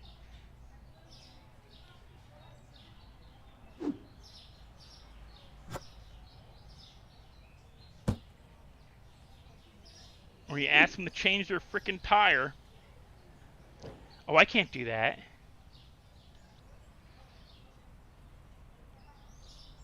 Car manuals used to actually tell you how to fix your car. Now they tell you what not to put in the how you're not supposed to. What is it? What's the meme? What is it? Car.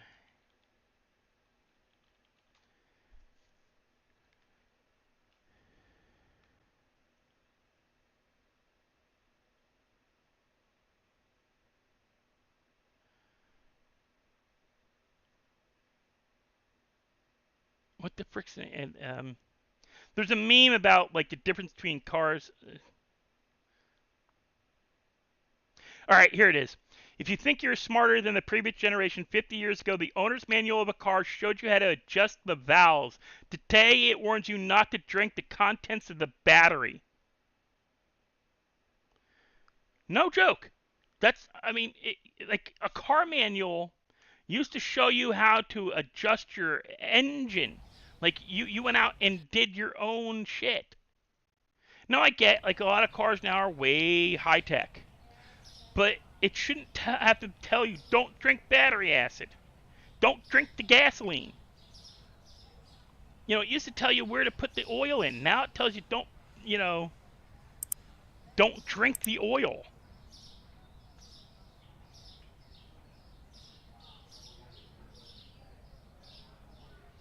I paid off early, take out another one, and then take out that one. So now we have $3,700. We're going to pay down that. Go here. I'm gonna pay a bill. We're gonna expand it. Okay, get storage. I'm gonna marketplace. I'm gonna buy 2 small racks. What the crap? Oh.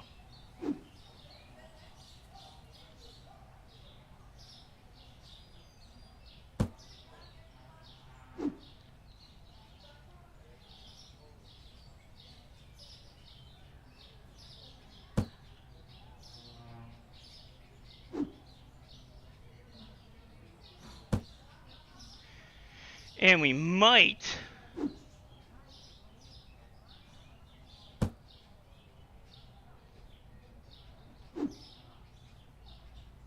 I say might hire as a forest.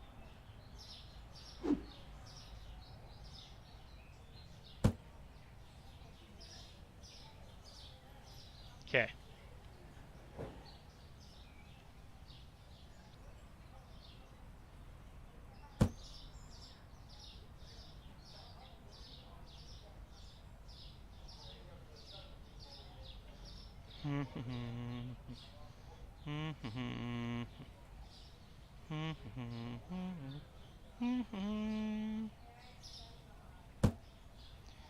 Ba-ba-ba-ba-da.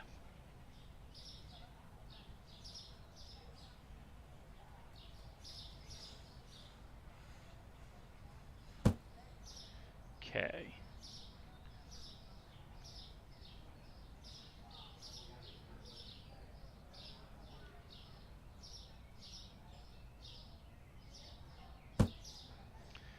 Think I'm gonna buy how much is another refrigerator?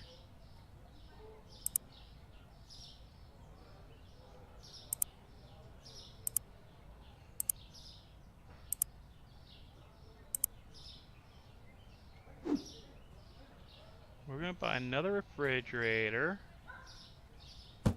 because we're gonna turn this all in the water, and then we're gonna move the cheese over. We're gonna add a row of cheese, eggs, and milk. Yeah. We got this. We got this. This'll work. All right. So, do I need?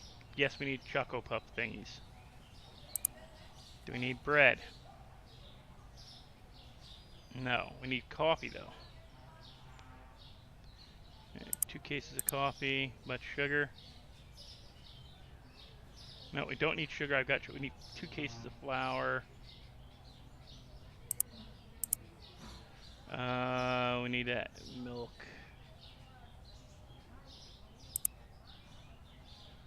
We need pasta.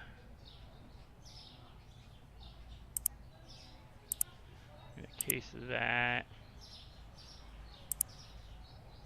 2 cases of water. 2 cases of cheese. Case of milk. Case of eggs.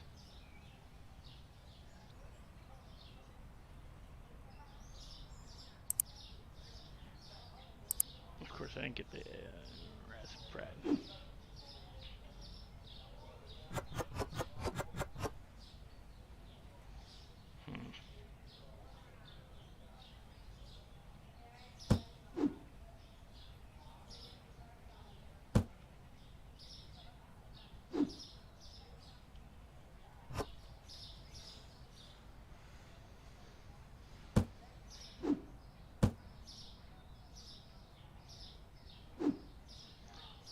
Still don't like.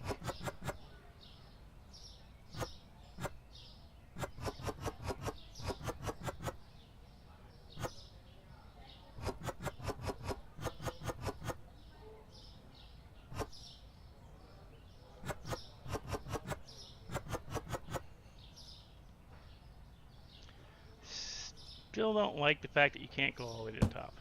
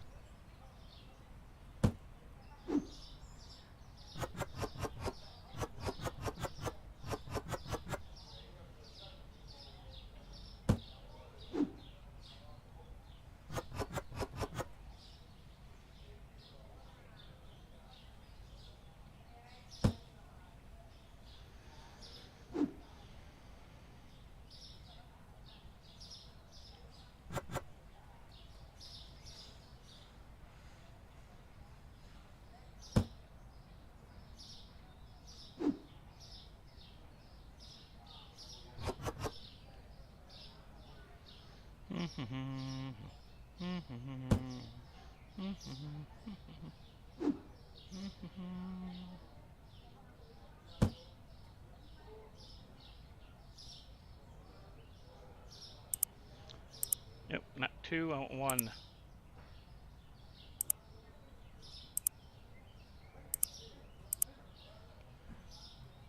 2 cheese, 2 eggs, 3 milk,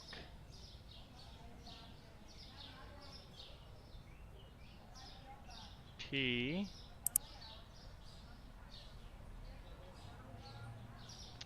wrong button, case, case, case,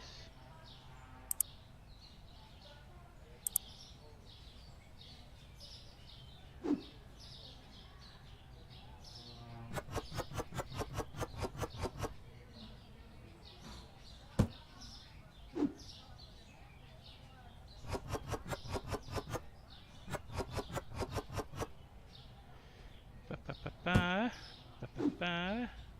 ba ba ba ba ba ba cha cha cha.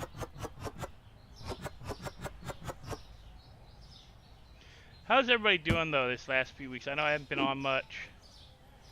Just been dealing with my bullshit.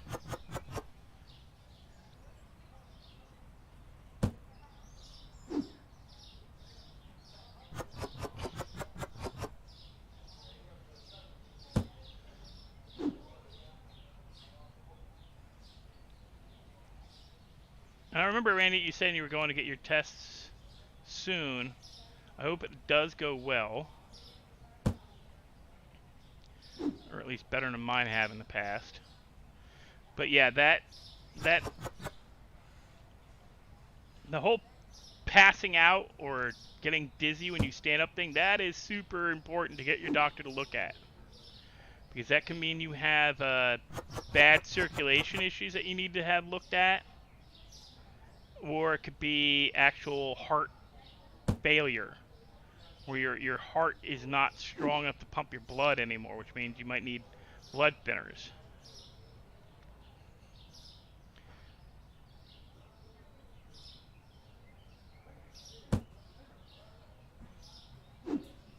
Or your blood's just too thick.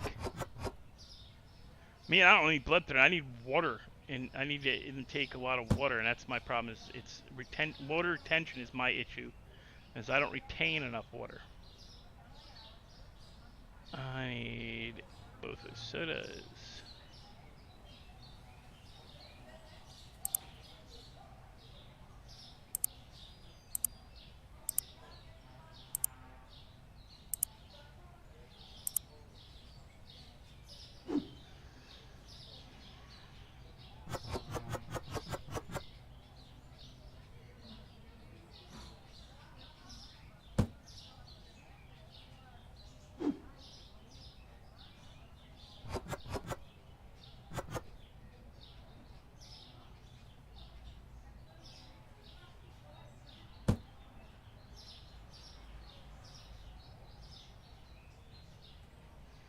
Okay.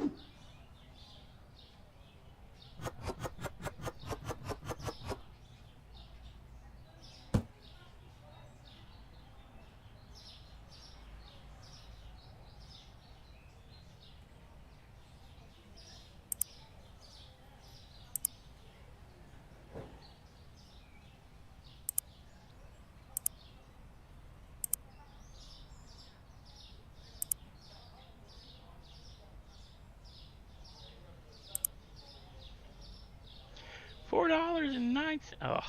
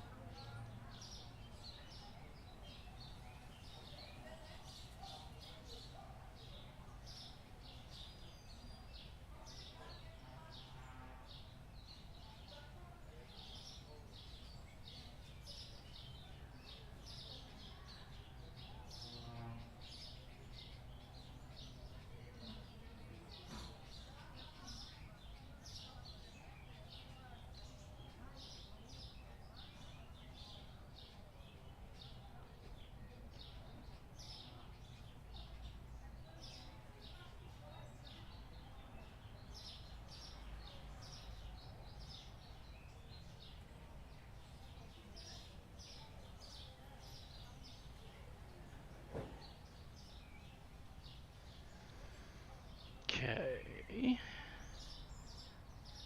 Okay. Okay.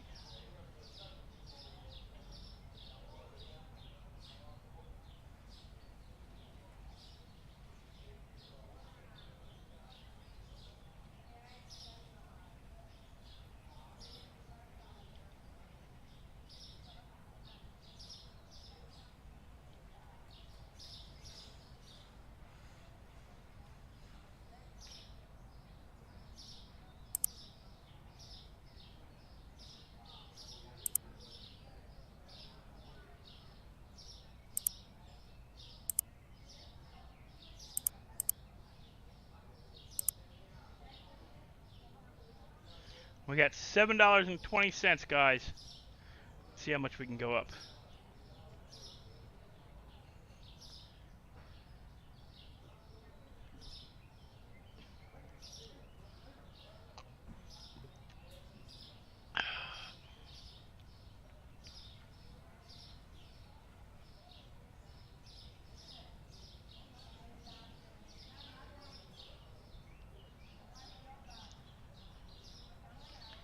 Gamer Dude and Trophy Wife.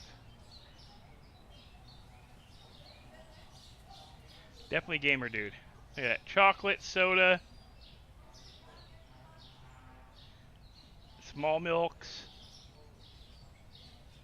big milk. That's weird. Okay, he's a stay-at-home dad. He's getting chocolate to keep the wife happy, soda, milk for the kids. Just a weird. Why would you buy?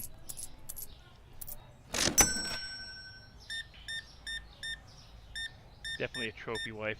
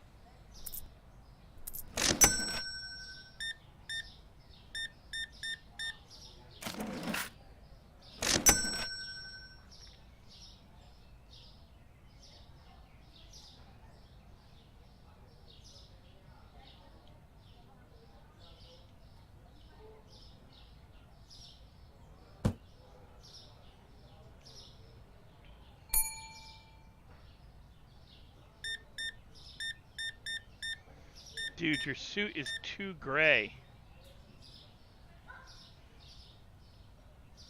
It's like a televangelist looking dude.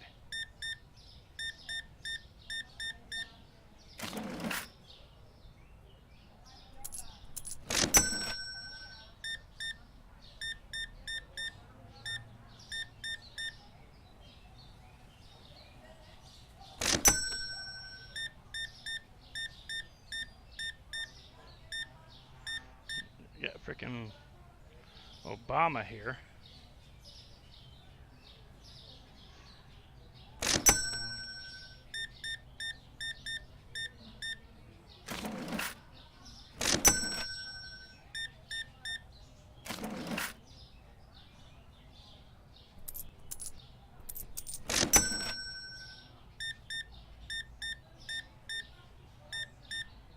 What, no pudding?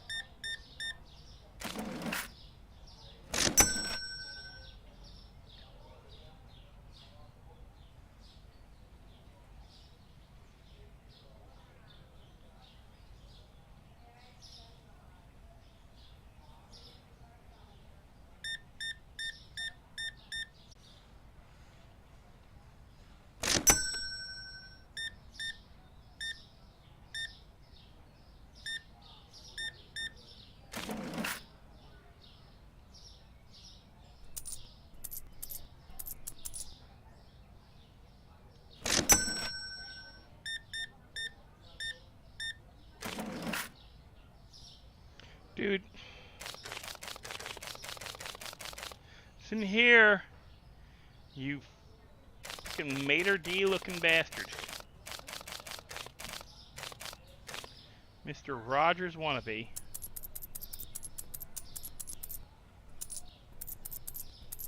It ain't all good in the neighborhood, dude. No 50s.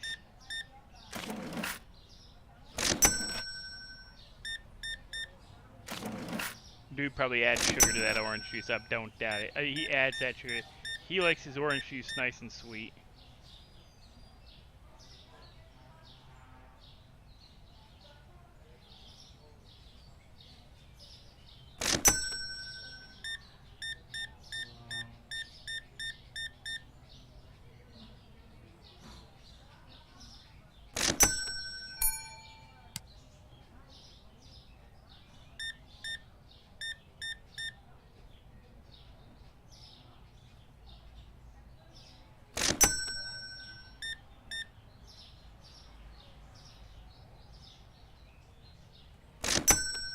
She reminds me of 7 of 9.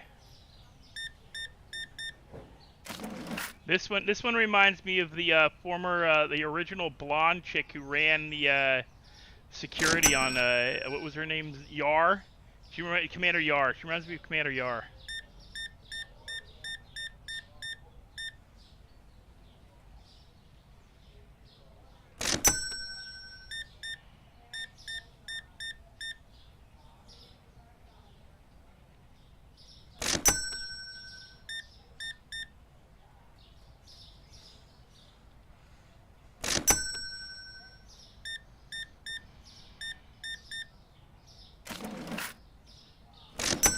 Need to buy more lights.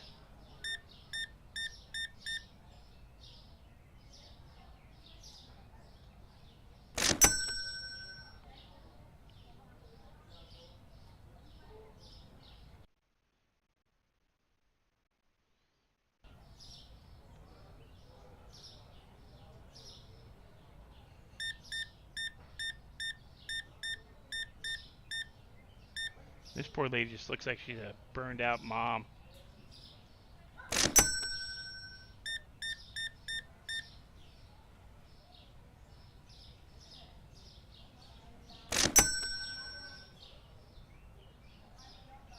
Isn't there a trophy? You just cut that poor dude off. What the hell? He was in line first. It's because you got a nice ass. This dude's definitely picking up groceries for his girlfriend that, isn't really his girlfriend.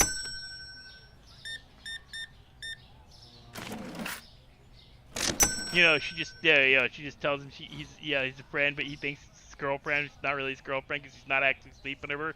She's sleeping with other dudes. That's the chick right there.